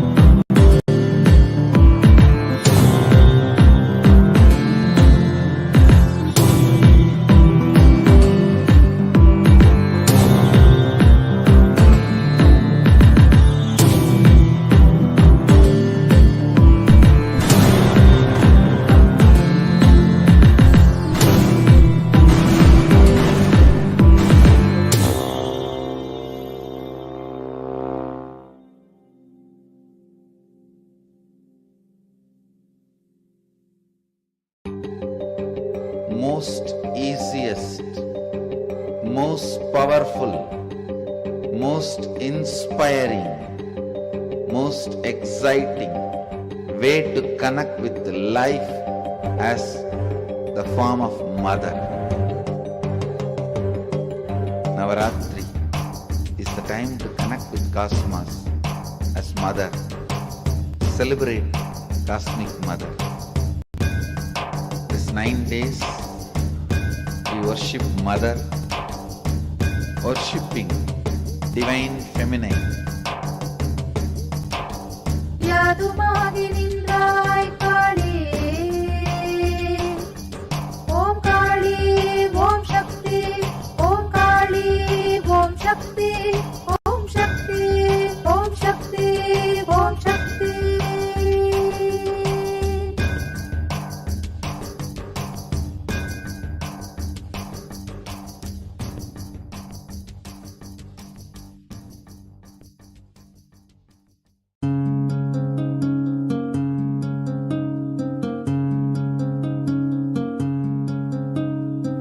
There are some gods, 9 unknown gods. The moment you call, they will be there. Venkateshwara, Balaji. I tell you, people give so much for Venkateshwara because he does the job. He is the 9 unknown god. There's a village folk story where Venkateshwara borrows from Kubera for his marriage and he is still paying the debt. Venkateshwara takes the responsibility of reserve to reserve. This whole story, beautiful story of Venkateshwara is an amazing concept. He is making Yaksha into Lakshmi.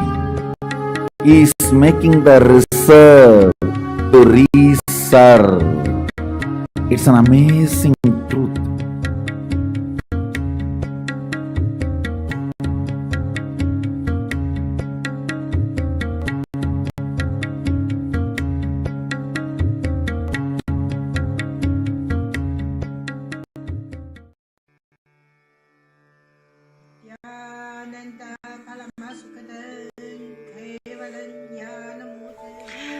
Here is the Australia Kailasa.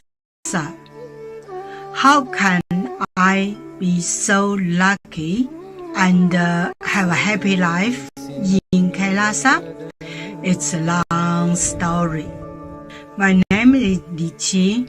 My guru is His Divine Holiness Bhagwan Nithyananda Paramashivam. Since I was very little, I already wonder what life for. I really want to know the result, the reason.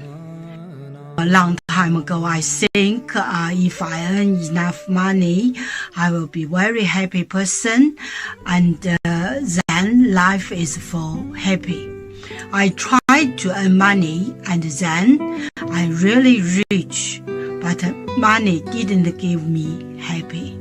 Then I tried to get the happy life in romantic love. Then the really romantic love take me go lots of places. Too many stories during this time.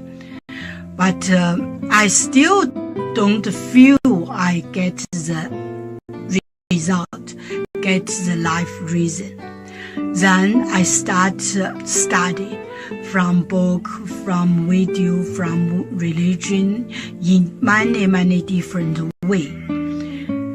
And when I study Buddha, that time I really appreciate Buddha gives so much intelligence to me about life. But I don't think study is enough for me. I want to be Buddha. But I don't know how. Who can let me get there? One day I found the video in YouTube, introduced Swamiji in that video.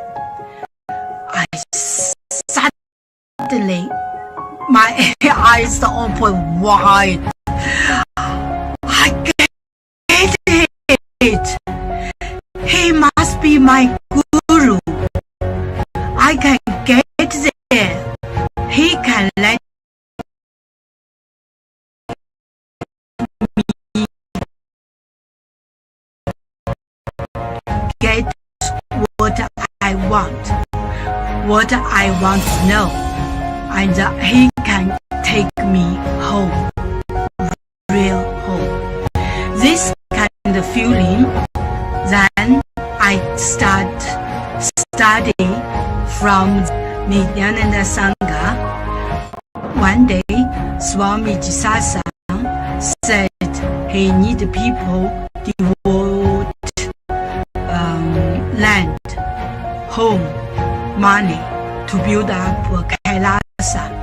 Then I discussed with my husband, decide to give the whole farm to Nithyananda. That time, because both of us believe help Swamiji means help whole world.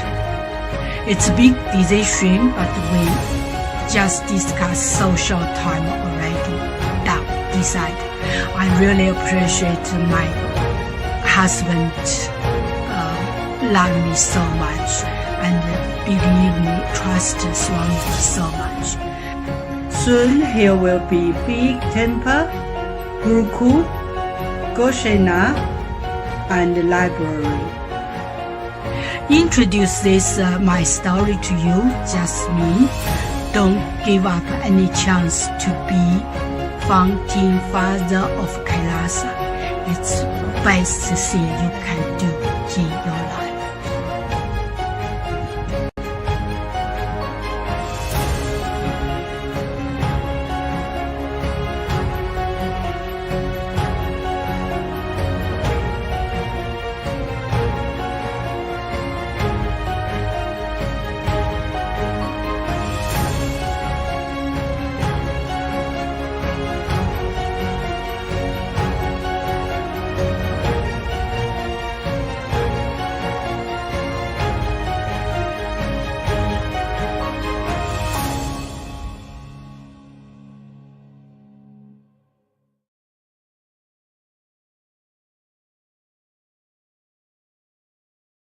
Just be alive for next 3 years. Don't die within next 3 years.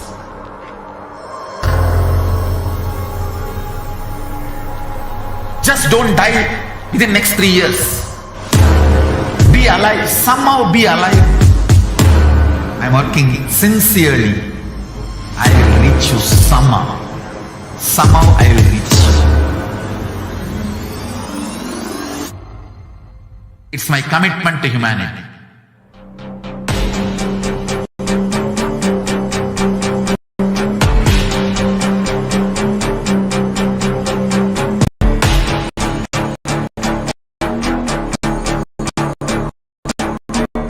Just don't die within the next 3 years. I will reach you wherever you are, whichever corner of the world you may be. I will reach you with enlightenment. You manifesting the space, state, powers, being, Paramashivoham. It is possible, and it is possible for you.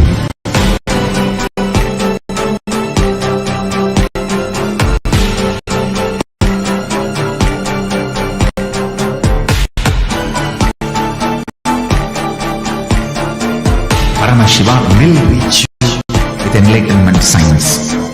I know he is going to do the job. Just be alive.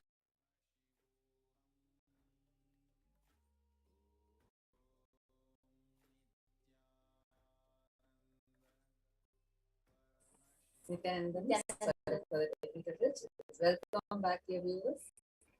So we are here with a very exciting news for all of you.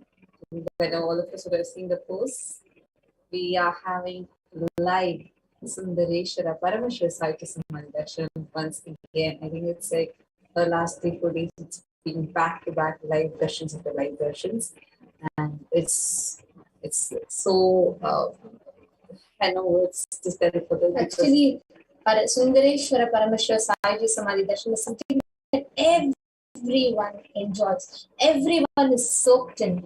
And actually, we welcome each and every viewer that are here with us. We welcome each and every one of you for this show. And whoever is with us, if you're all in bones, is Irena Sundareshwara Paramashiva Paramburu.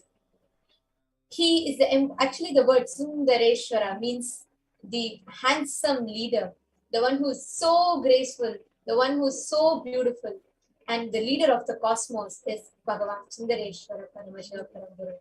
Swamiji tells, he the very way Sundareshwara Paramashiva is, he is like so alive, such a lively God.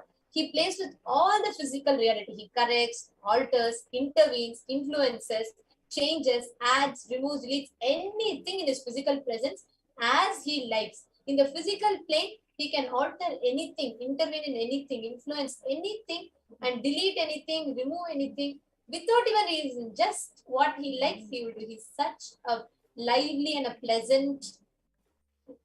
Irena Sundareshwara Paramashiva Paramburu is the greatest, unique, and a complete manifestation of Paramashivoham. Is the embodiment of super consciousness expressed in the human body, playing with all this glory.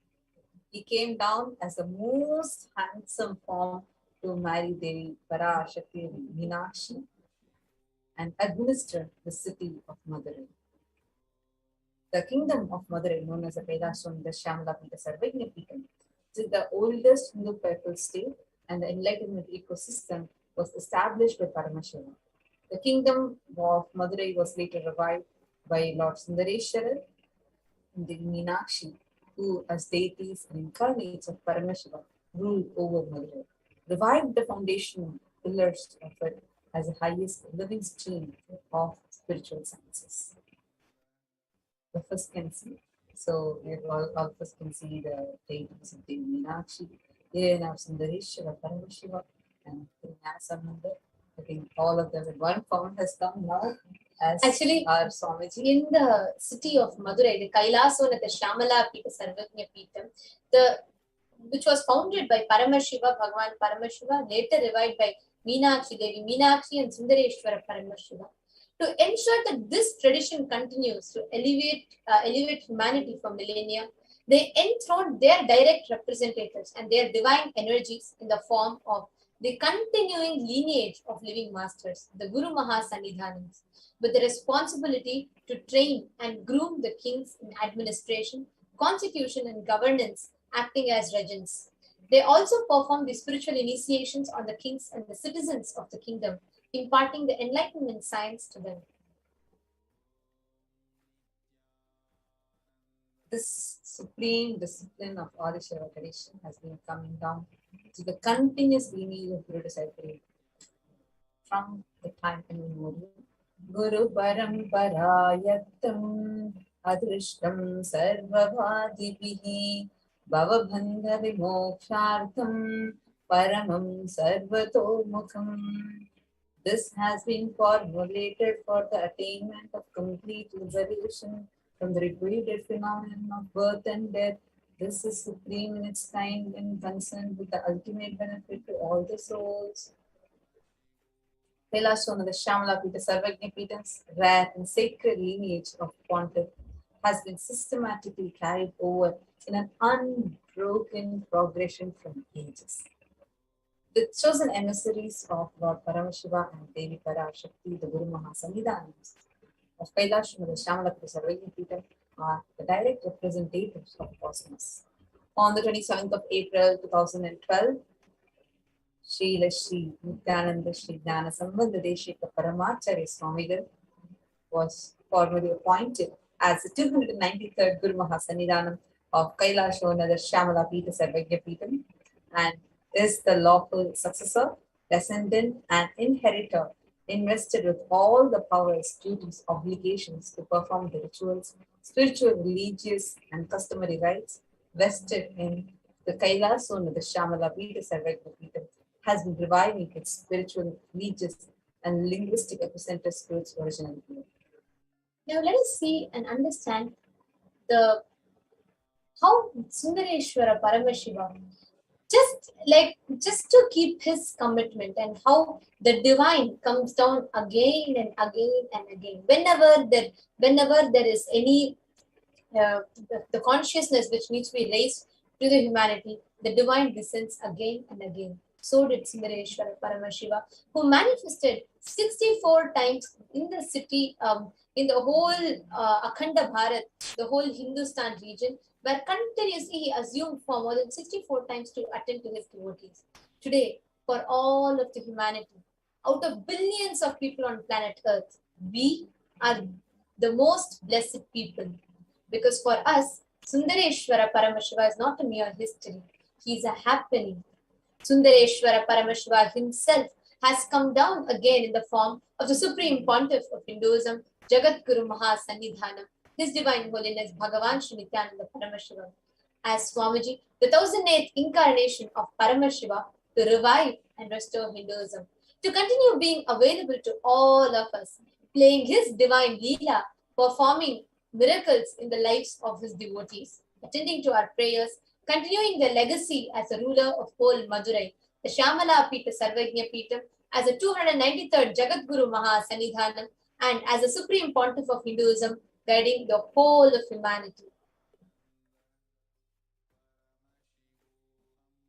Paramashiva assumed the physical body 11 times just in Madurai alone. 64 times he's assumed the whole, he's assumed form, but 11 times in Madurai alone he is assumed. Each action, divine energy that he performs becomes an independent entity. If you connect with that energy, he gives you the same blessing. Understand? When Sundareshwara Paramashiva, he has come down to different energies. Like he has assumed the form to feed piglets because they were crying for milk and the mother pig was dead. He has assumed form to give enlightenment to a sparrow. He has assumed a form to answer the doubt of a king through a poem. He has assumed the form to just eat a Vandi and to fulfill her prayer. He has assumed the form to heal Gunpandi. Like this, he has come down for so many divine Leelas.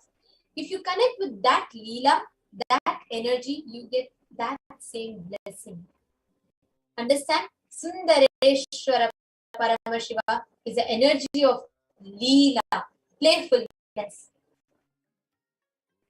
So connect with that energy, that dimension of Bhagavan Sundareshwara Paramashiva, and that same will get awakened in you. Today, we are going to be meditating on one such divine Leela of Bhagavan Sundareshwara Paramashiva, which is called as Pandiyanukku Jwaram Tirtha Padalam. This is from the Shiva Leelarnavam. Actually, all the viewers, just to let you all know, they are going to be going through the original scriptures written by Paranjyoti Munivar, which is a Sanskrit scripture which depicts the whole Leela of Bhagavan Sundareshwara Paramashiva. We are going to be reading out to all of you the Sanskrit verses, the original Sanskrit verses from the source scripture, along with its meaning, which shares with us the whole story, the whole Leela of Bhagavan Sundareshwara healing the Pandya king. This is called Pandiyanukku Jwaram Tirtha Padalam. And also for all the Facebook viewers, we apologize. There is a small technical glitch, which is why I think the previous stream has been broken and we're continuing now. So we are going to be narrating. So just to let all of you know, at 10 p.m. Indian Standard Time, we are going to be having the live Sundareshwara Paramashiva Sayujya Samadhi Darshan, and this is a preparation for it.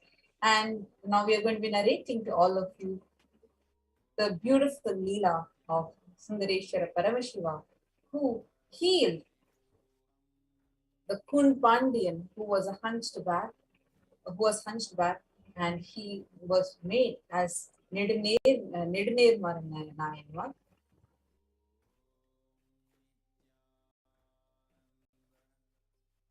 Now let us understand who are Nayanwar. So when we say Leelas of Paramashiva, right? What are these Leelas? What exactly is this 64 Leelas? Who are Nayanmars?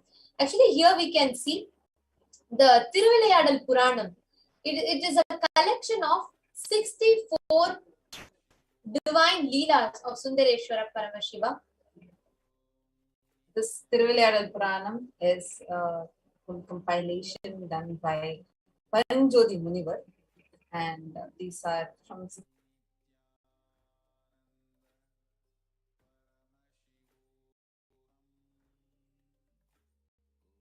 a number of disguises to test his devotees, play with his devotees, and each of the Sundareshwara's dimensions are recorded as one of his leelas. See, in Vedic tradition, we have 64 different arts.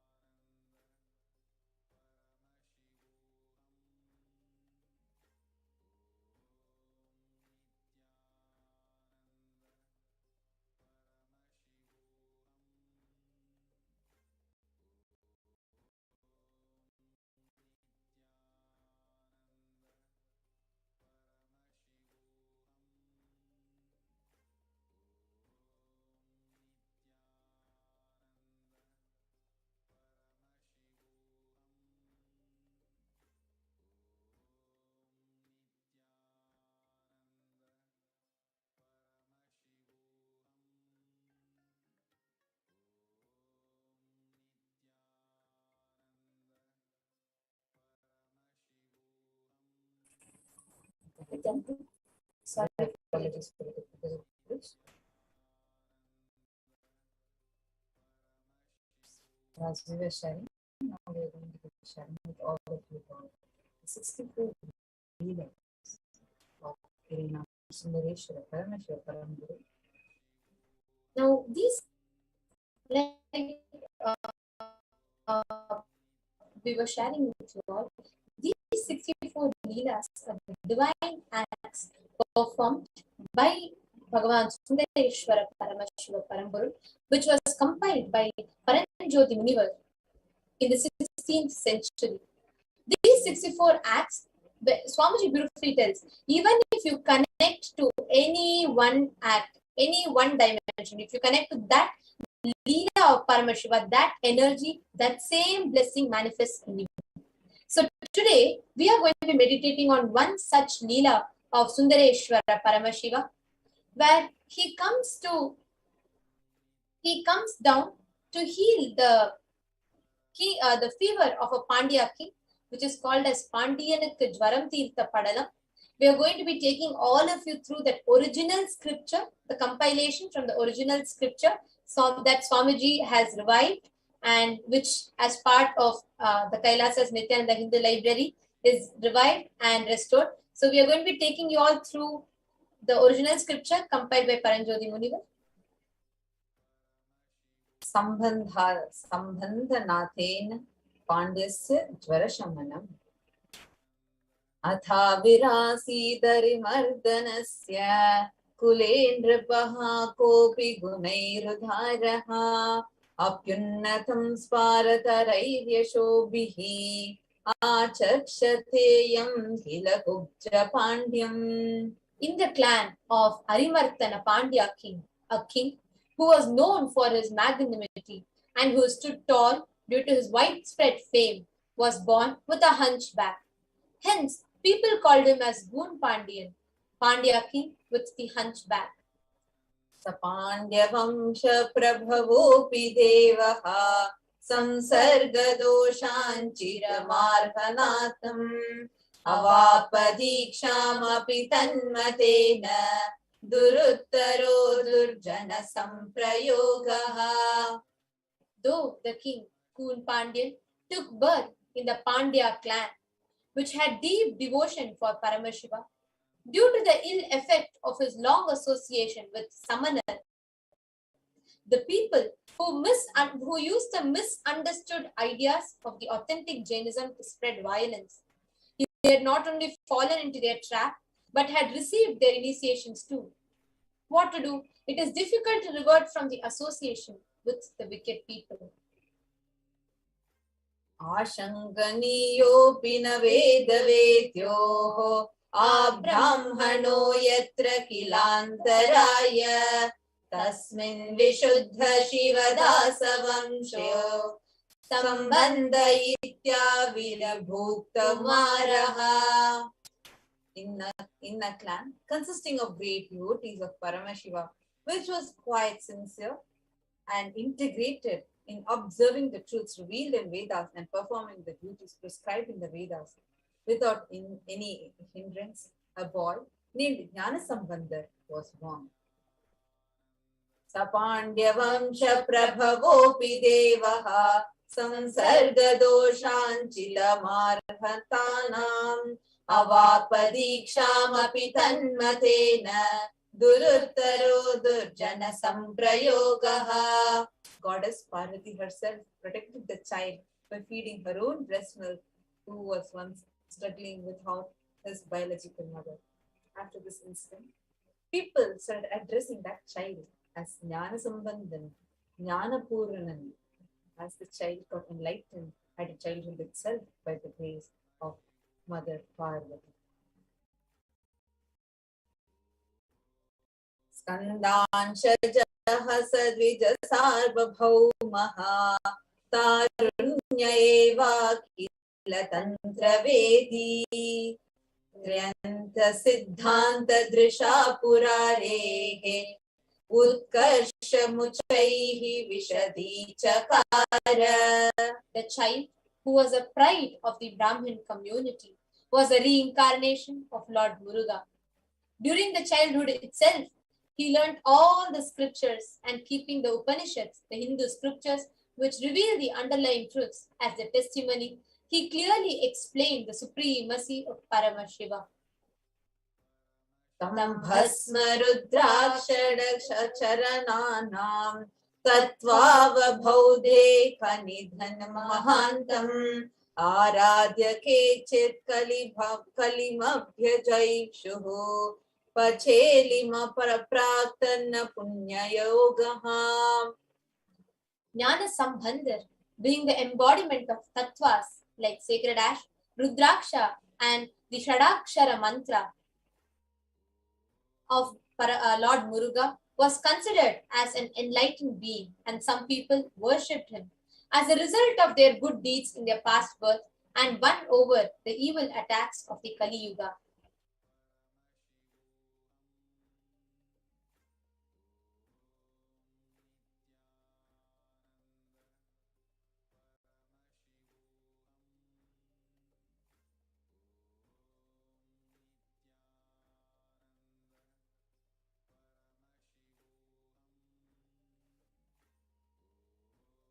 तथागताचार्य कदुर्विपाक तमो वृत्ते राजकुले तदानीं मन्त्री च राज्ञो महिषी च तस्य भक्तिं परामोहत रिचुन्दचूडे.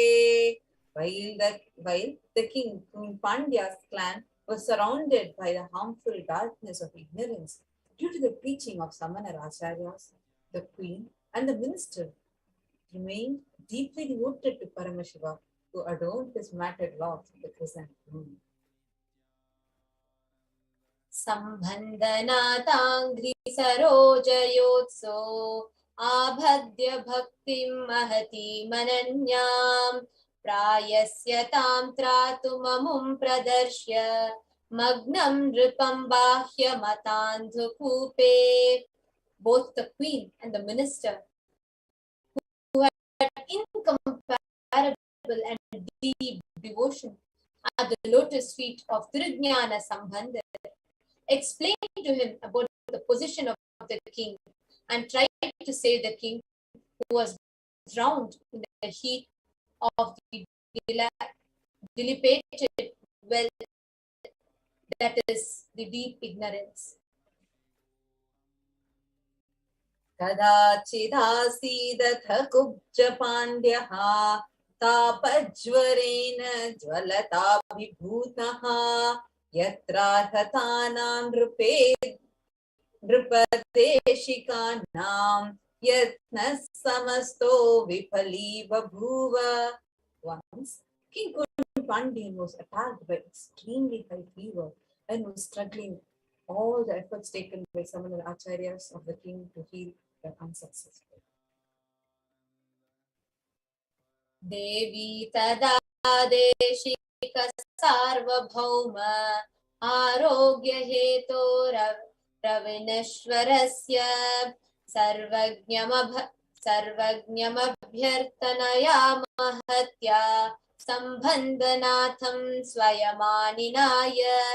At that time, for the sake of king's health, the queen herself very much pleaded with Jnana Sambandar, the enlightened master. Sanyana Purnaha Pravishandrishatam Sambhavayamasya Rujabhipaptam Kotira Kotindugalat Sudhardha Antasmaran Deva Mahangarena. The enlightened master Jnana Sambandar, entering the king's palace, remembered the form of Paramashiva, who always remained cool due to the oozing out of nectar from the crescent moon adorning his crown, and meditated upon the sacred truth, Shivoham, I am Shiva, in his inner space for a moment, and looked at the king, who was affected by the heat of high fever. He showered his grace on the king just in his eyes. Atyashramasto munirasya rajño bhagyena phale bhasitam lidhaya pasparshaha हस्तेन चतं Mahesh पादारविन्दार्चन भावितेन. Jnana Sambandar, who was established in the state of enlightenment, which is beyond all the rules and regulations of the ashrama dharma, duties of 4 stages of life as per the Sanatana Hindu Dharma, smeared the sacred ash on the forehead of the king as a result of the good deeds performed by the king in his previous births. He also applied the sacred ash on the chest of the king with his right hand, which had worshipped the divine feet of Bhagavan Paramashiva. While applying the sacred ash, Jnana Sambandar also sang the divine and the healing verse, the Tirunitra Padigam. Sasprishtamatro Bhagavattarena Shivabhirmashena Guru Karena Tatyaja Vishwatraya Bheshajena Tapajwarati Sahasa Narendraha. On receiving the sacred touch of the divine hands of Jnana Sambandar, which is described in the Rudram, the Vedic chant of Paramashiva, as the most auspicious, the most holy, and the healing medicine of the 3 worlds, the king got rid of the high fever instantly.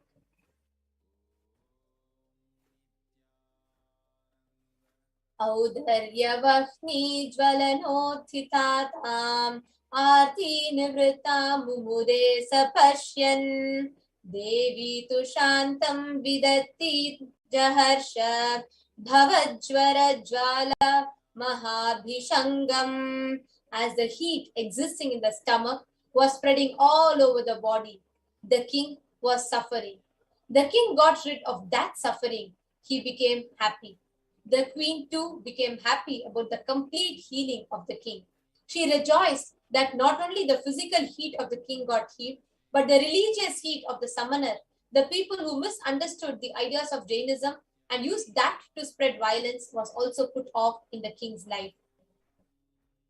Parinamenam padavakyamane Trayanta siddhanta gurum mahantam Asadhya jalpaya sakrit pravritta Asanshanada pratibhajinedraha.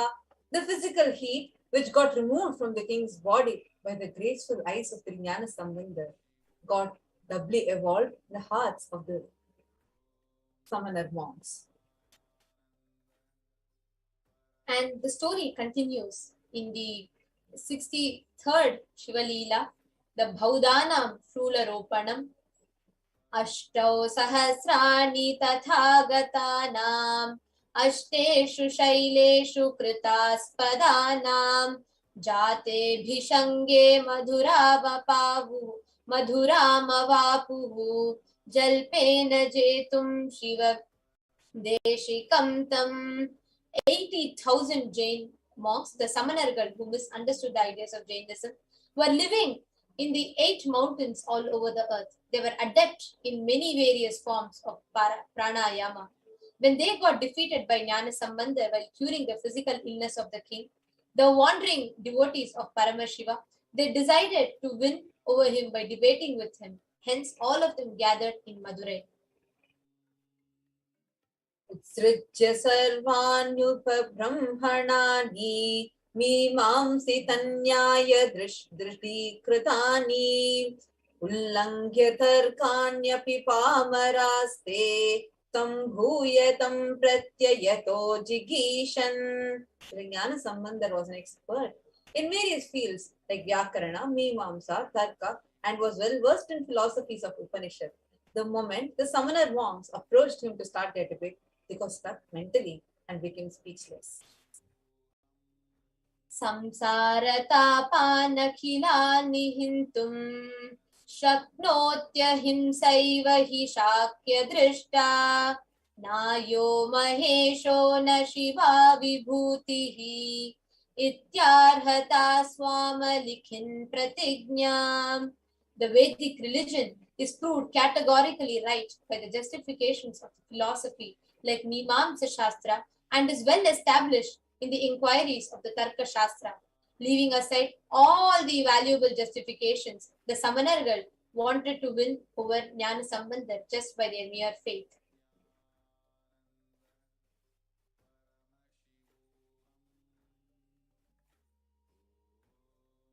What we saw were the original verses which Paranjodi Munivar himself had compiled, and this is directly from the source scripture which we all read. Each Leela of Bhagavan Sundareshwara Paramashiva is beautifully compiled thus, where all of us can meditate and enjoy upon just soak in the Leela Dhyana of Irenar Sundareshwara Paramashiva Paramburu. Actually, now each of you can share. Like Swamiji said beautifully, any aspect of Sundareshwara Paramashiva that we connect to, that same aspect gets awakened in us, that same component, that same energy and blessing is manifested in us. All of us have now meditated upon the form of Kirana Sundareshwara Paramashiva Paramburu that manifested to heal the king of his fever. Anybody, each and everyone that were with us while we meditated on this story will also experience that same healing, that same dimension, blessing of Bhagavan Paramashiva, Irenar Sundareshwara Paramashiva Paramburu today, when he himself comes in the form, in the Nija Avatara of the Supreme Pontiff of Hinduism, Jagadguru Mahasannidhanam, His Divine Holiness Bhagavan Shri Nithyananda Paramashivam. How beautifully Paramashiva, Sundareshwara Paramashiva declares through his Nija Avatara, saying the same way how he healed Pandian, he will heal all those that are suffering. Today we are going to be seeing, having the darshan, receiving the grace and blessing of the same Irenar Sundareshwara Paramashiva. All those that are here joining today, and even if you know anyone that is suffering with any sort of illnesses, any sort of diseases that they have, any kind of a physical problem, we actually urge all of you to go and get them all and let them be seated here to receive the darshan of Irenar Sundareshwara Paramashiva Paramburu. As he beautifully revealed, he continuously answers to all of us. Sometimes verbally, sometimes just in our consciousness. So whether you receive a verbal answer or you receive an answer when he's sitting in your Ananda Ganda and answering, understand Sundareshwara Paramashiva is answering.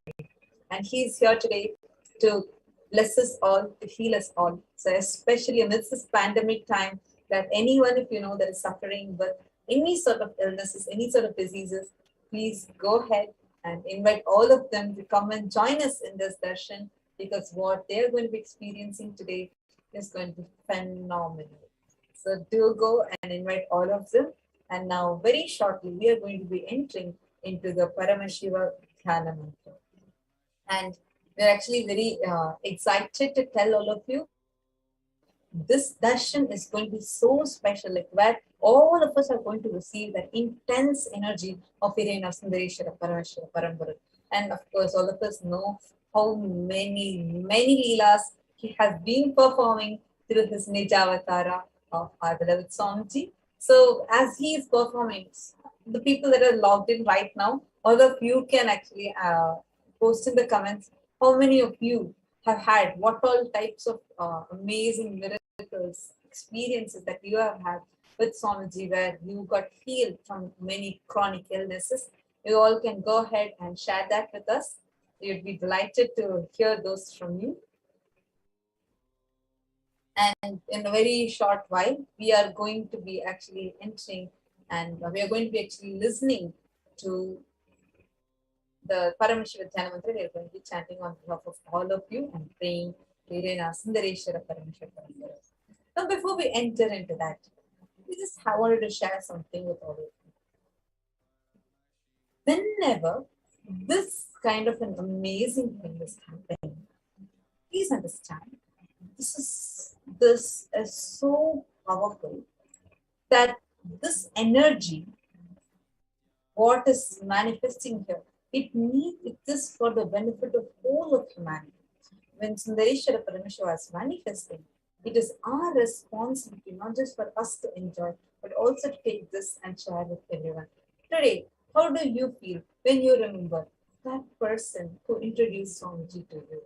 Or that one YouTube video where you first stumbled upon Swamiji, and now that you're so deeply connected to Swamiji and experiencing Swamiji intensely and experiencing the amazing leelas that he is playing in your life. You all can go ahead and comment. Take a few minutes and comment. It's so delightful to see so many of you logged in. Mail Kalahiki and Meli Kalahiki, Sita Narayan, Ma Magdalena, Ma Seema, Ma Alice, Ivana Sendek, Yogeshwari Rajagopal, Debbie Schiller. Many of you, a lot of you are continuously commenting and all of you are tuned in. It's so delightful to see all of you joining in and all of us waiting to have darshan of Irena Sundareshwara Paramashiva Parambara. So before we enter into the Paramashiva Dhyana Mantra, we actually request all of you to take a few minutes, go and share this with all the people that you want to share this to, or to all the people that are even, anyone you're seeing them suffering with some sort of illnesses, diseases, or you're seeing them, or even your own close people, anyone that you love. Share this link with them, because today is going to be a really, really powerful darshan. Nithyananda, Stephanie, Daters, Nithyananda. So Nithyananda, and welcome to all of you. And now we are going to be entering into the Paramashiva Dhyana. The Paramashiva Dhyana Mantra is a powerful way to prepare ourselves to receive the Bhava Samadhi Darshan. The Paramashiva Dhyana Mantra is a sacred chant, and I request everybody to set aside a few minutes. Please settle down and listen to this intensely, participate in this, and for all of you to understand, we'll also be chanting the meaning of each and every mantra. This whole mantra is designed for all of us to be benefited directly by meditating upon the form of Irena Sundareshwara Paramashiva Paramburu as he manifests through the Nija Avatara, the Supreme Pontiff of Hinduism.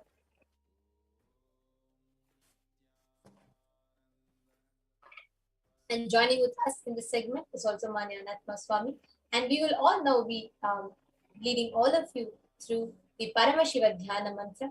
So before we enter into the Paramashiva Dhyana Mantra, let us all understand what is the Paramashiva Dhyana Mantra.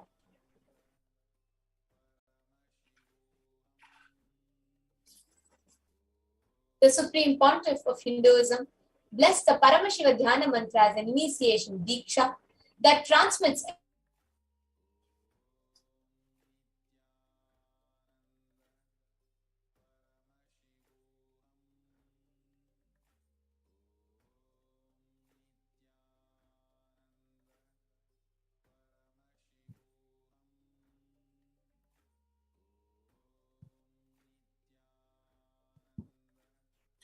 Sorry for the technical glitch. We are sharing about the introduction to the Paramashiva Dhyana Mantra. Paramashiva Dhyana Mantra is literally a mantra swarupa of the Supreme Pontiff of Hinduism in the mantra form is Paramashiva Dhyana Mantra. And it is a prayer service offered by the Kailasa Department of Religion and Human Services, which is open for each and every one of you.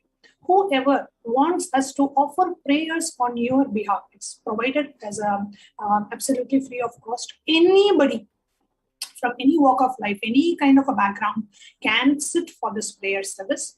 All you need to do is just sit and be in the space and listen to the sacred chants and listen to the meaning of the Paramashiva Dhyana Mantra. The Paramashiva Dhyana Mantra is a prayer service, and we pray on your behalf for you to manifest the reality that you want, for you to come out of all the problems that you're facing in your life, whether it is in the dimension of health, wealth, relationships, career, spiritual development, or any kind of a dosha, any kind of a past karma, any kind of a past actions, any kind of a past sins that we may have committed knowingly, unknowingly, whatever it may be. you can offer the prayer service for yourself, and you can also offer this prayer service on behalf of any of your family members, near and dear ones, friends, family, relatives. You can pray for them. Now, how does this really work? Now, when we offer the Paramashiva Dhyana Mantra, the Paramashiva Dhyana Mantra has been blessed by the Supreme Pontiff of Hinduism. To anybody to whom this Paramashiva Dhyana Mantra is chanted, they get the complete benefit of the Dhyana Mantra. You get rid of all the effects of your past actions and karmas, and you manifest all the auspiciousness, prosperity, and richness in your life.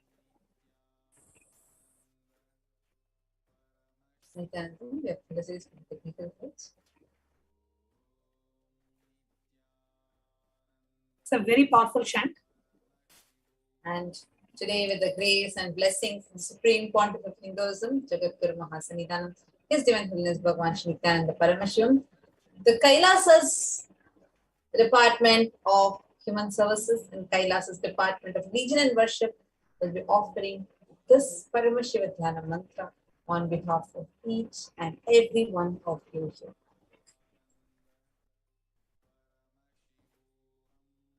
Today we are going to be offering this Dhyana Mantra, Paramashiva Dhyana Mantra, to Sundareshwara Paramashiva in his Vijavatara as Supreme Pontiff of Hinduism, Jagadguru Mahasannidhanam, His Divine Holiness Bhagavan Shri Nithyananda Paramashivam, for the following benefits and instruments.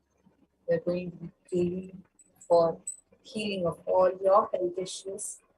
We are going to be praying for all your psychological stress, anxiety to be healed, for you to be able to walk out of all the addictions. We are praying to Sundareshwara Paramashiva for you to be able to move out of depression, move out of pain patterns, and for you to achieve that space of complete completion. We are also praying to Sundareshwara Paramashiva for you to have a breakthrough in your business and an improved career and have a completely healed relationship in your profession. We're also praying to Sundareshwara Paramashiva for you to have healed relationships with spouse, family.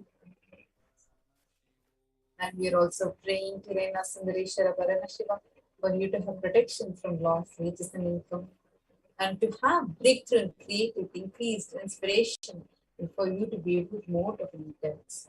We're also praying for all the lives that were lost due to the pandemic, to Sundareshwara Paramashiva, and for the protection for all of us from this pandemic and the cascading effects of the pandemic, and for protection from all the natural calamities. We're also praying for all the children to be protected that were orphaned during this pandemic. And we're praying for you to be able to experience increased energy and vitality, for you to be healed from any insecurities or any direct or indirect effects of the pandemic that you have been gone through, to be healed from it. We are praying for the leadership consciousness to be awakened in you, for any genetic or inherited disorders to be healed, and for you to experience complete completion of God's memory and by your will. We are praying to Sundareshwara Paramashiva for you to have the intense feeling connection with Sundareshwara Paramashiva, and for His grace and blessings to always be with you, protecting you, showering upon you, and for you to be able to experience His leelas and manifest His powers. And we are also praying for you to have the ultimate, the Guru Bhakti, the Nijavatara of Sundareshwara Paramashiva, Supreme Pontiff of Hinduism, Jagadguru Mahasannidhanam, His Divine Holiness Bhagavan Shri Nithyananda Paramashivam. Now, let us all enter into the Paramashiva Dhyana. Om Nithyananda Paramashivoham. Om Nithyananda Paramashivoham. Om Nithyananda Paramashivoham. Om Hlim Nithyanandaya Namaha. Om Ham Hum Shivaya Namaha. Om Nityanandam Paramasukadam Kevalam Jnanamurtim Dvandvadhitam Gagana Sadrisham Tattvamasyaadhilaksham Ekam Nityam Vimalamachalam Sarvadi Sakshi Bhutam Bhavadhitam Trigunarahitam Sadgurum Tam Namami. I surrender to that Sadguru, who is the eternal bliss, the bestower of supreme happiness, the one who is the embodiment of wisdom, who is beyond duality, who is omnipresent, to whom the supreme goal is giving the enlightenment experience, who is eternal, pure and unshakable, who is the silent spectator of all thought processes, who is beyond emotions, who is without the three qualities, called the Sattva, Rajas and Tamas. We will soon be entering into the conscious resolution. When you make a conscious resolution in the presence of the avatar, the power of the Sankalpa itself will deliver the experience and manifest your reality. Om Amopata Samasta Duridakshaya Dvara Bhagavat Shri Nithyananda Paramashiva Prityartam. I am taking this conscious resolution today for destroying all my karmas and sins and in order to please Bhagavan Shri Nithyananda Paramashivam. Asya Devadevasya Mahadevasya Akhilanda Koti Brahmanda Nayakasya. Who is the God of all gods? Who is the greatest of gods? The Lord of the universes and multiverses. Who is the Lord of the cosmos? Sakala Jagat Srishti Sthiti Samhara Tiro Bhava Anugrahakya Panchakritya Parayanasya. The one who does the five cosmic actions of creation, sustenance, rejuvenation, pulling out of delusion and liberation. Adimadhyantarhitasya Prameya Parakramasya Tattvata Gocharasya. The one who is the beginning, middle and end, the one who is immeasurable.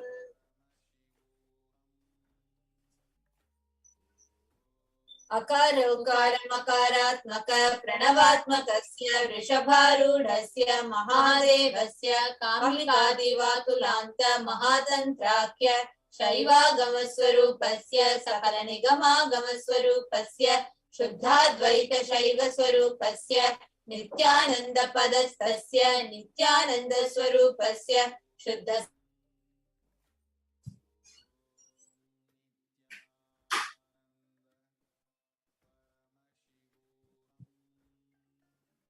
Akhandadi Visheshanasya Shri Nityanandeshwari Parashakti Sameta Shri Nityanandeshwara Paramashivasya Shri Nityanandeshwari Parashakti Sameta Shri Nityanandeshwara Paramashiva Avatara Bhutasya Sarvadeva Devi Swarupasya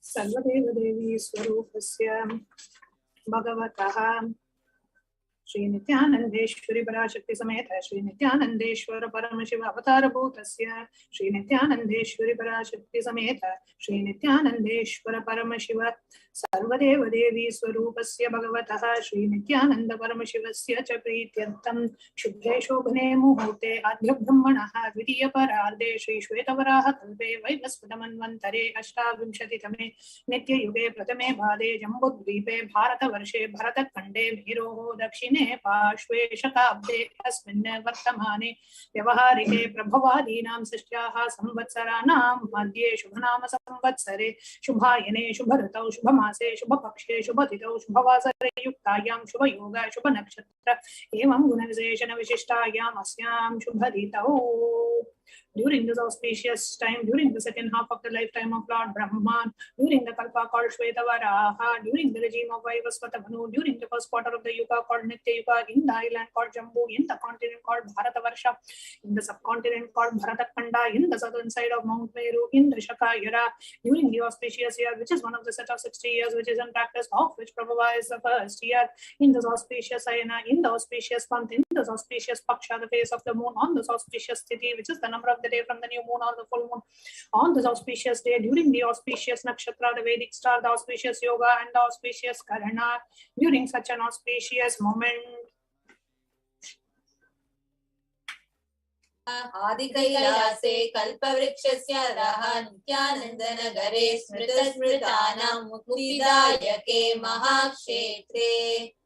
Now, request all the participants, so you're offering this for yourself or for someone else. If you are offering for a male, kindly chant the male names now. Namadheyasya. Now, we request all the participants, so you're offering this mantra for yourself or for someone else. If you're offering for a female, kindly chant the female names now. Namnyaha cha yajamananam avayoho sah kutumbanam bandhuvarganam dayadivarganam mitravarganam sodaravarganam samesham. For all those who are participants who send me with their families, relatives, inheritors, friends, brothers, and everyone. Sarvabhishasiddhyartham sarvamangalavaptyartham Uttarottaranavachinna Sthiralakshmi Praptyartham. Always let there be all kinds of good and auspiciousness. Always let there be unbroken flow and steady flow of abundance, prosperity, and wealth. Kutumbe sarvesham sarvamangalavasiddhyartham chintamanorathavaptyartham. Let the family always have all kinds of auspiciousness and anything which is desired be fulfilled. Samesham adhivyadinivrityartham samesham chiradipada-paryantam vidyamananam sameshu angeshu janita janishyamana sakala vidha nana vidaroganam vyapohartam tadvara rogadridagatrapuh siddhyartham. Let all the chronic diseases be healed. Let all kinds of diseases and disorders in the body, starting from head till toe, which has occurred or which is yet to occur in the various parts of the body, be healed. Let a strong, diseaseless, healthy, handsome, and graceful body be obtained. Samesham paraikartribhishcha kritakarishямana sakala vida mantra tantra yantra vishachurna abhichara stambhana marana uchchatana vidveshana vashikaranadi mantrika prayogebhyah rakshana praptyartham tadvara samesham sarvabhishta siddhyartham. Let protection be obtained from all the evil effects of the acts performed by people, either in the past or yet to be performed in the future, through the use of mantras, tantras, yantras, poisonous pills, employing spells for malevolent purposes like making a person immobile, killing a person through vomiting and diarrhea, upsetting and ruining the health, poisoning, hypnotizing, etc. Apamritidosha nivrityartham kala mrityu akala mrityu durmrityu nivrityartham. That all the doshas and ill effects related to death, like destined death, unnatural death, fatal death, be removed. Samesham antardrishti, bahi drishti, krura drishti, vyapara drishti, anukula drishti, pratikula drishti, ityadi sakala vida drishta dosha nivrityartham. Let all the evil effects of let all the effects of the evil eyes from known and unknown sources, effects of cruelty, filled eyes, evil eyes of business enemies, effects of evil eyes of people who may project as if they are our well-wishers, and the effects of evil eyes of people who are against our well-being be removed. Samesham antar shatru, bahi shatru, krura shatru, vyapara shatru, anukula shatru, pratikula shatru, ityadi sakala vida shatru bada nivrityartham. Let all the effects of the inner enemies and outer enemies, fierce enemies and business enemies, enemies who project themselves as good, and enemies who work against our well-being be removed. Samesha matrushapadi sakala vida shapanam vyapohanartham. Let the effects of all the curses right from the mother be removed. Anadi avidya-vasanaya pravartamane asmin mahati samsara chakre vichitrabhihi karmagatibihi vichitrasu yonishu punah punaha anekada janitva. From time immemorial, due to ignorance, we get caught in the vast cycle of birth and death. Due to the effects of our action, we take birth again and again in various bodies, which is quite strange. केनापि पुण्यकर्म विशेषेण भगवतः श्रीनित्यानन्द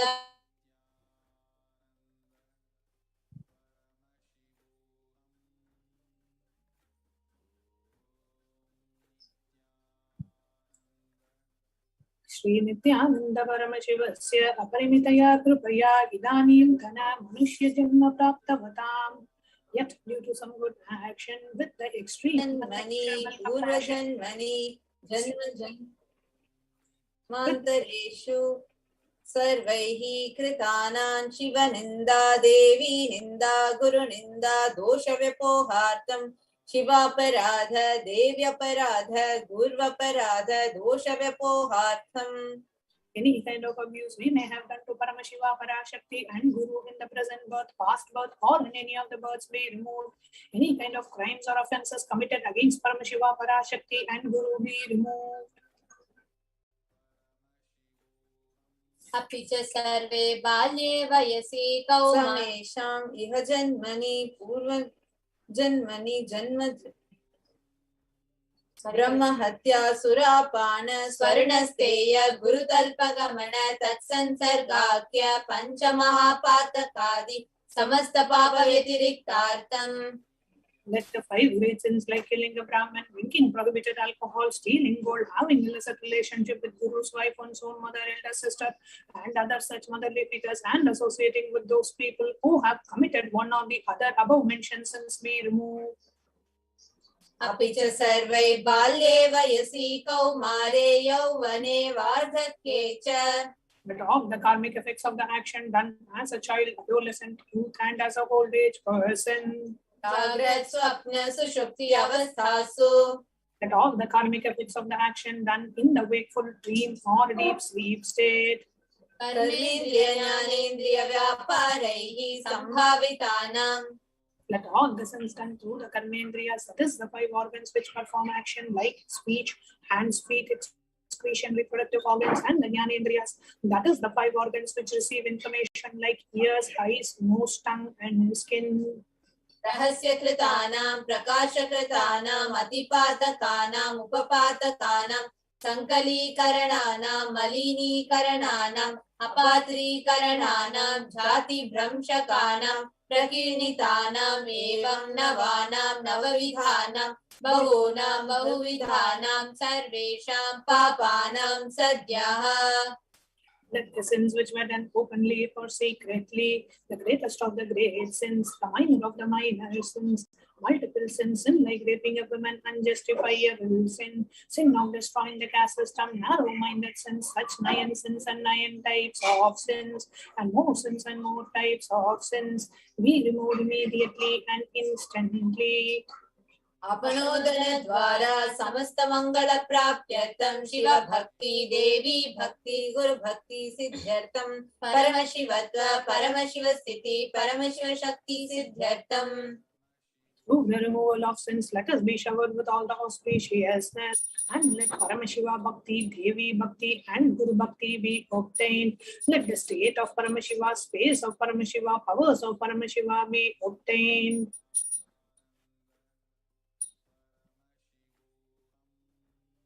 कुटुम्बे सर्वदा सन्मंगल प्राप्त्यर्थं अन्योन्य सिद्ध्यर्थं पूर्णत्व सिद्ध्यर्थं सर्व.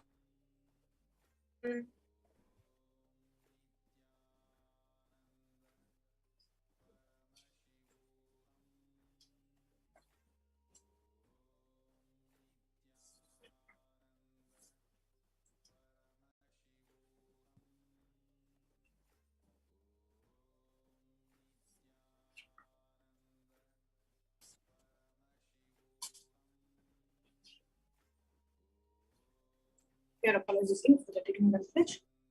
We'll now be continuing with the Paramashivoham mantra. Through the removal of sins, let us be showered with all the spaciousness, and let Paramashiva Bhakti, Devi Bhakti, and Guru Bhakti be obtained. Let the state of Paramashiva, space of Paramashiva, and powers of Paramashiva be obtained. Kutumbe sarvada sarvamangala praptyartam anyonya prema bhivridyartam purnatva siddhyartam sarva pannivrityartam. Let the whole family always be showered with all the auspiciousness. Let mutual love bloom among all the people. Let completion happen. Let all the mishap be removed. Chipraroghyavaptyartam ayurabhivridyartam. Let healthy body be obtained immediately and instantly. Let longevity be bestowed. Vyapare udyoge cha sarvajana vashikaranartam tadvara unnatonatastana praptyartam. Let your charisma impress everyone in the business and job, and through that let you attain the best of the best position. Bahudana saukhya praptyartam. Griha kanaka pashuputra pautra dhana dhanya sarva Saukya Praptyartam. Let extremely wealthy and happy life happen. Let various wealth be showered in the form of house, gold, cattle, children, grandchildren, money, grains, and all the comforts related to worldly life. Aditya Dhinam Navanam Grahanam Doshapida Nivaranartam. Aditya Dhinam Navanam Grahanam Anukulyata Siddhyartam. Let all the malefic effects of the 9 planets be removed, and let the auspiciousness be bestowed by the grace of all the 9 planets. Bhumyantarikshe Vidyamana Bhuta Preta Pishacha Rakshasa Brahma Rakshasa Vedala Pushmanda Dakini Shathini Ityadi Sarva Rishta Nivaranartam. Let all the evil effects that cause calamities on the planet Earth, the evil effects from various demonic beings like Bhuta, Preta, dead people, Pishacha, demon, Rakshasa, Brahma Rakshasa, Vetala, ghost, Kushmanda, the class of demons, Dakini, little devil, Shakini, female demon, be removed. Manovyakulata Nivaranartam. Let the mental confusion and worry be removed. Prarabdhe karmani karishyamani karmani adi devika adi bhautika adhyatmika vigna nivaranartam. Let all the obstacles be removed with regards to action done or going to be done related to God, world and spirituality. Samasta Rinanivaranartam Dhana Lakshmi, Dhanya Lakshmi, Saubhagya Lakshmi, Santana Lakshmi, Vidya Lakshmi, Shaurya Lakshmi, Veera Lakshmi, Vijaya Lakshmi, Ityadi, Ashta Lakshmi, Paripurna Kripa Kataksha Siddhyartam. Let all the loans be removed. Let all the Ashtalakshmis like Dhana Lakshmi, wealth, Dhanya Lakshmi, food and grain, Santana Lakshmi, offerings, Saubhagya Lakshmi, fortune, Vidya Lakshmi, knowledge, Shaurya Lakshmi, bravery, Veera Lakshmi, heroism, Vijaya Lakshmi, success be showered.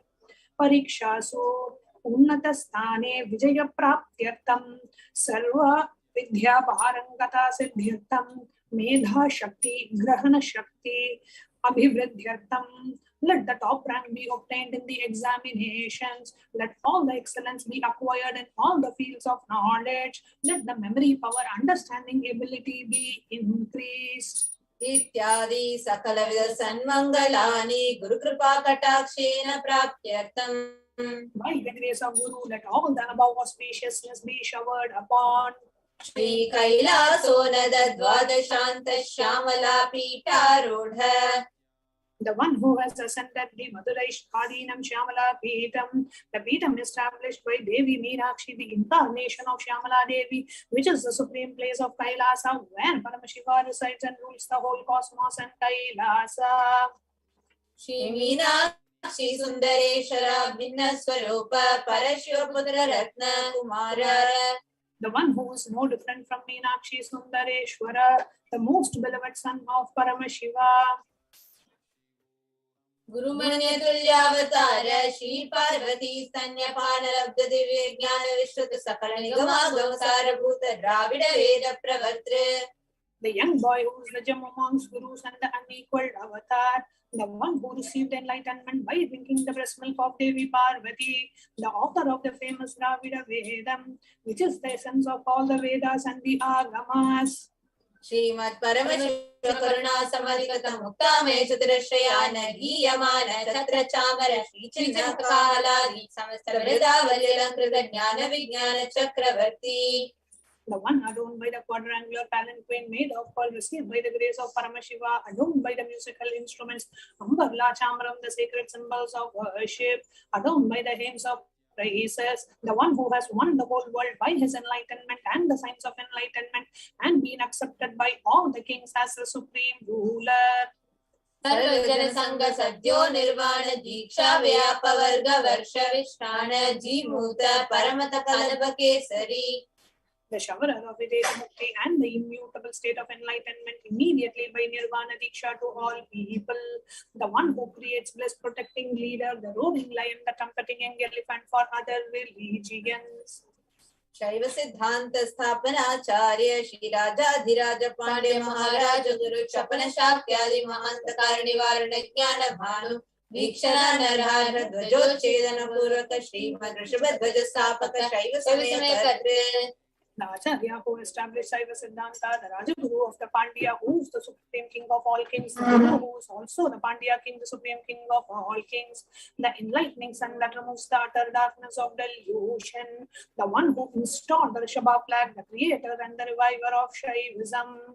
Sarvajna Pitharudha Shri Jagat Guru Shri Jnana Sambandha Deshika Swami Bhagisha Sundara Manikya Vachaka Swaminam Avatara Bhuta Shri Jnana Sambandha Swami Punarudrita Shyamala Pita Sarvajna Pita Trinavattuttara Tishitama Guru Mahasannidhana. The one who is the ruler of the Sarvajna Pita, the siege of omniscience, who the avatar of such above-mentioned attributes, the Guru of the whole world, Shri Jnana Sambandha Deshika Swami, Appar Sundaran and Manikya Vachaka Swami, who the ruler of the kingdom of enlightenment, the Shyamala Pita Mahasamsthana, which was revived by Jnana Sambandha Swami, who the one who has ascended the seat of omniscience, the 293rd Guru Mahasannidhana. Arunagiri Yogishwara Paramparagata Arunachal Sarvajna Pita Guru Mahasannidhana. The one who has ascended the seat of Arunachala Sarvajna Pita in the lineage of Arunagiri Yogishwara. Kailasa Paramparagata Kanchi Kailasa Sarvajna Pita Traisim Shuddhara Tishitama Guru Mahasannidhana. The one who has ascended the seat of Kanchi Kailasa Sarvajna Pita as the 233rd font of Guru Mahasannidhanam in the lineage of Kailasa. Kyotsava Nitya Mangala Nitya Kalyana Nitya Kailasa Paramparagata Adi Pita Sarvajna Kailasa Paramparagata Adi Kailasa Nityananda Pita Mahasamsthana Mahasimhasana Pita Karatre. The creator of the Nithyananda Pita Mahasamsthana Mahasimhasana Pita, which is eternally celebrating auspicious festive and having the attracting energy of enriching.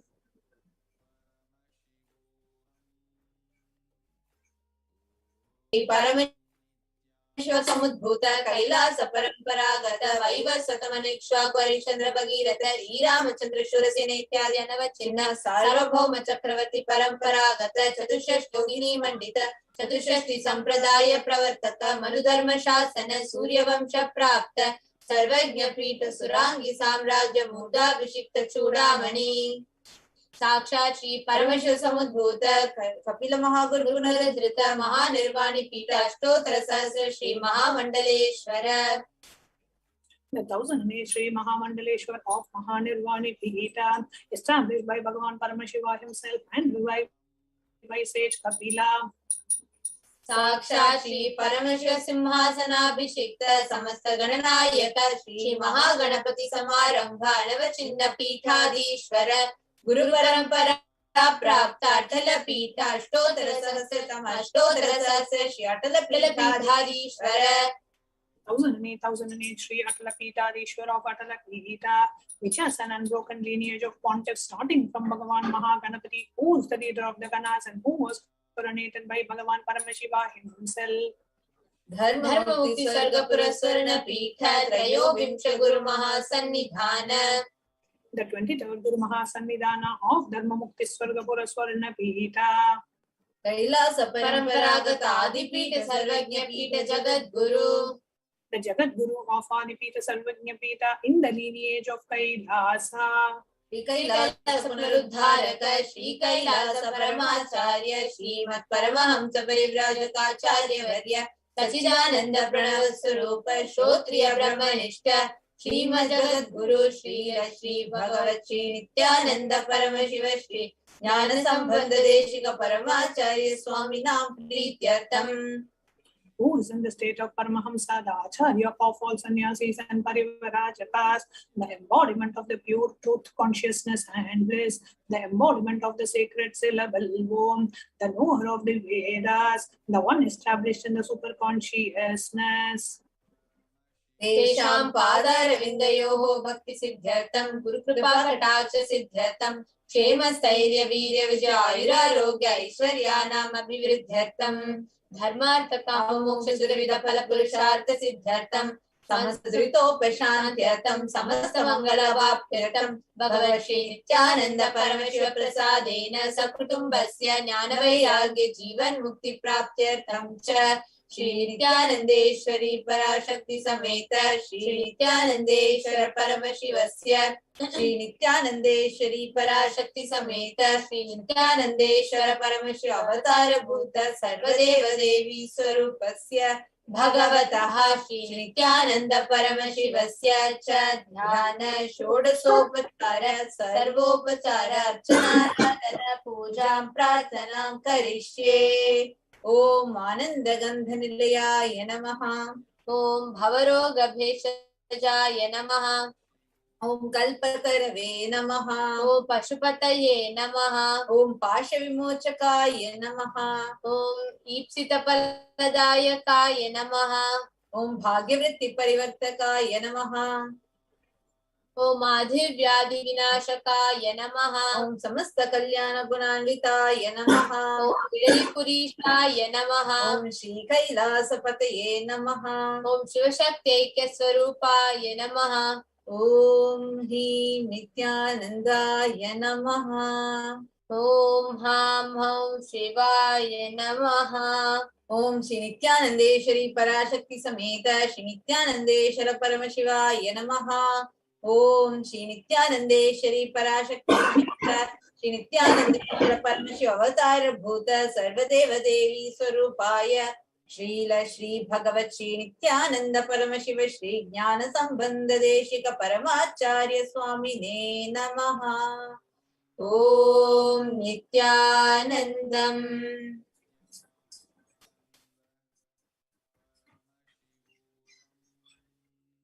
The same space. Let us all get ready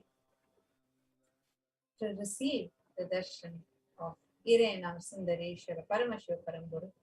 Now, as we are preparing to receive the darshan, we'll now be chanting two verses from the Shiva Purana.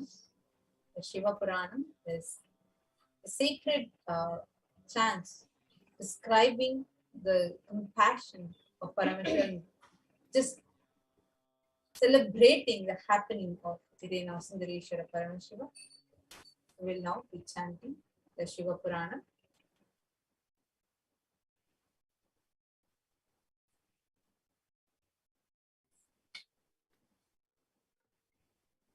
Let us all now meditate upon the form of Irena Sundareshwara Paramashiva as we all chant the Shiva Purana.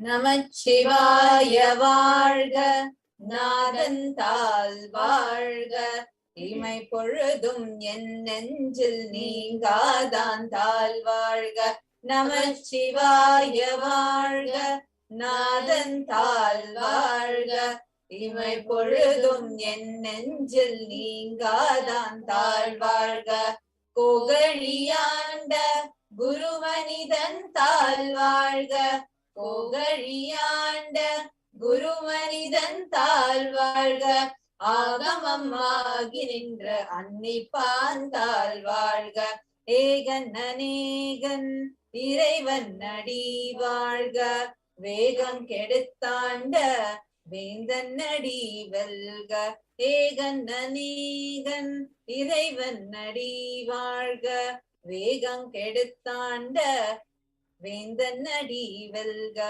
Piraparukum Pinyagandan Pekaral Velga Piraparukum Pinyagandan Pekaral Velga Puradarku Seyondan Punkaral Velga Puradarku Seyondan Punkaral Velga Karankuvivar Ulmagarum Konkaral Velga Kuvivar Ulmagarum Konkaral Velga Tiranguvivar Onguvikum Siron Kadal Vilga.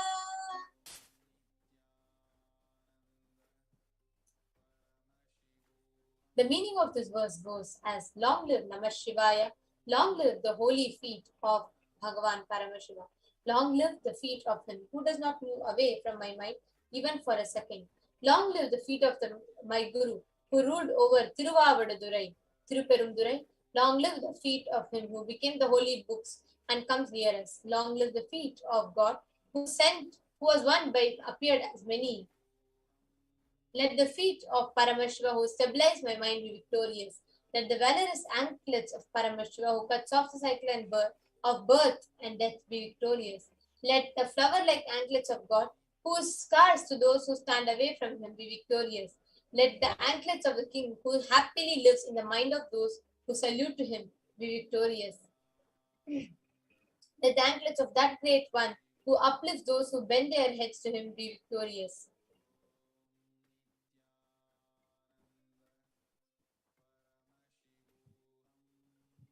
Now, in the same space, let us all get ready to receive the darshan. And as we are all being blessed with the darshan of Bhagavan Sundareshwara Paramashiva Parampuru, every day, all we need to do is tune in to Kailasa's Nithyananda TV, all our social media channels, to be blessed with the darshan of the physical manifestation of Bhagavan Sundareshwara Paramashiva Parampuru. And as we are preparing ourselves, just let's take a few moments and see, okay, I have been watching these sessions always. How can I get the best out of today's darshan? How should I be to receive the best out of today's darshan? What is the breakthrough that I can experience in my inner space today? How much of experiencing of the deep devotion how can I melt in that space of deep devotion as we see Bhagavan Sundareshwara Parampuru? And Swamiji so beautifully says, Bhagavan Sundareshwara, what is so unique? See, we know so many different forms of Bhagavan Paramashiva. Now, in the dimension of Sundareshwara, we know Kalabhadra, Kalabhairava, we know Veerabhadra, and we know so many different forms of Bhagavan Sundareshwara, Paramashiva and Mahasadashiva, and so many different forms. Now, what is so unique about the Sundareshwara dimension of Paramashiva? Paramashiva as Bhagavan Sundareshwara, manifesting through the Nijavatara of the Supreme Pontiff of Hinduism, our beloved Swamiji. What is so unique? In Swamiji's own words, Swamiji says, Bhagavan Sundareshwara bends down to any level for anyone. And so beautifully, when Swamiji was talking about Bhagavan Sundareshwara in Madurai, he says, Bhagavan Sundareshwara used to be, is called Chokkanada. He used to be living on the banks of the river Vaigai. He used to have a place there. And Meenakshi used to be, of course, the queen and, taking care of the governance and administration and all of that. And Sundareshwara used to be living by the river. And he used to all kinds of people used to come to him. Drunkards, people who are, womanizers, or, of course, household women, people who are so devoted, and also people who, do all kinds of mischiefs and thieves. And he bends down to any level for anyone. So the only thing that we need to have to Bhagavan Sundareshwara is just that feeling connection. Sundareshwara will bend down to any level for you. That if you are just clicking with that, yes, I know Sundareshwara will do it for me. Just that feeling connection is enough. That is all you need to sit and prepare yourself for today's Paramashiva Bhagavan Sundareshwara's Sayuj Samadhi Darshan. And I'm sure all of you will agree with me, just by looking at the very form, the most handsome and the graceful form of Bhagavan Sundareshwara, we literally tend to forget everything else. And the songs that are playing, just awakening that, that deep devotion in us and mirroring of the neurons of Bhagavan Sundareshwara. And always, they have been playing along with the darshan. We hear the song also of the 64 Leelas. That is one of the songs that, kept playing frequently yesterday during the darshan, which was actually listing down the different Leelas for which Bhagavan Sundareshwara, did the Leelas, the divine play. What all he has done, feeding a sugar cane to a stone elephant. He came down all the way just to eat that puttu of that Vandi party. He has come down all the way even to feed the piglets. If you see the 64 Leelas, just by reading even the title of these Leelas, you feel, yes, even for me, Paramashiva will do anything. He has come down for the simplest of the simplest reason, right? To bring rain in Madurai, he has come down. To feed the piglets, he has come down. To feed a stone elephant, he has come down. And to give the porkasa, means gold coin, to a very poor poet, he has come down. If you look at his Leelas, each and every one of us will feel, yes, I know Sundareshwara will come down for me also. And that is why he's coming down again and again and again and again for each and every one of us to continue the divine Leelas in each and every one of our lives. Actually, I'm reminded of a very beautiful way that Swamiji will describe Irena Sundareshwara Paramashiva Parambur. He will say that if Sundareshwara Paramashiva is not that form of Mahadeva which is sitting in Kailasa with the frozen eyes, not like that. He's a very lively, he's the form of Paramashiva who is so friendly, who will come down just to hear you out, just to listen to your problems, attend to you, just to be with you. He's that form of Paramashiva. Actually, Swamiji very beautifully explains how any dimension of Sundareshwara that you connect to, there are 64 dimensions, which are 64 Leelas, where he comes down to heal, he comes down to play, he comes down out of his compassion to feed. There are various different aspects. Any Leela that you connect to and meditate upon, that great blessing will befall on you. That is the beauty. Just connecting to Bhagavan Sundareshwara Paramashiva, whichever aspect you connect to him, whichever aspect you relate with, that aspect gets awakened in you. So beautifully, Ma. Actually, see, if you see Devi Meenakshi, she is the queen of Madurai and she has to, hold the rule, the kingdom as per the Manu Dharma Shastra, as per the Hindu constitution, as per the Hindu guidelines. She has to code of conduct, everything. She has to do that. But as far as Sundareshwara is concerned, you can always connect with Sundareshwara and say, you know what, I actually messed this up. Can you please clear this for me? He is that kind of, so alive. You can just go and connect with Sundareshwara and you say, you know what, this is what I have done. Can you please clear this up for me? Can you please change the situation for me? I don't want to live like this.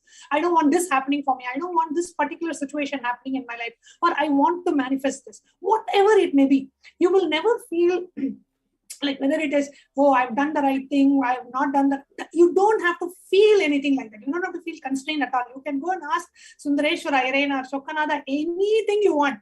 Whatever you may have done doesn't matter. You can just go and ask just for like a divine Leela, just like a divine place, Sundareshwara will manifest it for you. So that is why it's very easy for every one of us to just, first of all, the form itself is so enchanting and so handsome. So you can't help yourself feeling connected with Bhagavan Sundareshwara. That aside, even what you want, the prayer that you have, how you feel connected, anything. Literally, when you see Bhagavan Sundareshwara on the screen, you can talk to him, connect with Bhagavan Sundareshwara. And also we have a beautiful announcement to everyone.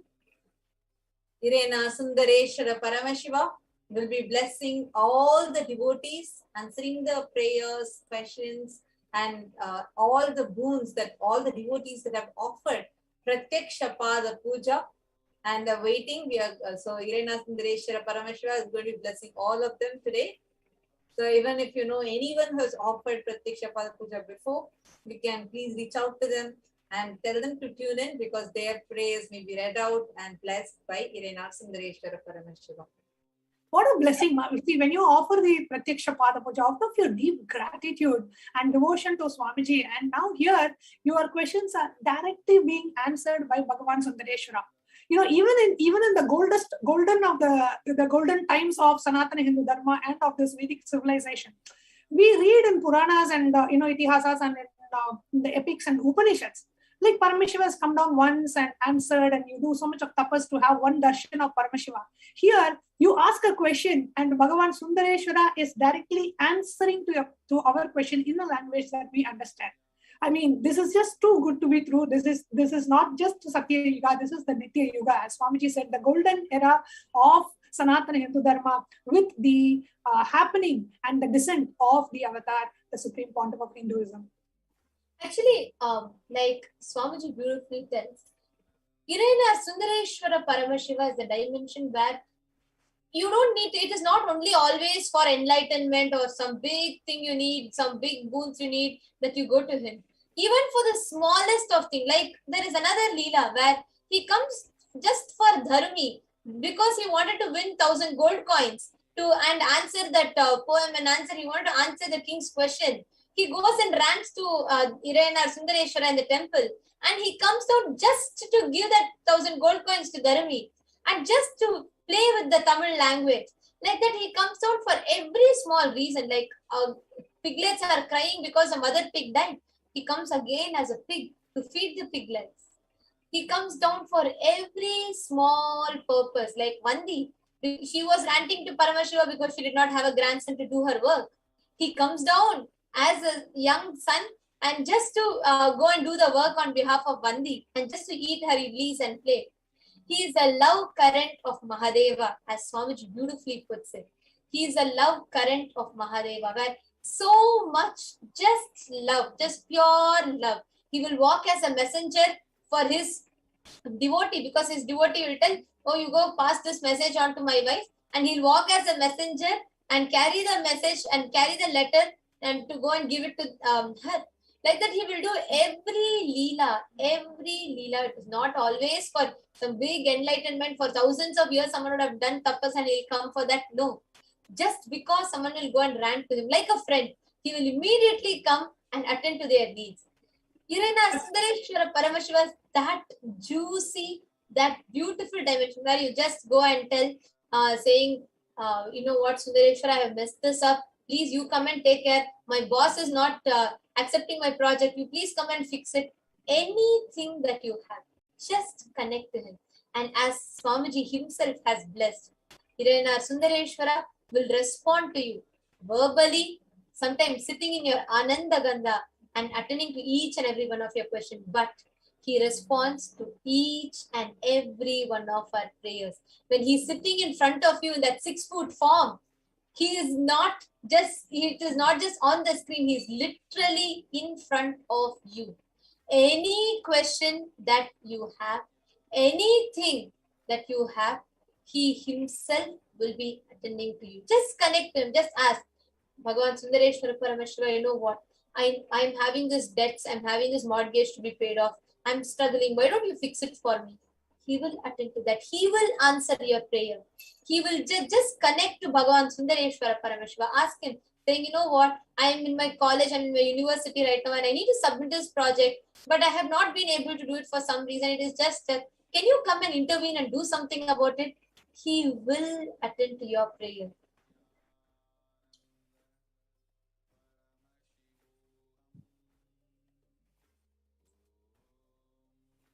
Actually, I remember one incident that happened in Gurukul. Just the Nijavatara of Irena Sundareshwara Paramashivam, so available to us. Even the simplest things, he will be there. I remember we were all preparing for our exams. And I think it was the 10th grade exams that when we were all studying the 10th grade, a group of us, and we were preparing for our exams. And just on that day, we were having a celebration in the temple, and all of us wanted to go for that celebration. And in the next, I think in 2 days, we were having the exam, and we were all supposed to prepare for the exam. And then so mentor was asking, okay, do you if we all go join the temple celebrations now, are you guys committing? You will all prepare. And then we all discussed. We were like, okay, see, we all are going to pray to Swamiji. Whatever questions we choose, and we mark in the book, and whatever chapters we choose, only that should come in the exam. So it was this Edexcel International GC. Om Nithyananda Paramashivoham. Om Nithyananda Paramashivoham. Nithyananda Paramashivoham. Om Nithyananda Paramashivoham. Om Nithyananda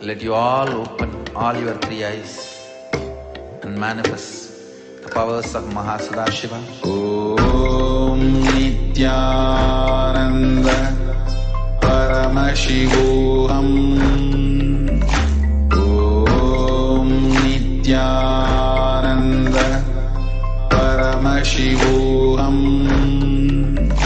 Om Nithyananda.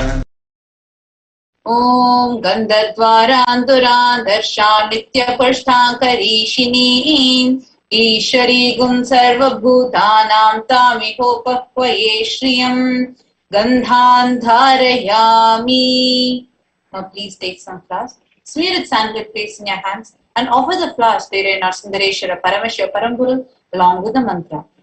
Yopam pushpam veda pushpavan prajavan pashuman bhavati chandramava pam pushpam pushpavan prajavan pashuman bhavati ya evam veda yopam ayatanam veda ayatanavan bhavati pushpai pujayami. Now please take the lit incense sticks in your hands and slowly wave it towards our Sundareshwara Paramashiva Paramburu along with the mantra, and please ring the bell as you do so. Om Dhurasi Dhurva Dhurvantam Dhurvatayyo Osman Dhuratitam Dhurvayam Vayam Dhurvamastam Devanamasi Sasnitamam Papritamam Jushtatamam Vannitamam Devahutamam Ritamasitt Avirdhanam Trigummasa Matva Amitrasya Tvachaksha Prekshe Ma Bherma Samvikta Matva Higam Sisham Dhupamagrapayami. Now please take the lit lamp in your hands and slowly wave it towards your Sundareshwara Paramashiva Paramburu along with the mantra, and please ring the bell as you do so. Uddipya sajata vedopagniniritam mama pashogascha mahyamavaha jivanam chadisho disha mano higamsi jata vedo gamasham purusham jagat abhibradagna agahi shriyama paripataya deepam darshayami. Now, please take Kodani of water and hover it clockwise over the Naivedyam and offer the water to Irena Sundareshwara Paramashiva Paramburu along with the mantra, and please ring the bell as you do so. Om Madhuvatartayate Madhuksharanti Sindhavaha Madhviina Santoshadhihi Madhunaktamutoshasi Madhumatparti Bhagam Rajaha Madhudyorastunah Pita Madhuman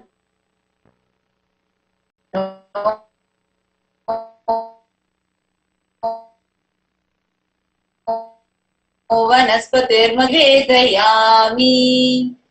Now please take Arati in your hands and slowly wave it towards Irena Sundareshwara Paramashiva Paramburu along with the mantra, and please ring the bell as you do so.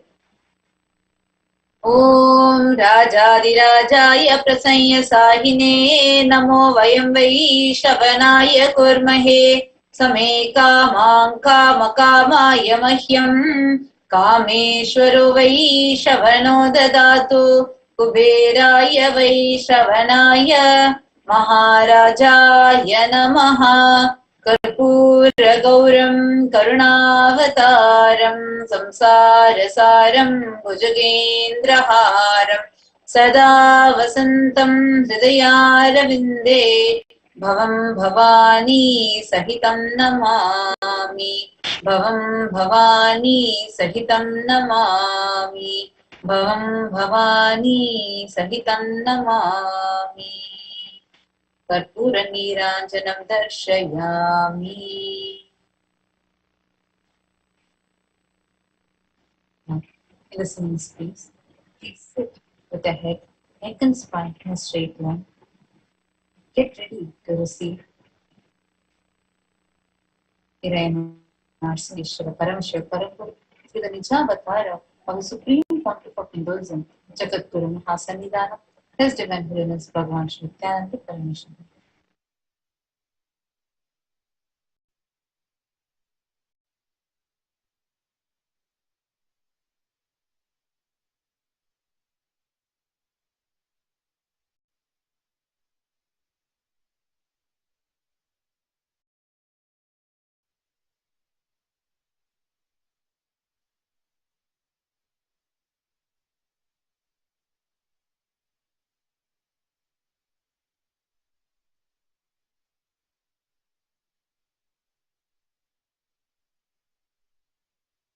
Connecting with the divine with your eyes closed is meditation.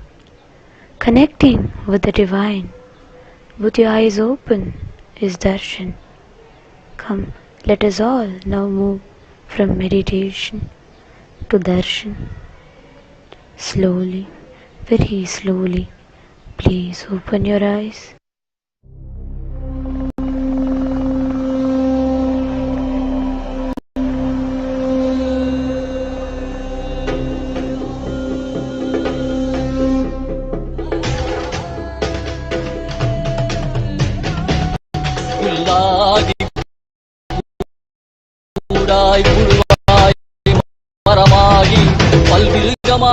பறவையாய் பாம்பாகி கல்லா மனிதராய் பேயாய் கணங்களாய் வல்லசுரராய் முனிவராய் தேவராய் செல்லாடி தாவர